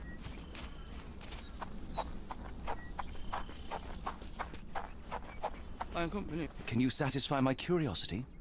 I'm so sorry, I can't be of help. Can you satisfy my curiosity? It isn't possible for me to help you. I'm sorry. That was the nicest way to say no, I'm sorry. Wait. Is that it right there?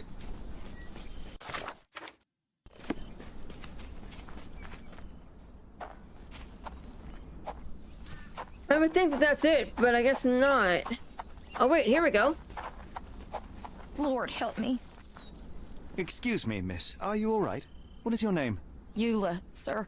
Waiting for someone, Eula? Yes, sir. My brother Davy.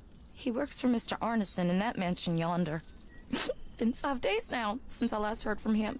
Come now, why all the tears? Something happened to Davy. I feel it in my bones. Do you think he may have left the premises? No, sir. Davy, he ain't like you and me. He's smart in some ways, but he can't talk. Not a word. He's pure and kind. Fear not. We will look for your brother. One presumes this gate is locked. Is there any other way inside? There's another entrance through the stables you could try. That's where I meet Davy normally, but I couldn't get in. See, I couldn't find the key. It wasn't in its usual spot. Please hurry, sir. find him for me.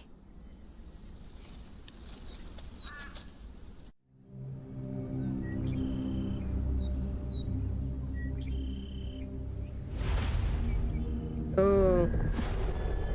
The Horror at the Door, Chapter 5. Arneson's Mansion. Oh, let's do it. I know where to go. Okay, so is it something...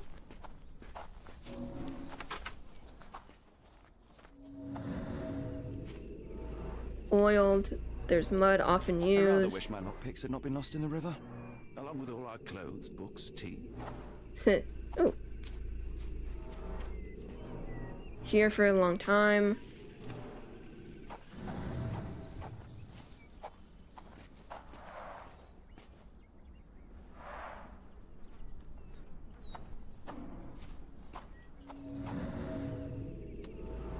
Strong, locked from inside. So quiet. Yet I doubt there was peace around here. What'd I do? Oh. Covered in dust. Why am I moving things? Oh. Broken stems, chipped edge. I found a key! This must be the key to the stables. Yes!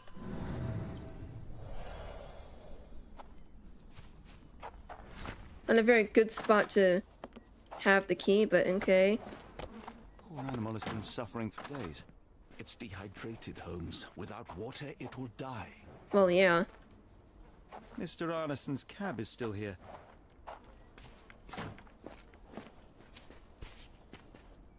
Do we save the horse? Pepper. Half empty. Or as Watson would say, half full. Okay.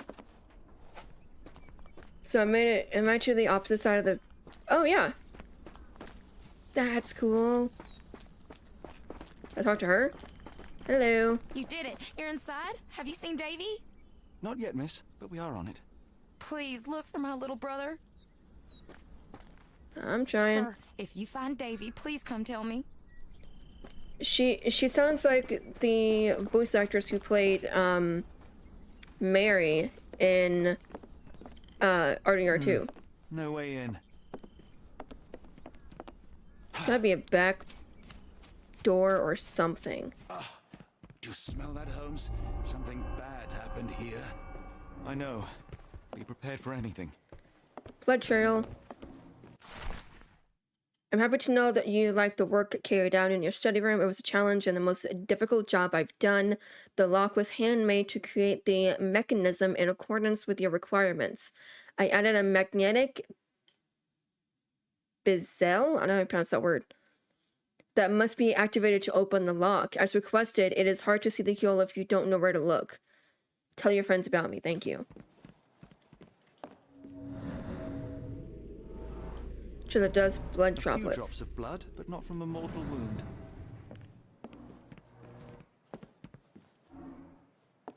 Did I just hear something? Oh. There was a struggle here. Watson, would you please lend me your medical expertise? I'll do my best. Oh. Nifty. The hand can bend freely. Rigor mortis has passed. Wow. His corneas are already clouded. So he's been dead for a while.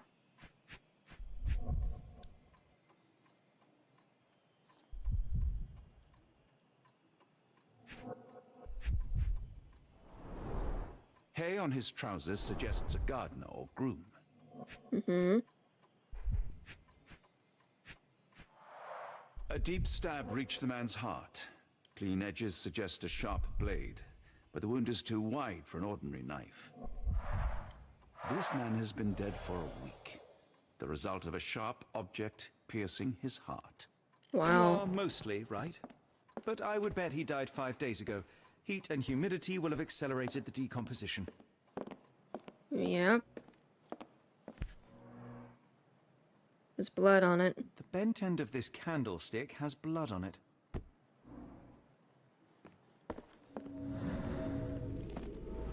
Circular scratch marks, wax drops. So a candle.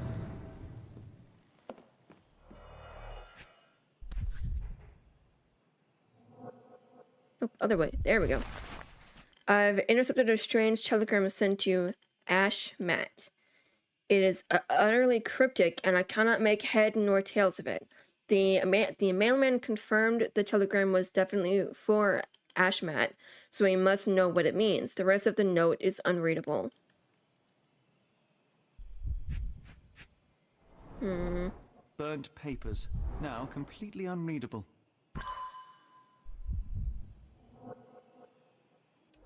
Need to look at everything in this room. Someone was bleeding, but it doesn't look lethal.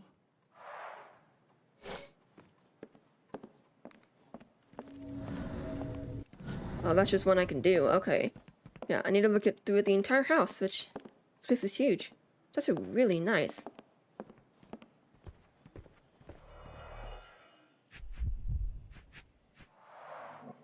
A trail of wax leads to the door. Why would a trail of wax? Okay.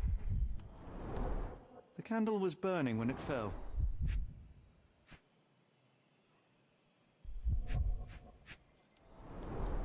Someone smaller walked over these boot prints.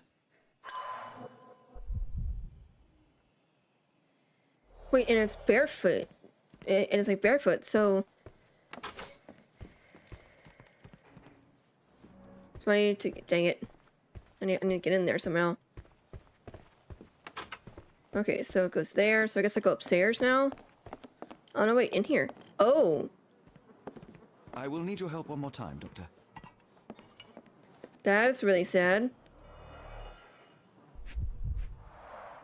An enormous blow shattered her ribcage.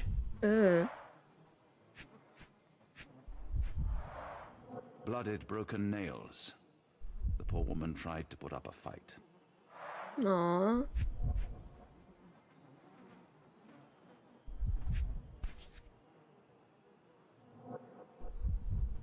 Extremely sharp and deadly. A wound like this could only be dealt by a man of incredible strength. And cruelty. Ooh, tea. Tea for two. An odd glimpse of normalcy amid the horror. Okay. A used kitchen towel.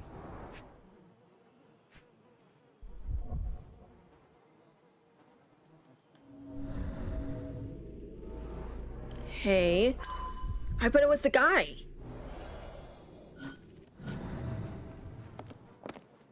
Wait, do I have all of them?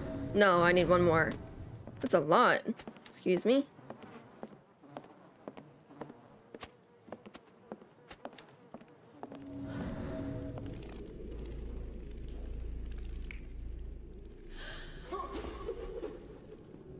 Okay, I guess I'll wait to do that.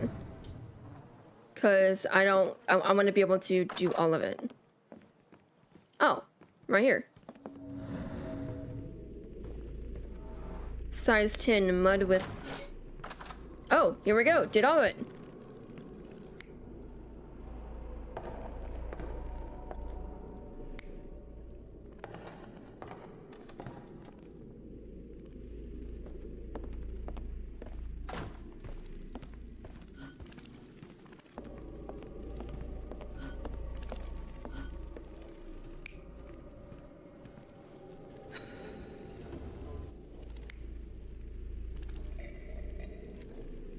I think it was that one.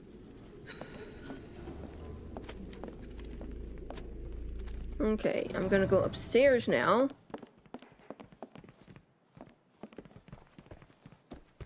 And look around. Oh, it's like a bathroom. Oh, cool. Hey, Watson.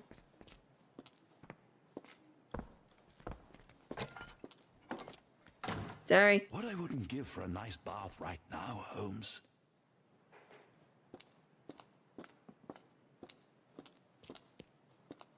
Okay, I guess this doesn't really matter.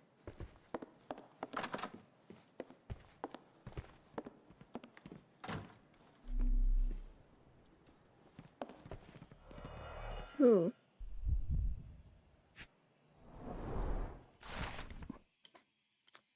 My dear friend, the boy's a genius. Despite seeing a fraction of my formula, he recreated it and solved it. It is a function that young students have serious trouble with. Your Davy is a prodigy. What surprises me even more is that when I ask him any question, the boy writes the answers that are your direct quotes or mine. His memory is impeccable. I know you took the boy under your wing to care for him, but I'm asking you to let me hold some lessons with him. I truly believe that with your help, this boy can shine and change the world. Wait, but that's Davy, though. That's the guy we're trying to find. A dull book about local geology. Even I'd struggle. Hmm. A dashing portrait of Mr. Arneson. Yeah. That's a weird picture.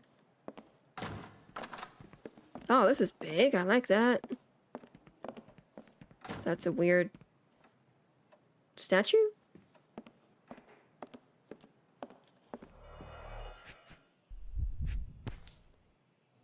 Arneson and Davy seem to have got along well. He looks more like a son than a servant. Arneson and Davy. 1881.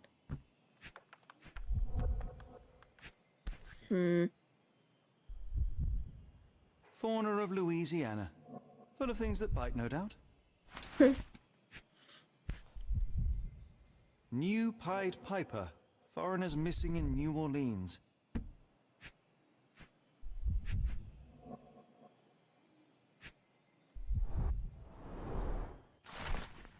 Dear Errol, I do want you to find what you are looking for, but I can't deny that my misgivings are growing with each passing day. I fear the worst.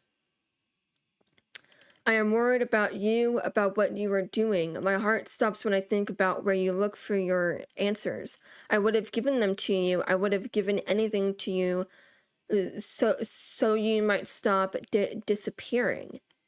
Errol, please, you must stop. We have something beautiful together. Isn't that enough? I hope to hear from you soon. I love you, L.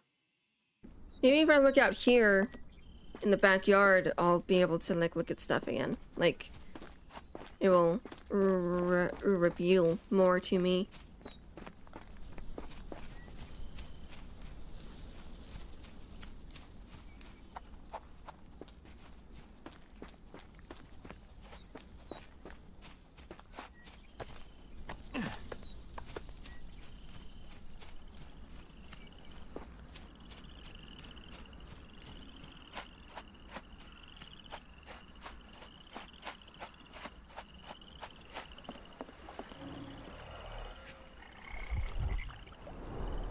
A scrap of silk, soft and elegant. Ooh, blood.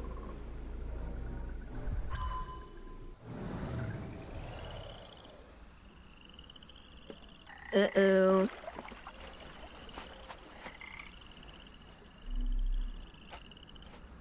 The trail goes up all the way over here.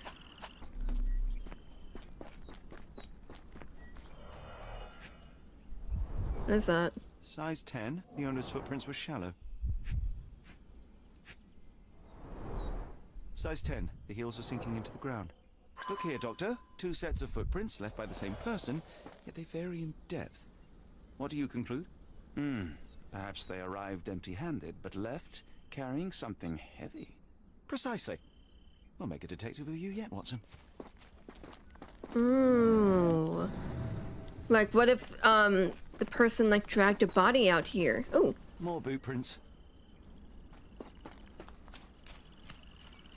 What if one of them, like, dragged a body out here or something and then dumped it over?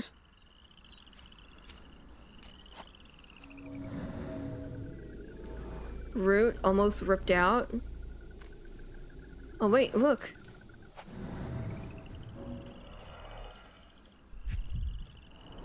A finger? These fingers were severed with a single clean stroke, but I don't see the thumb or middle finger. Look, Watson, animal prints. I wonder what kind. Monkeys? That's my first guess.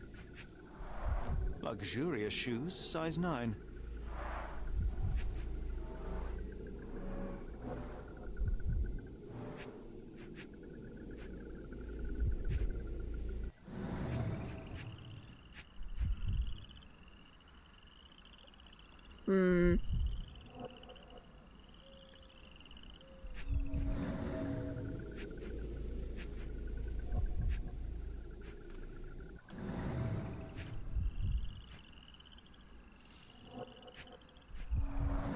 Boots, size 10. Size 10. Why?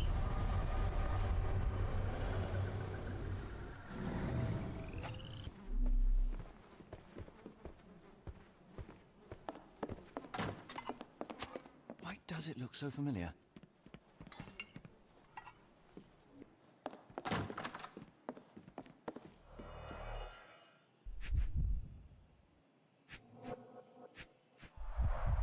Note the blade, Watson. A curved dagger, probably of Persian or Indian origin. 9 or 10 inches, I'd say. Ooh, I bet that helped. Would have been this one, I think. Yep, it did.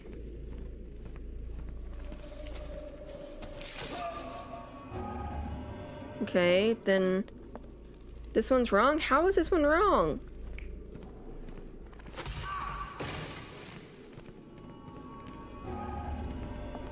Okay, then what's the last one I can't get?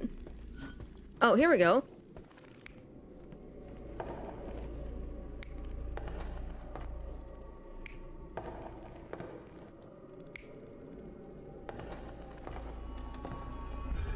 Yes, I got it. Entered through the back door at night, leaving mud traces in the hallway.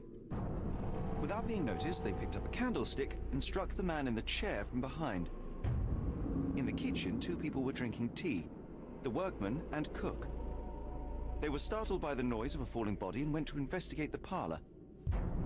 The workman tried to subdue the intruder, but was stabbed by the attacker's knife. Judging by the wound, it was a curved blade.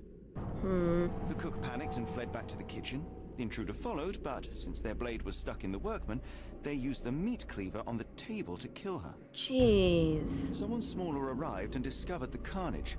They dropped the candlestick in horror and ran for safety to a room down the hallway. Meanwhile, the intruder returned to his first victim and dragged their stunned body away from the fireplace and out into the garden. Wow. So I bet I have a lot of stuff to do in the Mind Palace now.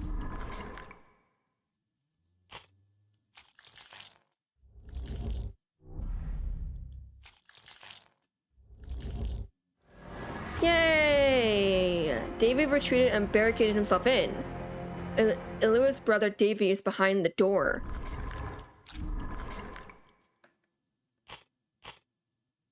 So can't do that one.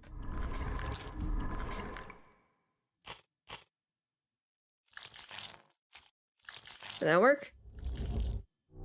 No. Dang it.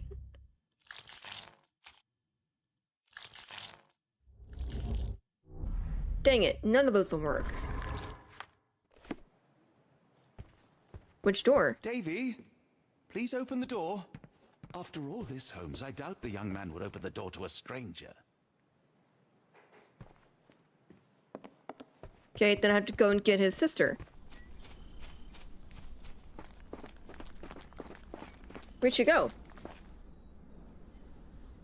What? Why'd she leave?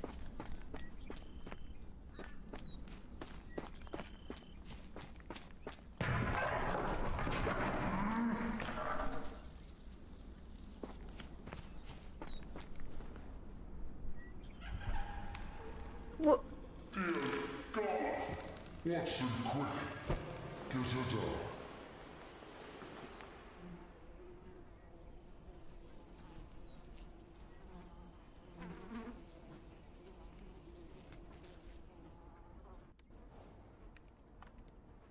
What? Poor Eula requires medical examination. Be swift, Watson.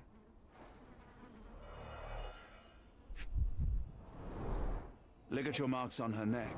There'll be a bruise, but she should be okay.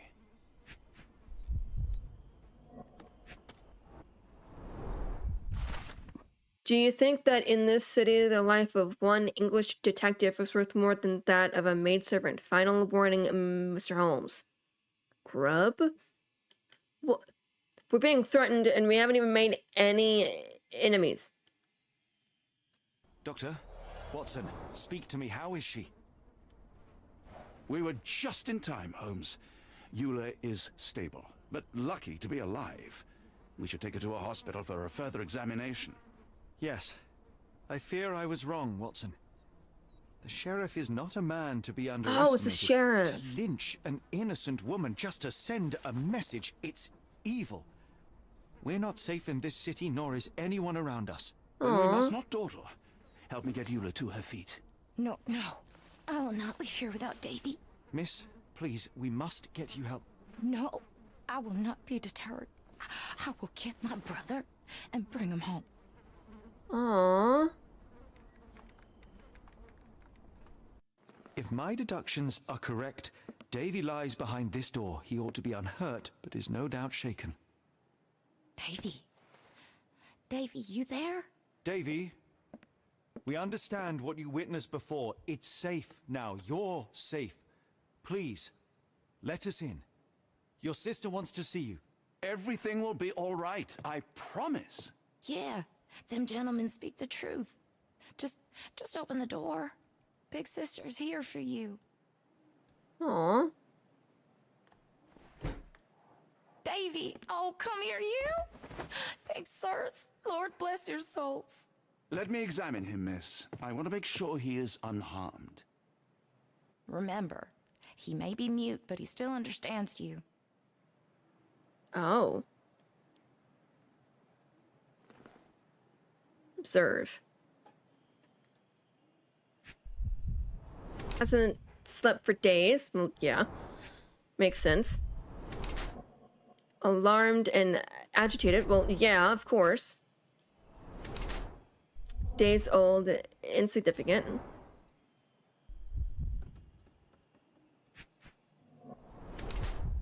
Old clothes or active.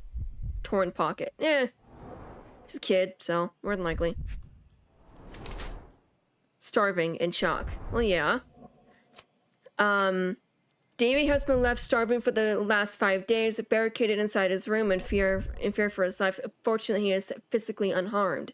Davy has lived a good life as a child in this mansion. He has a fresh bruise from a fall or bump. The torn pocket is just a result of his active lifestyle. Yeah. Say it's that. Davy seems in good health. The bruise is a remnant of that awful night, perhaps even caused by the intruder, but he is otherwise unharmed. In fact, I believe life here was good for the boy. Arneson and the others cared for Davy. That may have allowed him to withstand such horrors.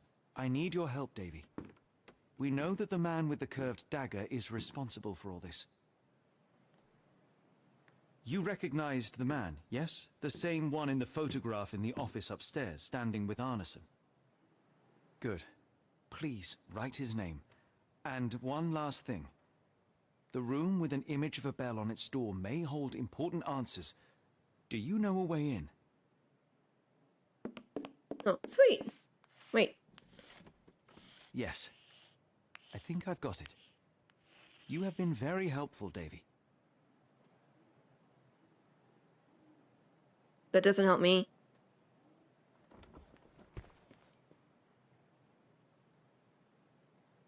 Key upstairs? 2 keys? What does that mean? Oh, Davy. Things you must have gone through. Davy is calm and collected despite enduring all these horrors. An impressive young man. Mm-hmm.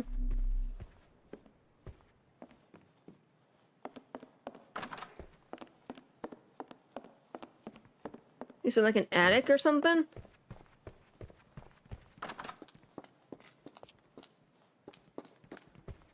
Oh, wait. Oh, it says I can pin something.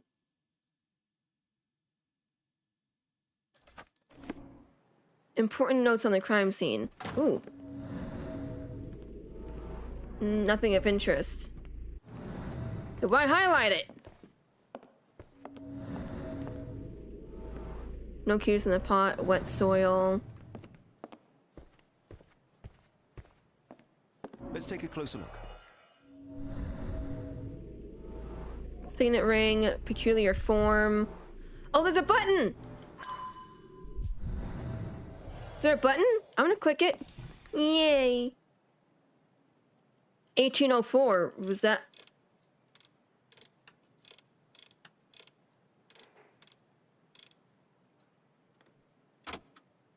Dang it, that was worth a try.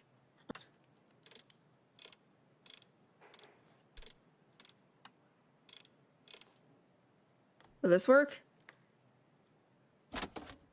Yay! Unlock the safe.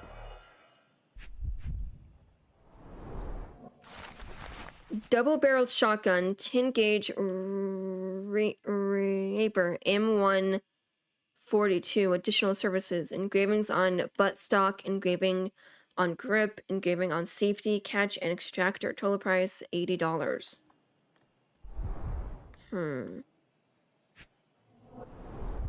These should come in handy. Oh, is that a keyring? Set of keys. Whoops, I just paused the game. Okay.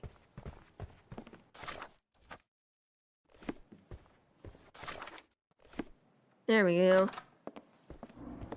Oh. Deep, Bevis moved. Oh. A foreigner's clothes, by the looks of things from the Near East. Whatever the price, pay it. Obsidian, glass-like stone, black. Without it, we can't work with the lenses. London comes to New Orleans, must be in 5-6 days. You know what to do with the deliveries.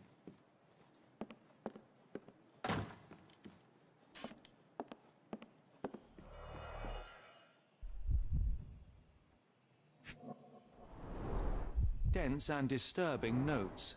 It's hard to follow.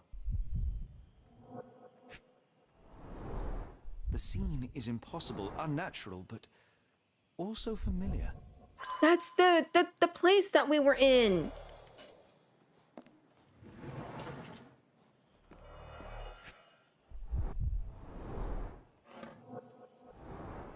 Ooh. A black opal, cut and polished, easy to sell. Did you just steal? To reach your goal, follow death messengers, then pass through fire without fear. After the bleeding willow, chase the crows. Avoid any crosses that appear. We must stop this, Holmes. All these atrocities. Yeah, I find it funny that all this started back home and then it just snowballed. Like, it's really funny.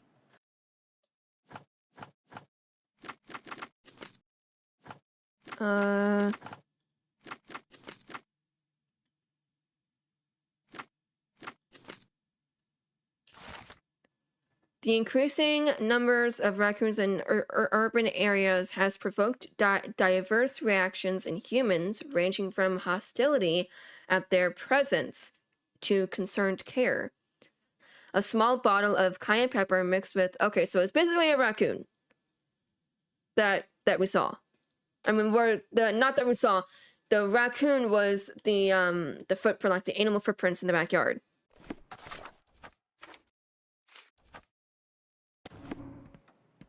Oh, wait. Lock, peculiar form, A-shaped. Do I have to go to... No, not that.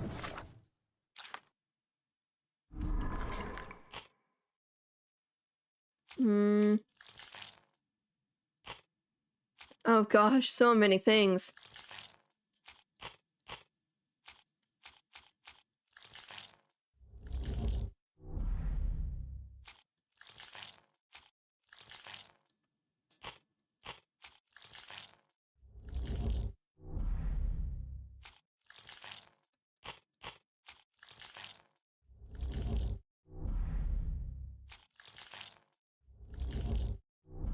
Come on.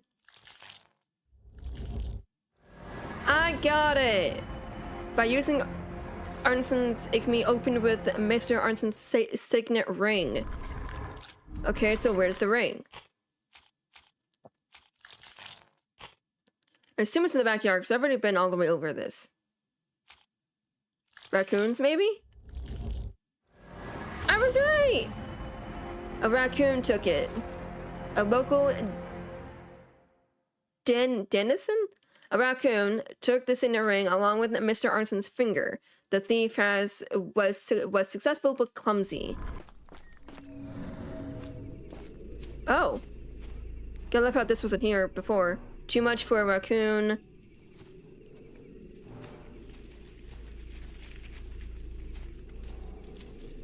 Following. Corn, haha.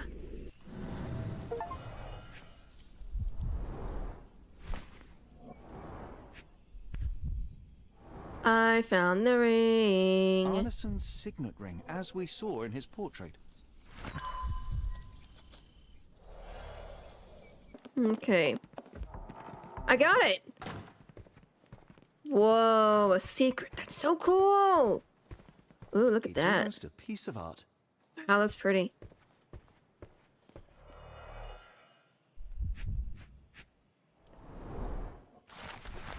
Mr. Arneson has a collection of notes detailing his investigation of Ashmat.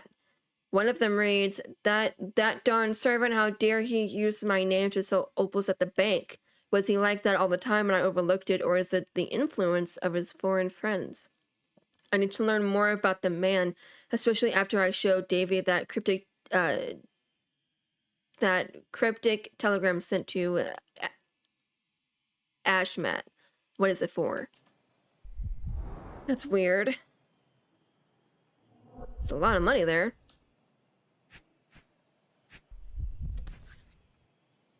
Pretty. My princess, my love, my heart.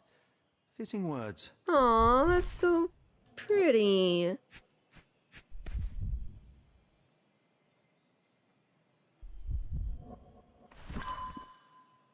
Bottle of champagne. Why did I take the bottle of champagne?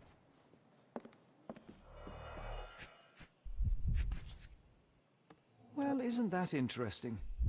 Hello again, Lucy. Lucy! Oh no.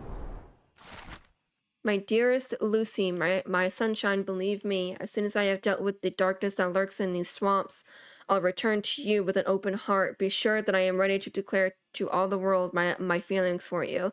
I can't wait to hold your hand and be lost in your beautiful eyes, completely and forever yours, Errol. That's beautiful. As soon as your instructions arrived, we started our investigation. Rest assured, we will do our best to find the location in the bayou that you mentioned. However, we must inform you that there might be some delays in the coming weeks, as our investigator, the lead detective in this case, is in Europe. Meanwhile, we highly recommend securing your findings until further notice beneath a table, in a safe, or in a locked cabinet. Anything will work. Huh. Dang. Anything over here? No, but I think I can do stuff in the Mine Palace.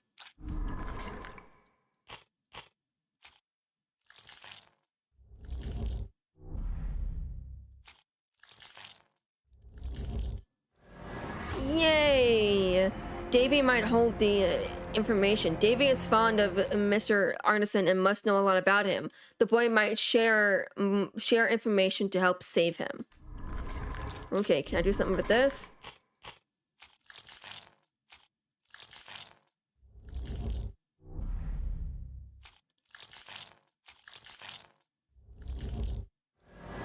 Oh, I got it! Arneson was taken to a location in the swamp.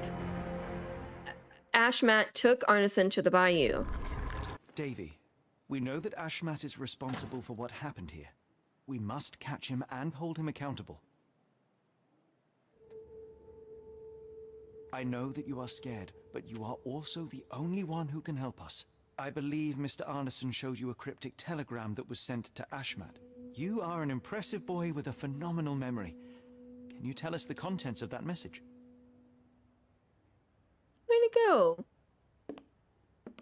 Thank you, Davy. Watson, please copy down everything he writes.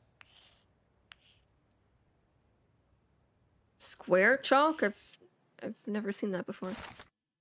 A cryptic message directed to Ashmat. It says, when the storm starts, where the ships fall, at Stevenson's guiding light, the last embrace of all the chosen. Uh-oh. There you are. Johnny boy. So how was it with Champagne? Most enlightening, thank you. And now my friend Mr. Holmes would like to talk to you too. Well, ain't you something? What can I do for you? I'm afraid I bring bad tidings. How bad? It concerns your significant other, Arneson. Arneson? Now, who said we were lovebirds? Oh, I found a bunch of stuff.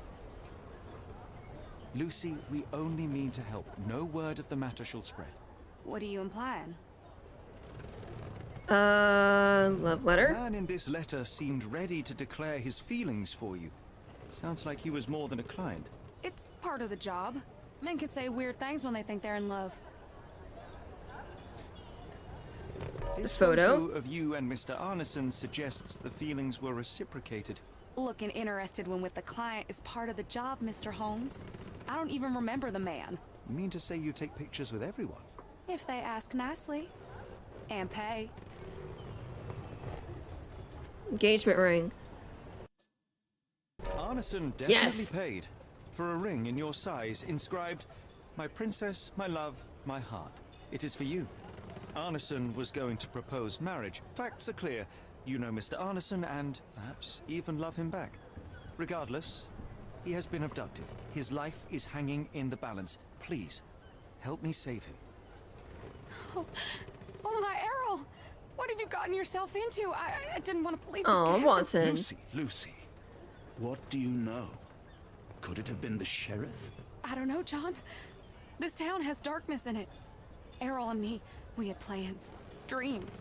We wanted to make this place better for all the folk who live here. Errol had grown suspicious of Ashmat, thought he was acting odd. He brought up the bayou. I told him to leave it all alone. The water's there. They swallow everyone. You mean the alligators? No.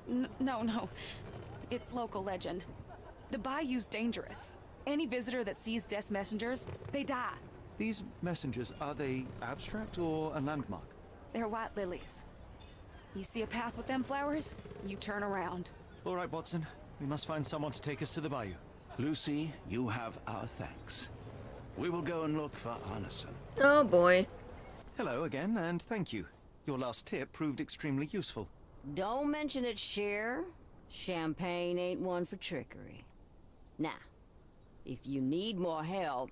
As it happens, we need to take a short trip through the bayou into the nearby swamp. Of course, you'd receive fair compensation. It's almost dusk, and only fools go into that swamp at night. Come back tomorrow. Champagne will take you then. That will not do. We must go now. It is of grave importance. They don't have any won't money, take though. you. But if you're crazy enough to go, I'll sell you the boat. Wouldn't you know it, I came across a bottle of your namesake. Will that be enough for a boat? It's warm. The bottle's dirty. But we got a deal. I'll even lend you this rifle. If you're going into swamp, you'll need it. One last favor. The boat that we came on is to leave tomorrow for Europe. Would you kindly relay a message to the crew for us? We may need them to hold their departure till 8 in the morning. Of course. Complete Chapter 5. Uh-oh. Oh, this is getting spooky. Chapter 6. The Call of the Bayou. Uh-oh. The swamp. Oh no, this is gonna get even worse now. The graphics look great in just this one little part. Like, it looks... Wow. At least in Afghanistan, we had nippy nights. It makes one yearn for rainy London. This place, Champagne, did not mince words about it. Why is Watson... Watson, we are inching closer to the heart of this mystery, however dark it may be. Hell's bells. I'm getting shot at. Is that the sheriff? You did, Holmes. I rule these boys. No hiding from me here.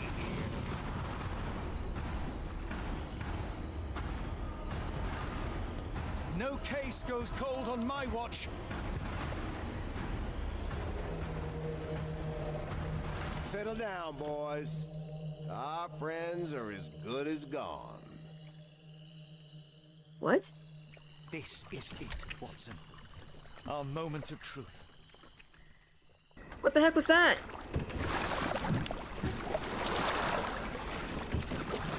You mean if I follow them?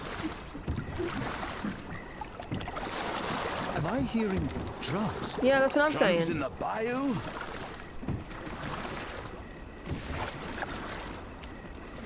The air is getting thicker, almost suffocating.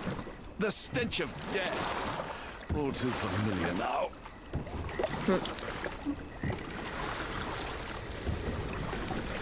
Careful of the gators, Watson. It is stupidity rather than courage to refuse to recognize danger when it is close upon you. But...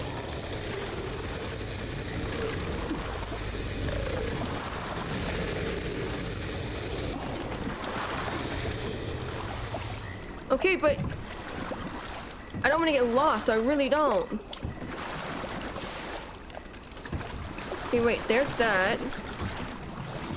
What if I go this way? Go the opposite way.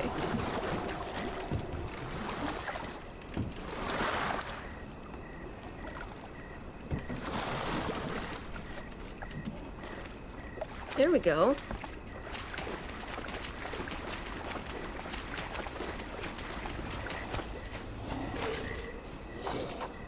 There they are.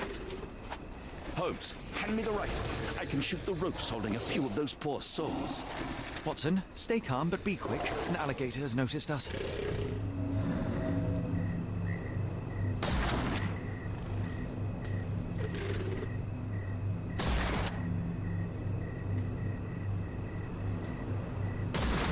Got it. That's vicious. That's nature, Watson. Let's try not to annoy them.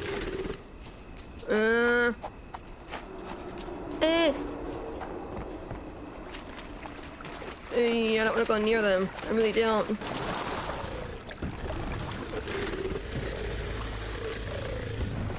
God, that'd be so creepy.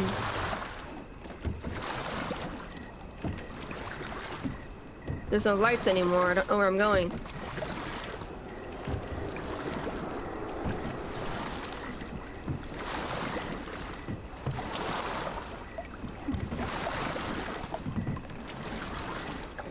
Oh, here we go. I see a light. That pier looks promising over there, Watson. We're approaching the heart of darkness.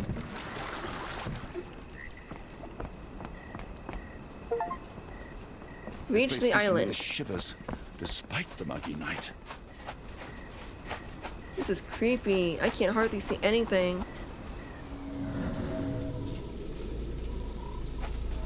More blood. What? Untinted room. Still alive? Same boot prints as from the mansion. Arneson here. Okay.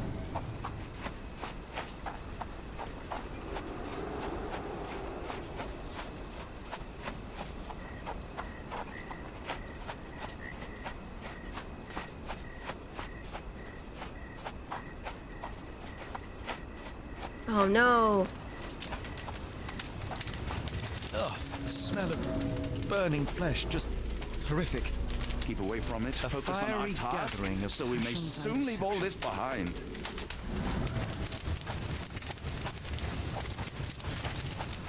Okay, let me go look at this. It looks promising. Blood was poured over someone, leaving a gruesome silhouette. Bowls filled with blood. Ew. A worn blade, but clean and without blood.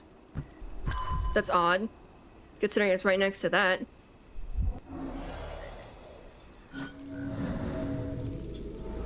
Partial handprint, thumb only.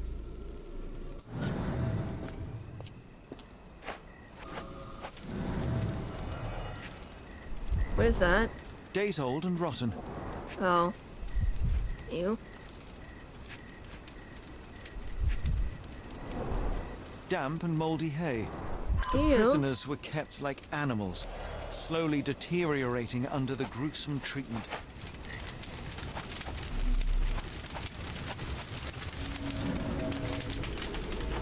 Bloodied handprint, 4 blood The hand drops. tied here was bleeding in 4 places. This had to have been Arneson. Ew. Both ends of the rope were cut cleanly. That's a lot of blood, but probably not enough to be fatal. The captive was dragged through hell.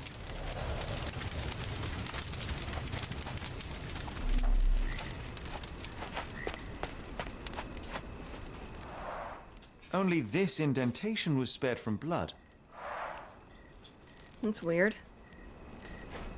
The tracks lead behind the stone slab. Ooh, I bet we're gonna have to figure out a way to go through there. Scratches from friction.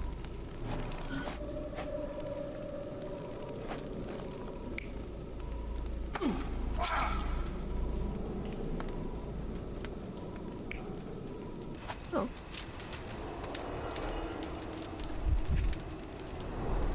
The bloody handprint on this stone lacks 4 fingers. The victim's left hand clawed at the soil. This is just sad. Sunken heels, the result of dragging a heavy body.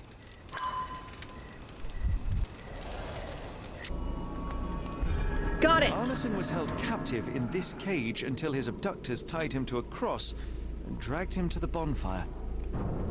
Arneson was left hanging here for a while before being freed and led to the altar. At the altar, Arneson's captors performed a ritual on him and poured blood over his head. With Arneson now prepared, he was escorted to the sealed entrance. They used the mechanism with an indentation to open the passage. Okay, how do I get in there, though?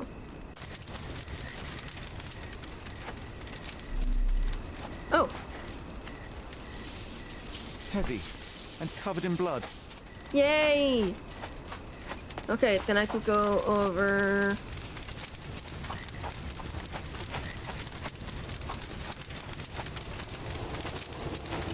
There it is. I couldn't find it.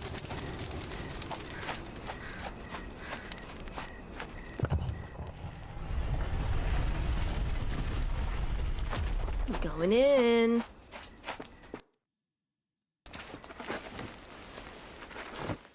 Darn it. Something is wrong with my lantern. Give me a minute. I won't wait for you. I'm going in. But he can't see. It's nothing, Holmes. I'll join you in a minute.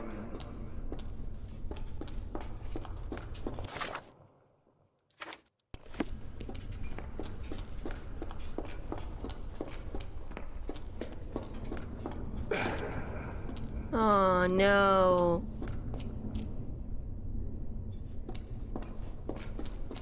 Woe betide those who take it. What? Walk away. Let the unknown be. That's human skin and still warm. What's happening?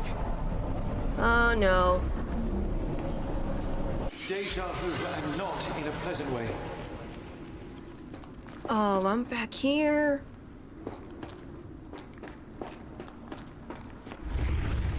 Oh. I know that noise. Where is it? Right here.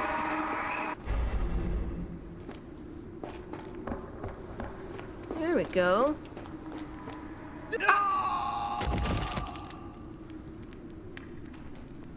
Sorry. Well, what does that do then? I can't walk through it. Can I do it if I'm standing like this? Dang it. Well, dang it.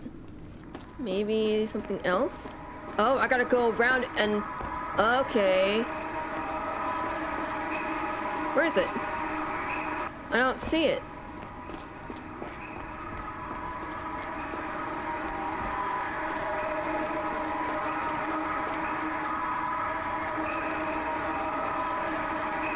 I'm standing on it.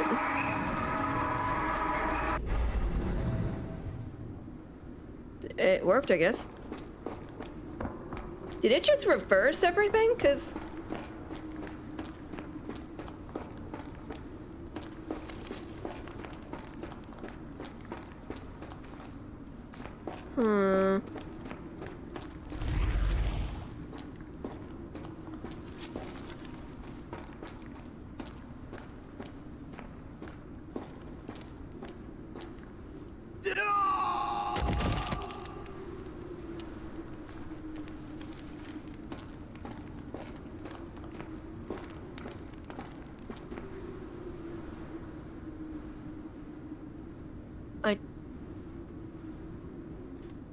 I wish you could do that and it would show you.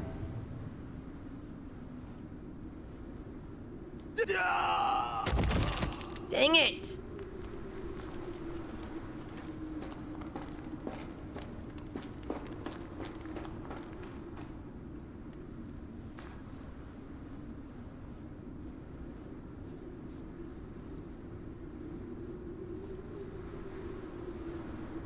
Dang it!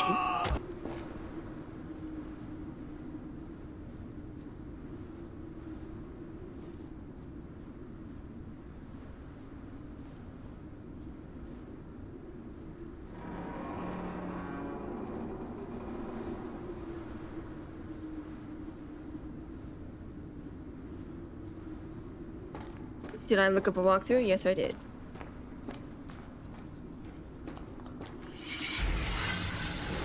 And now, axes? What on earth for? What?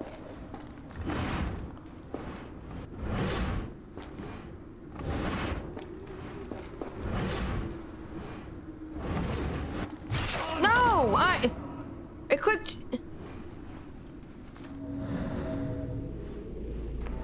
Deep scratches, dry blood.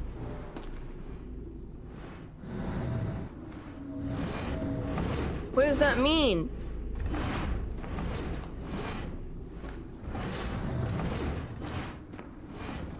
It's going around in circles. Okay, did I look it up? Yes, I did.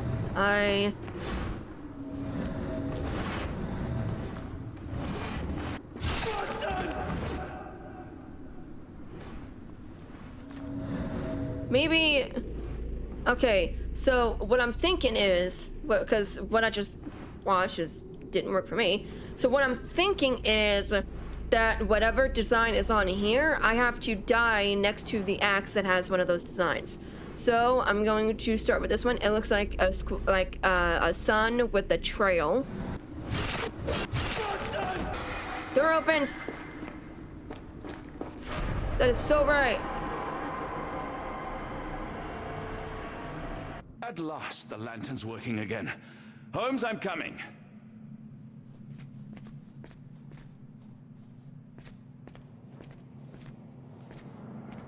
Watson?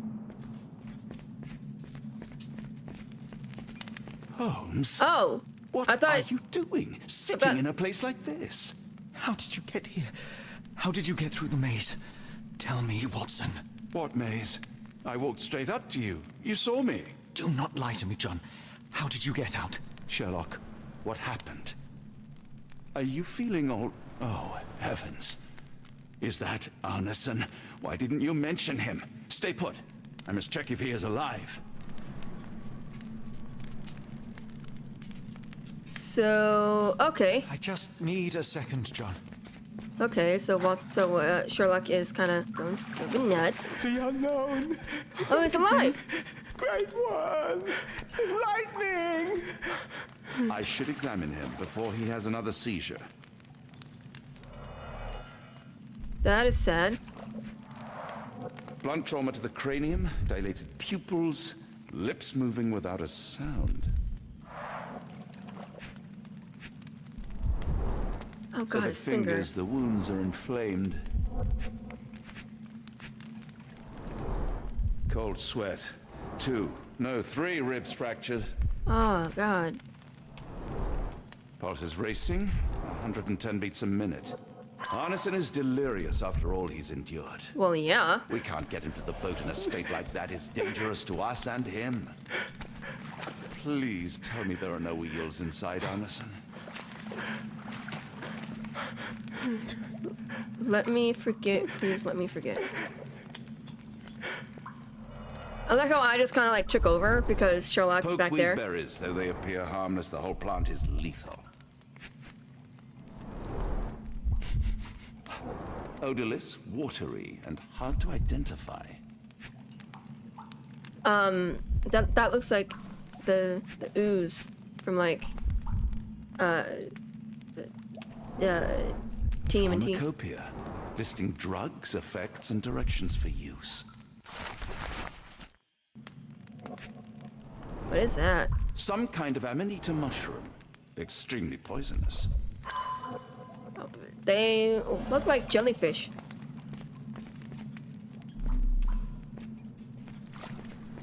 The nightmares these poor souls had to endure. I wonder what this language is. Just trying to make sure I look at everything. Oh, hey, Sherlock.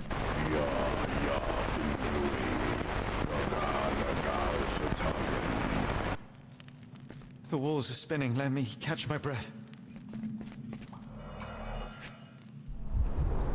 This is Dwale, induces sleep and relaxation. Okay.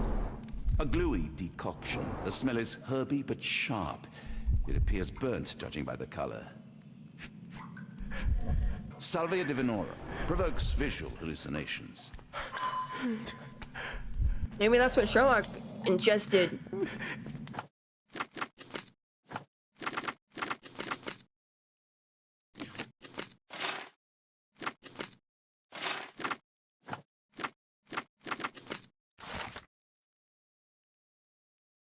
I don't know how to pronounce that. It's a brown-colored paste used in rituals across the Amazon basin. It causes visual and auditory hallucinations. Created in South America, the decoction's main ingredient is a local plant known as yage. Pretty sure that's not how you pronounce it. Okay, and then this is the one. I was getting it mixed up. Okay. Liquid, odorless, transparent, search. Yes, snake venom typically looks like yellow water. It has no impurities or foam. A few drops of snake venom diluted or mixed with other substances can be used as a muscle relaxant. 1 drop per 80 pounds should be enough. Snake venom. Yay! By combining ingredients, a sedative to calm Arneson for transparent can be made ingredients in Dwale and snake venom.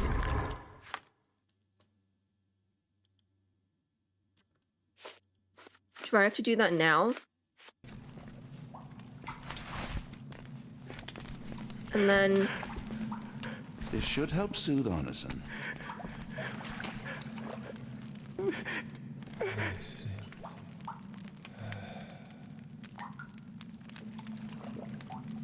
they have to get him all the way back to the boat. Yes, please go. I'll be right behind you with Arneson. Perhaps you can prepare the boat. Okay. But that's pretty far back.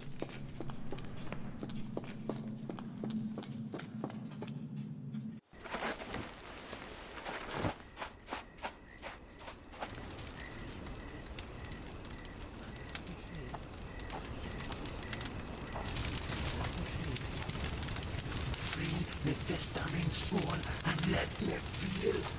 Free me festering soul and let me feel. Eyes without purpose and now see the truth. Tear me mind from me flesh, score me festering soul. Phantoms of nothing, we are born to die. Filth in the eyes of our eldritch lord. Free my festering soul and let me feel. Oh, please, I wish to return. Free me, let me return. Free me and rejoice. Eyes without purpose, I now see the truth. Tear my mind from my flesh.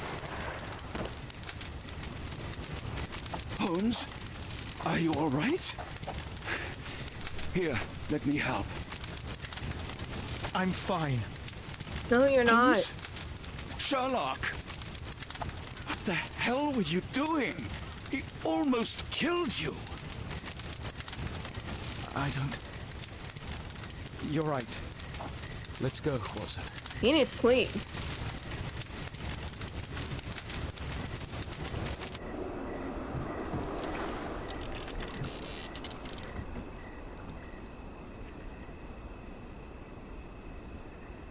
Bon Dieu! Still among the living. We are, though not for lack of trying by the sheriff. Well, he'd been telling people you died in the swamp despite his trying to save you. Crooked man. Through and through. Wait, is that Mr. Arneson? Yes, but he's not well. Do you know Lucy? Belle from the Nymph? That I do. Please bring her here. Mr. Arneson needs to see a familiar face if he's to have any chance of surviving. Power of the heart. I get you. Wait here. Errol? Oh, Errol! Reckon we should give him space. Farewells are painful. No, tell me that's not true. Watson? Mr. Arneson has endured a lot. Lost 4 fingers, a lot of blood, and some of his sanity. But If with not rest all. and tender care, he ought to survive those injuries, both physical and mental. Thank you, Johnny. I'll take care of him. Thank you for bringing him home to me. We'll be all right. Are you quite certain? Do you have the space? The resources? I will stay with him at the mansion. It is not a burden to take care of your love. His property is in quite a state. It may not be the best place for recuperation. Hush now. Champagne will see it sorted. Then it's settled. Hear that, Errol? Us living under one roof. Careful what you wish for. Oh, and champagne? I'm about sick of watching that sheriff run riot through New Orleans. We ought to talk. Oh, yeah. Honey, I was just thinking that grub did nothing to save your man. Together, I reckon you, me, and Errol have the sway to make some changes round here. I like the sound of that. Nice. Holmes, our boat. Oh, we must make haste. Farewell all. Take care. Complete chapter 6. We're back at Baker Street. Yay! Chapter 7. The Book from Beyond. London.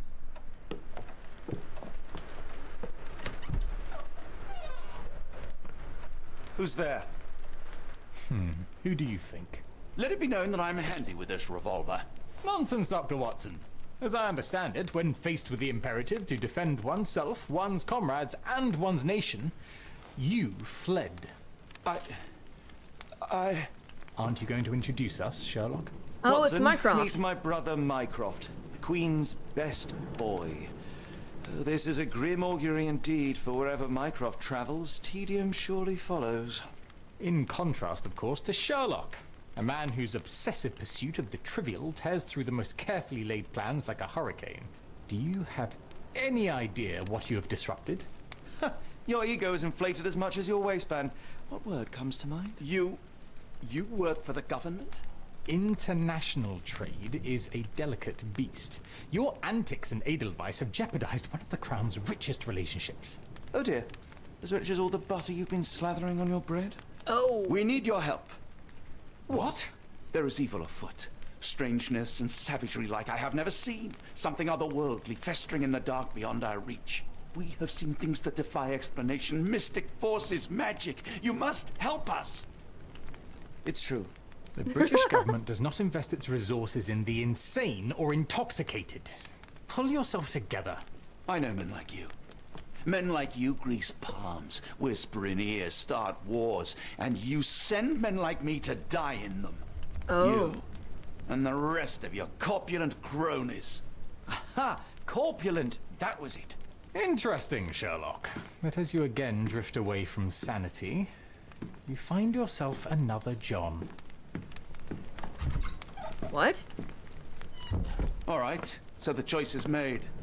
I beg your pardon? There is only us. We cannot run from this problem. I shall take the book and Davy's cryptic message to Barnes. See what he makes of it. He needs to sleep.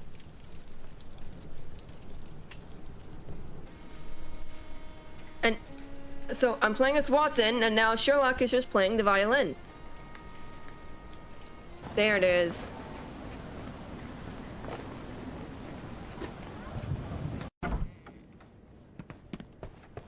Hello. It has been a while, Barnes. Oh, yeah. Dr. Watson. Indeed it has, and good to see you as always. How can I help? What's wrong? Barnes, does Stevenson's guiding light mean anything to you? Well, my mind first goes to Robert Louis Stevenson, an up-and-coming author. I've been following his work in the periodicals. Interesting man. I take it his literary pursuits are somewhat of a deviation from the family business. What makes you say that? He wrote a poem. Let me see if I have it still. Yes. Say not of me that weakly I declined the labours of my sires, and fled the sea, the towers we founded, and the lamps we lit. The labours of his sires. I wonder what they do. I have a book on great British families. If the Stevensons have achieved anything of note, they will be in there. Please, feel free to take a look. It should be on the shelves to the right. Much obliged. Last time we met, you mentioned your knack for translating occult texts. I was wondering if you could help me with this book. Certainly, Goodness. Where on earth did you procure this grimoire? Long story. That's a long story. What do you make of it? It seems to describe pagan rituals, ancient deities. Wow, what a marvel. I can try and translate it for you. Just the pages bearing that symbol. This section, really. Entity of ocean or time. Oh my. Oh, already on it, as you can tell. If you can have it done at your earliest convenience, that would be lovely. Someone is full of pep. Oh, yes. Mr. Holmes, he was quite the inspiration. Last time you were in town, he offered me some stirring advice, which I have since acted upon. Holmes is nothing if not provocative. Indeed, the thorny truth is often hard to hear, but it did the job, and now my heart is full. I'm glad to hear it. Much obliged, Doctor. To the right. This volume gathers facts, stories, and gossip about the member and successes of great British families. It is a somewhat chauvinistic account of Britain's finest. He got a puppy and he has a big doggy. Take care of your master. He has a big doggy.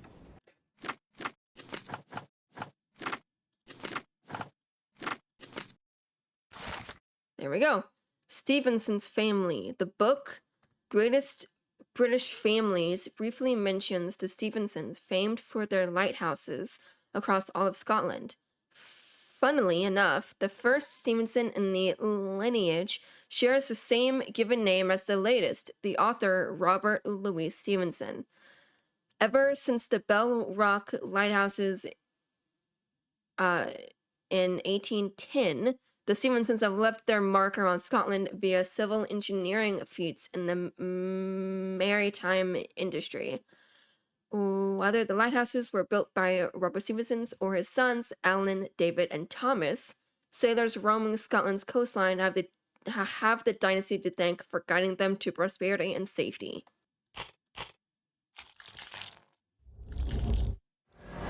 Yay! A gathering at a Stevenson built.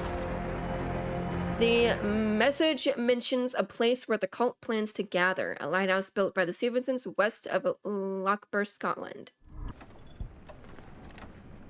Say, do you possess coastal maps of Scotland? Indeed. Have you figured out what the Stevensons are known for? Feats of lighthouse engineering. You have my thanks for the book. My pleasure, Doctor. Do you need any particular part of the coast? Loch Harbour, west coast. Right then, I'll unroll it on the desk. All yours. In the meantime, I will attend to my translation. Much appreciated. Okay, but...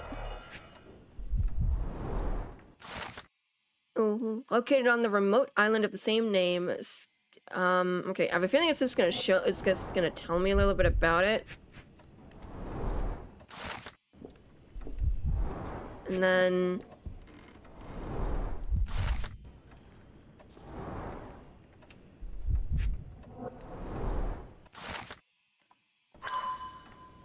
there. Okay, so. Doctor. Oh, okay. Barnes, have you finished with the book? Yes. I've written out a translation of the section you wanted. It, puts the grim in grimoire. I thought as much. Long story short, it details macabre rituals, death, leviathans, and the apocalypse. See for yourself. I must ask you to leave the book with me so I can read more of it. It's compelling. Very compelling. Sure. You have been of great help, so yes. Excellent. I could barely put it down. Farewell. What was that? Mycroft, here to buy a book on fraternal dysfunction? The Holmes family is beyond counseling, Doctor. True, more deserving of scientific study. What do you want? I came to warn you. Perhaps you have a moment to... Sorry, I reserve Tuesday afternoons for time with friends. I'm worried about Sherlock. He's not well. You should know that he has had episodes in the past. Detachment from reality. He will need your support. Such gall. First you crush him under your boot heel, now you ask me to pick up the pieces. Oh. Your emotions are impeding your rationality. He needs to be distracted, diverted into something less harmful. Surely you jest. Only one thing shall truly bring him peace of mind, and that is solving his case. The last case he pursued so doggedly was Cordona. He came home a wreck, and this time I fear he may not return at all. You are not his father, Mycroft. Not anymore. He is a grown man, a brilliant man. I know you care for him. I just wish you also respected him. The Crown cannot help you. But I can. Give him this. What is it? A confidential note tied to his case. He may see value in it. Just do not tell him it came from me. Oh, speaking of the Crown, perhaps you can help us with another matter? It requires some local knowledge. Yeah, I'll get back to you. You would be wise to change your mind. I'll be waiting in Barnes's shop. Yay! Archibald Rochester is alive and leading a cult. He aims to conduct a monstrous ritual at blah blah blah lighthouse. By implication, the sacrifice of all the abductees of diverse ethnicities. Pretty sure I said that wrong. Holmes, I have the translation. Barnes will keep researching. Holmes? Watson? Did you hear me? Barnes gave us a preliminary translation of the book. I think we have a lead. Sherlock, what is it? I find myself burdened. It will come as no surprise that I tend towards obsession. Indeed, obsession oft grants me the insights that have become my stock in trade, but my greatest asset. Yet I cannot deny this nature proves as much a hindrance as a boon. It has cost me friends, colleagues, brothers. And despite my obsession as I contend with the matter at hand, no closer to understanding than when we began, I must conclude that I am of no worth at all. Without an answer, what use is the question? Sherlock, this is no time for despair.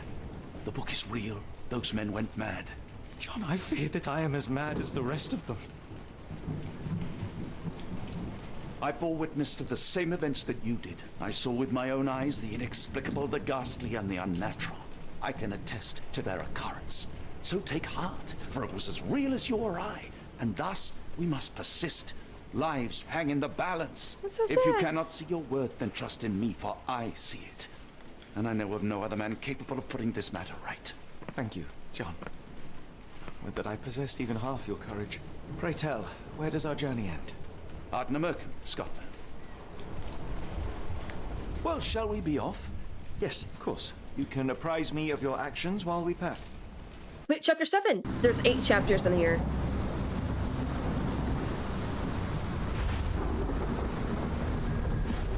The Awakening.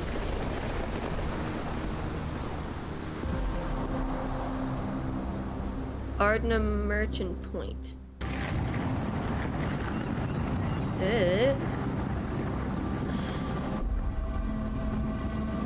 Another boat?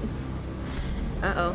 Holmes, if we don't make land soon, I fear we will join those missing souls. Oh.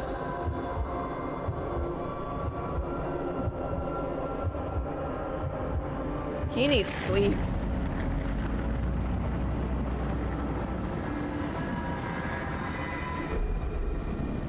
These seas have taken too many, John. Let's stop them from taking more then.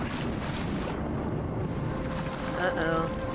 We are so close. Okay, so is Watson bumming? Yep. Okay.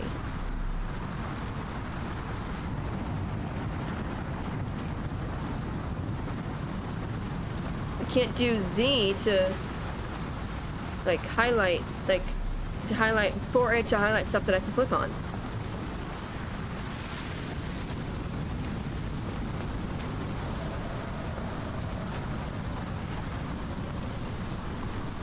I don't know where I'm going, I'm just kind of going.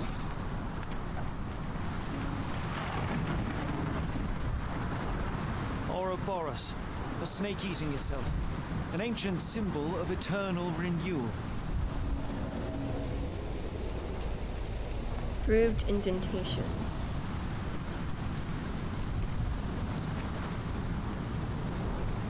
Fresh marks, something scraped along the stone. This door requires a very specific key. Oh, great. Where did the shirt come from? Holmes, look, there's a body here. Not just any body, it's Ashmat. The body is what? Touch. He died recently. Scratches, bruises, and stabs, all self-inflicted. Oh, his eyes are gouged out.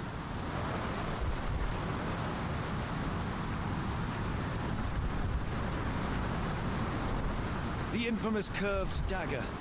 It's tied firmly to his hand. Firmly grasp it. SpongeBob. A broken chain. Something was attached to the end. His body succumbed to all those wounds. Yikes.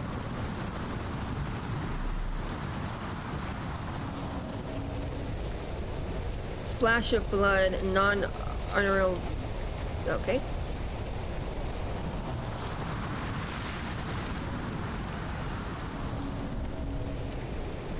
Finger. Searching for something. A human-sized imprint. Someone fell on their back.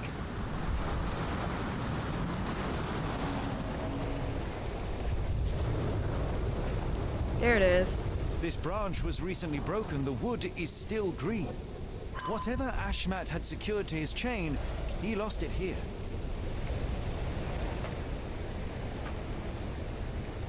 The ritual's being performed atop the lighthouse. Oh, wait, here we go. That was weird. Shiny, lost, metallic. Scratches. This medallion saw frequent use. Interesting occult pattern. What drove him to this dreadful act? I fear we are about to see for ourselves. Then does it go up here?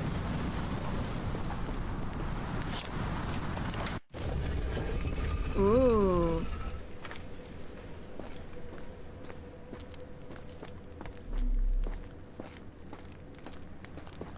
Nothing in this section.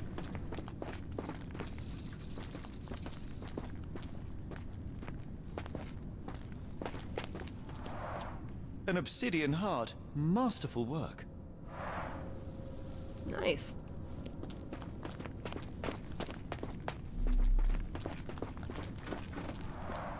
This vessel is covered in dried blood. Ew. A Oh, I get it. We need fresh blood. And no, I'm not volunteering. Fear not. I think Ashmat can help.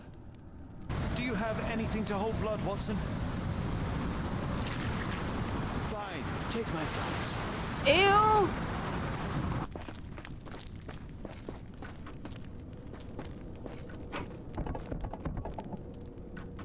The lever doesn't want to stay on its own. Something in the caves drove Ashmat mad, and it might still be there, so let us proceed with caution. Watson, hold the lever for me. I must investigate. Oh. Okay, so then what? Okay, so what if I go around, maybe?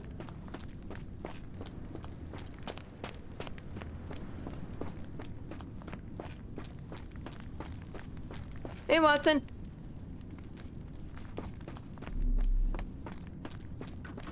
Holmes, watch out! My lever went back up.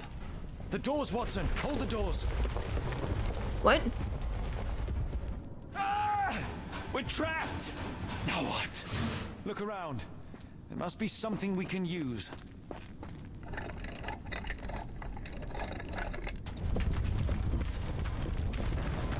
Oh.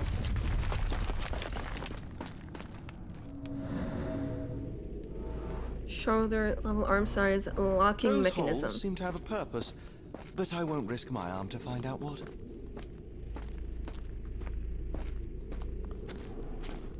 Okay.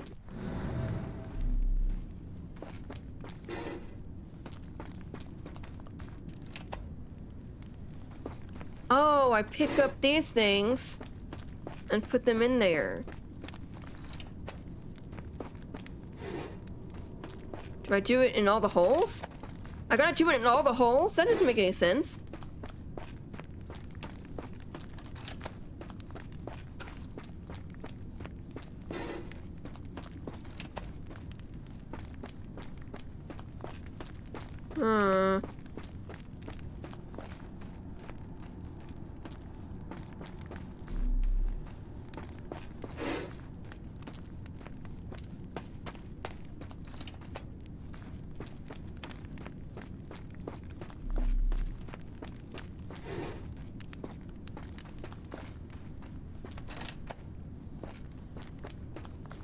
Whoops. Okay, and then... Oh, I did it!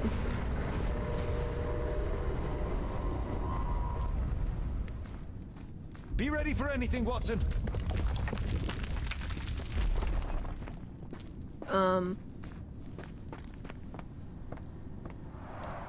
It's all right, Watson. It's merely a chest with coins and a dagger, made of obsidian by the looks of it. We found treasure.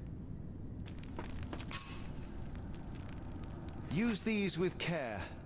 Let us be the first adventurers to raid a tomb without destroying it. I highly doubt that'll work, but okay.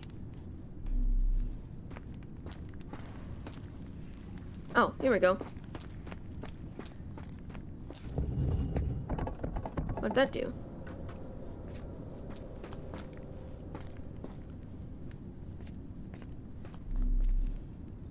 Oh, I pulled the thing again? Terrific. Now, onwards before they close again. Let us hope our paths converge, Holmes. I don't like being underground. It's calling me, John. I cannot bear it any longer. Are you all right?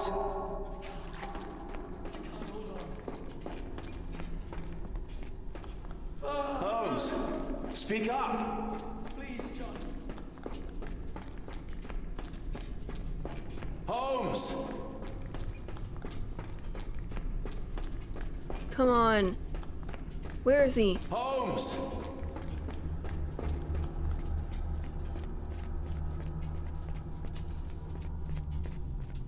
Dead end, dang it. Holmes, speak up. Uh-oh.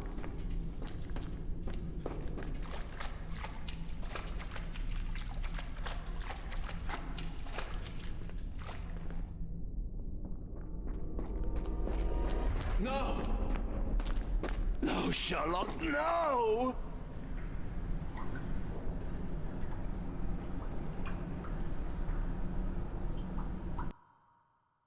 What happened?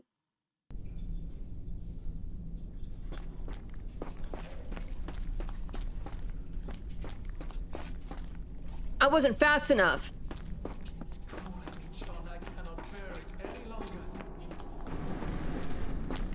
Did I make it? Holmes. Holmes, come on, wake up! Thank heavens. What were you doing? What happened? Whoa. The whirlwind. Stars so distant. The sun inverts the earth. It becomes transparent. Sherlock, snap out of it. Nothing is everything. You're like the... We are like so the smack. small, inconsequential. A shadow in the dark. I think we best go back. You are not well, Sherlock. No. We are so close. We cannot... You asked that I intervene if I saw you cracking. This is me intervening. With every passing minute, another life is extinguished.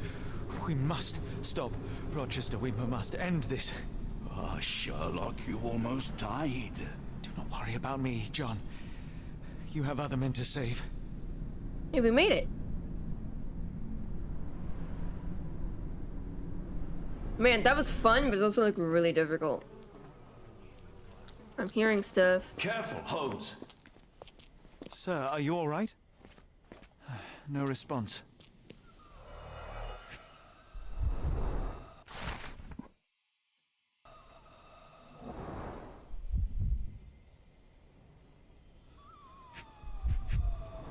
Ooh, keys?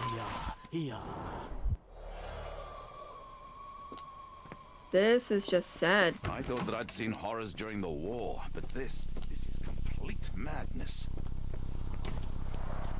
The base appears to rotate. Hands off, Holmes. We have no idea of its purpose. Maybe there?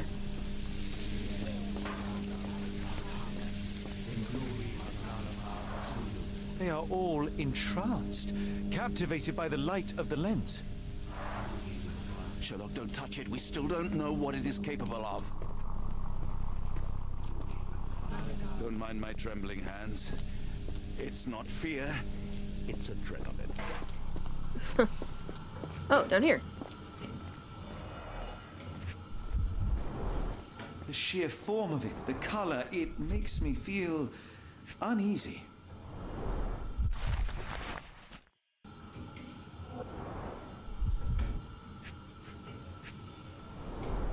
Black, metallic, and with a characteristic hue. Obsidian yet again.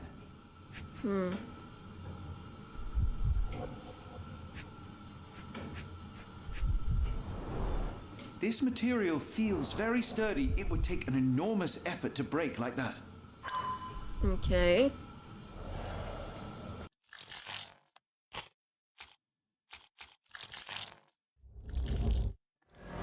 Yay! The Calade lenses can only be destroyed with obsidian. The dagger from the cave should suit perfectly. The one hitch is that the lenses must first be made vulnerable by charging them, energizing them with the beam emitters. We just use the beam. We just use this one.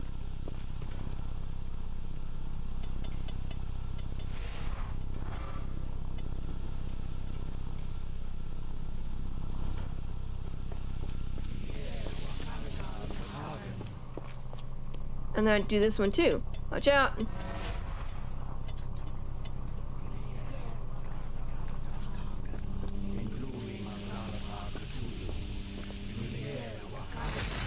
There we go. That's it. You did it. The lens broke. John, the worshippers, we need to make sure. Of course. I'll see if they're all right.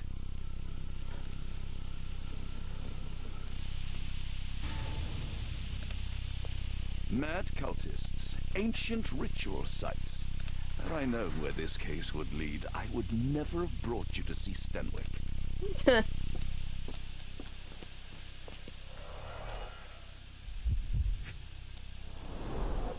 least this awful mask is breathable. Check her pulse, can you, Watson? As expected, the pulse is elevated, but within normal limits.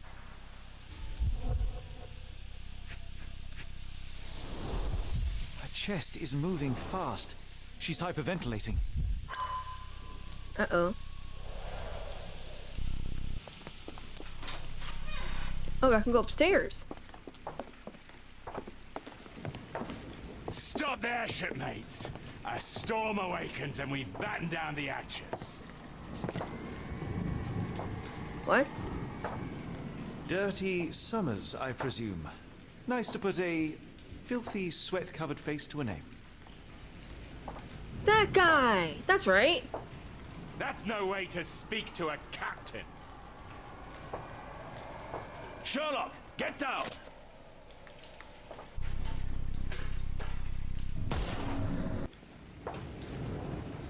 I got him! Watson, you killed him. I didn't have a choice. Well, what's done is done. If we do not stop Rochester, Summers' death will be but one of many. Wow. Yikes. The sailor who didn't survive the storm. The Port of London feels so long ago. Forgive me, Summers. Yikes. They made sure no one could enter through the main door. Of course. Hold on. We need a plan.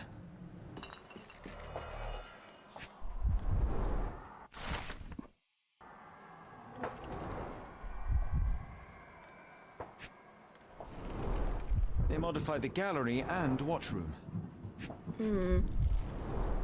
It seems they have placed beam emitters all over the main gallery. Khalid lenses are placed inside the lantern room. One moment, Watson. I'll redraw this blueprint.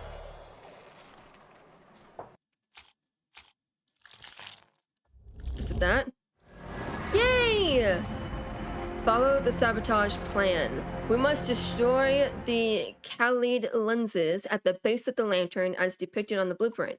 In order to achieve this, each lens must be targeted by 2 beam emitters simultaneously and then manually shattered using the obsidian dagger. We may need to work separately as Rochester and his servants will be trying to protect the lenses. Let's go. Tell me you have a plan. Of course. We shall apply what we just learned, charge the Khalid lenses, and break them with the dagger. That should put a stop to this cursed ritual. All right, good. I confess, I worry about what awaits us. Is it too much to hope this will all come right? If our future is black, it is better surely to face it like a man than to attempt to brighten it by mere will-o'-the-wisps of the imagination. Come on. We'll go together.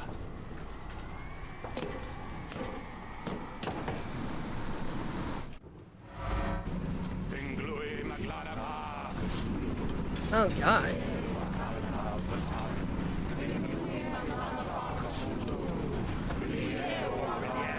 Look at them all. We have to help them. Watson, stop. Rochester will see you. What should we do? We get answers. Stay here, see to the lenses. I shall confront Rochester. He owes me the truth. What? Sherlock! Sherlock! What is he doing? Mr. Holmes, you are late. Was the path here not as you anticipated? You expected me? We've stood here before, Mr. Holmes. Another you, another me. Many years ago. I wonder what will happen this time. What? What are you talking about? Join me. Bear witness to the end.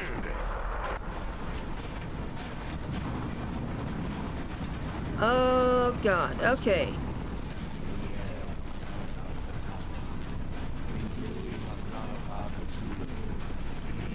I don't know how to get over there.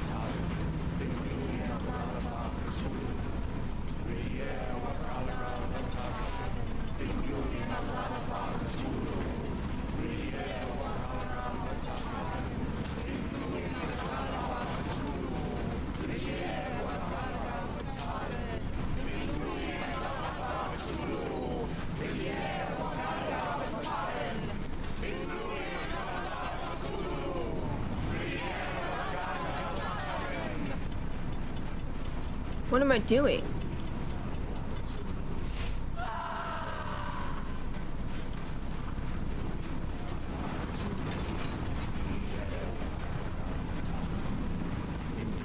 Oh wait, I need... Then... That one... Do it! You cannot bear witness to anything, Lord Rochester. You are blind. How could you... It is what I do. No. How could you be so ignorant? For I have never seen more clearly than in this moment. Never felt more than I feel right now. Just shove him off the side. Every fiber of the earth, every molecule reverberates in anticipation of the awakening. The bile of madness rises in our throats just as our master rises below. I see moon beasts, night gaunts, a witch doctor in Arkham. I see what the stars themselves are dreaming. Batman? I know more than any man has ever known. You are delusional. How did you do it? The compulsions, the visions, was it some form of hypnosis or no? A drug, perhaps? Tell me. Bah! There is no ruse. There is no big reveal. It is exactly what it seems. You still fight so desperately against this truth, but you feel it too. Yes? Yes? You are mad. You have mistaken hallucinations for reality. Are you really want to talk, Mr. Holmes? Speak truthfully now. In the port, in the swamp, what did you see? Something beyond the capacities of my imagination. A world so alien, but so familiar. Yes, I see it too. In your mind's eye. Untold horrors lick their lips in the shivering dreamlands as Sarnath sinks eternal. Okay, I got... No!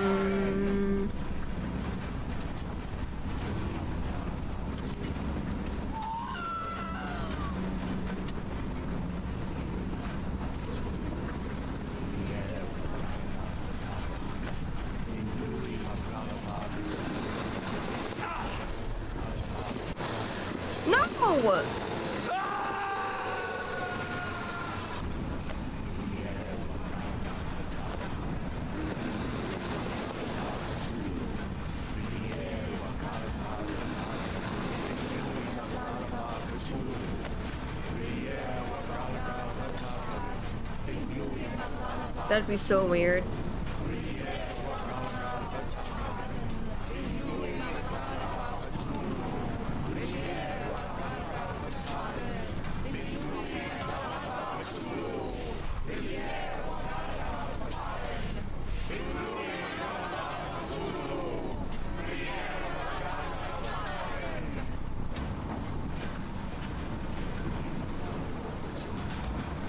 It's completely broken. Dang it.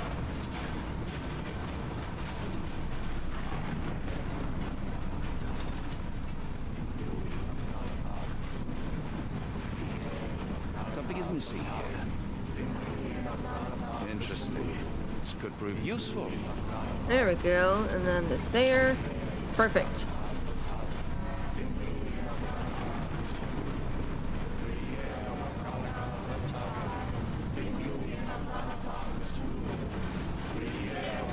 I gotta go back now, dang it.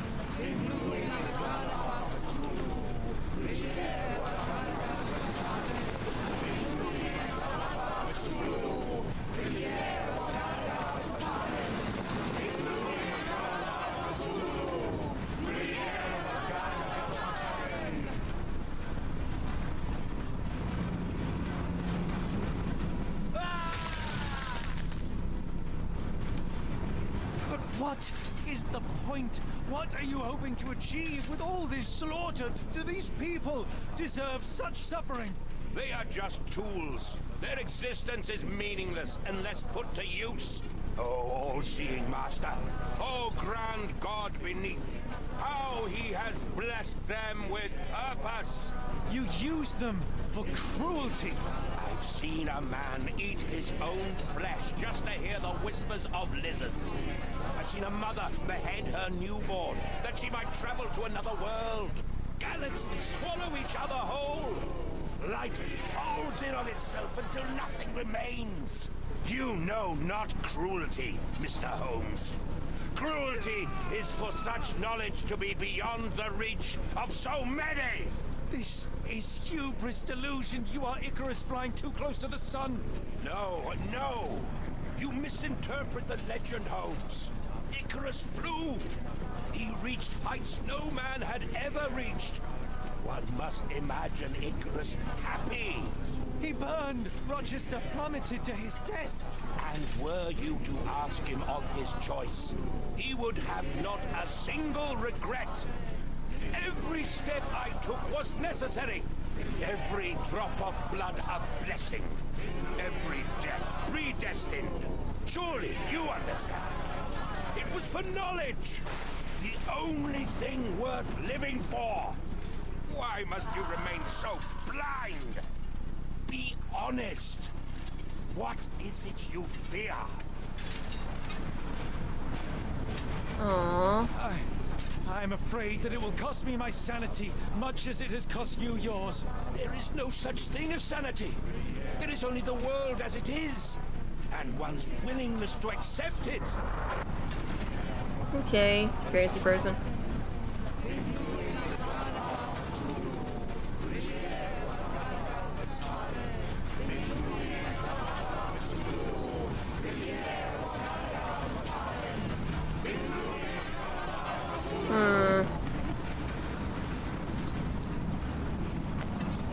Yikes.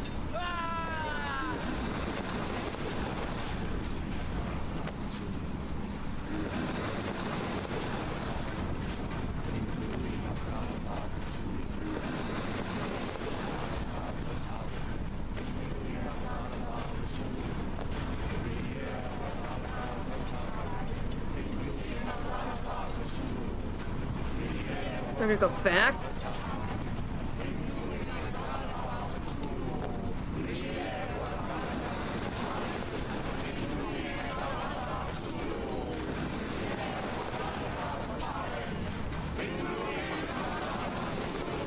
Come on.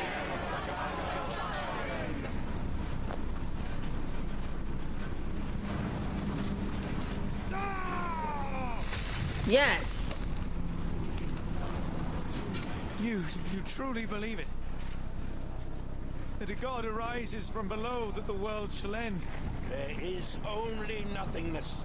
Only chaos and torture and endless time, stretching its wings, baring its teeth. It's preposterous. It's nonsense. It's... You've drugged me. The fumes in the temple, narcotics, bad reaction. Oh, you're one of my cross agents. Yes.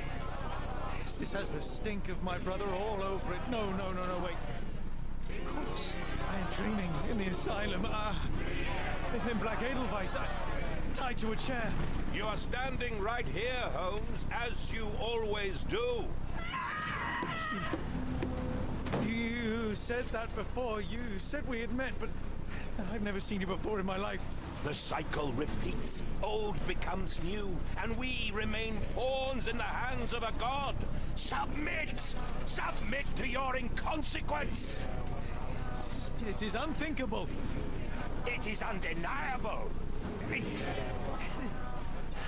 I cannot. When you have eliminated all which is impossible, then whatever remains, however improbable, must be the truth. Now, Holmes! Now is the moment! You know it in your heart! Say it! Say it! It's real. All of it, it's real. That was in the trailer. You mean her because Sherlock is now starting to go mad. How do I get out of here?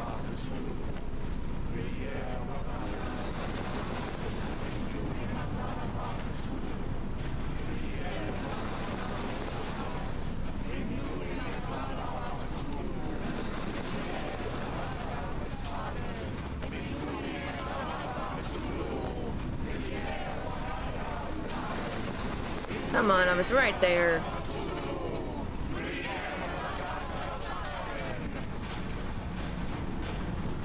Is there one more and that's it?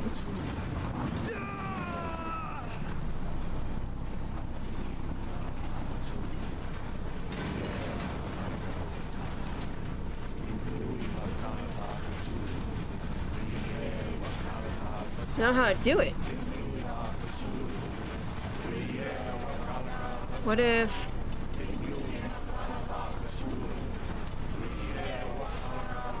Got it. And then... Boom! Maybe your god is unstoppable, but you are merely a man. And I know how to stop you. What do you mean? What have you done? I have made a friend. Yeah!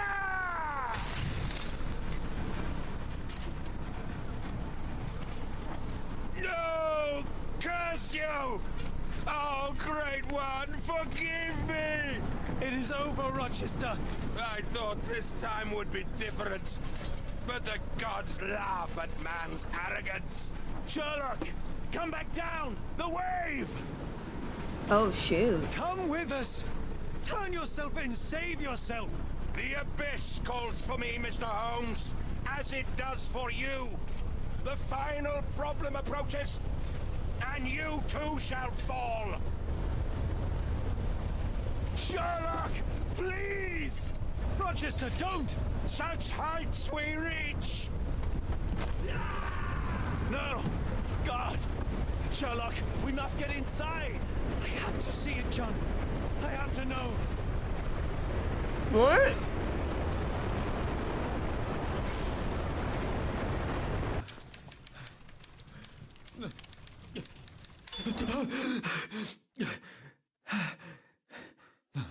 Apologies, did I rouse you? I could relocate to the study, but I wanted to be at hand should you need me. No. The sound of your keys. It is my tether back to the waking world. I find writing of our adventure helps me too. Perhaps at some point you could read it and tell me if it accords with your memory. There are moments in our journey that only you were privy to. Your encounter with Gygax, your visions with Light of the Abyss, your confrontation with Rochester. No. Pardon me? Do not publish it. It would be professional suicide. You would be a laughingstock, a fabulist, concocting penny dreadfuls for the unwashed masses. And I... well, I would no longer attract a distinguished clientele, but madmen convinced I could connect them to their deceased relatives, or help them capture a fairy. Ah. It doesn't seem to get any better, does it? Aww. When I close my eyes, John, I am falling. Falling into a black abyss. What is he doing? Endless and suffocating and unforgiving. What I would give for a dreamless night. It's going to be all right, Sherlock. What is that? It will help you rest. No, not that. No.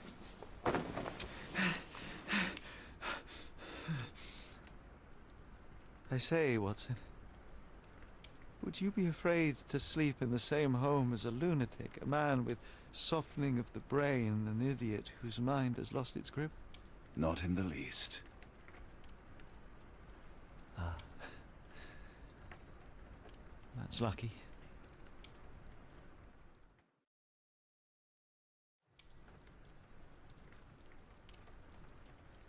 He's burning everything.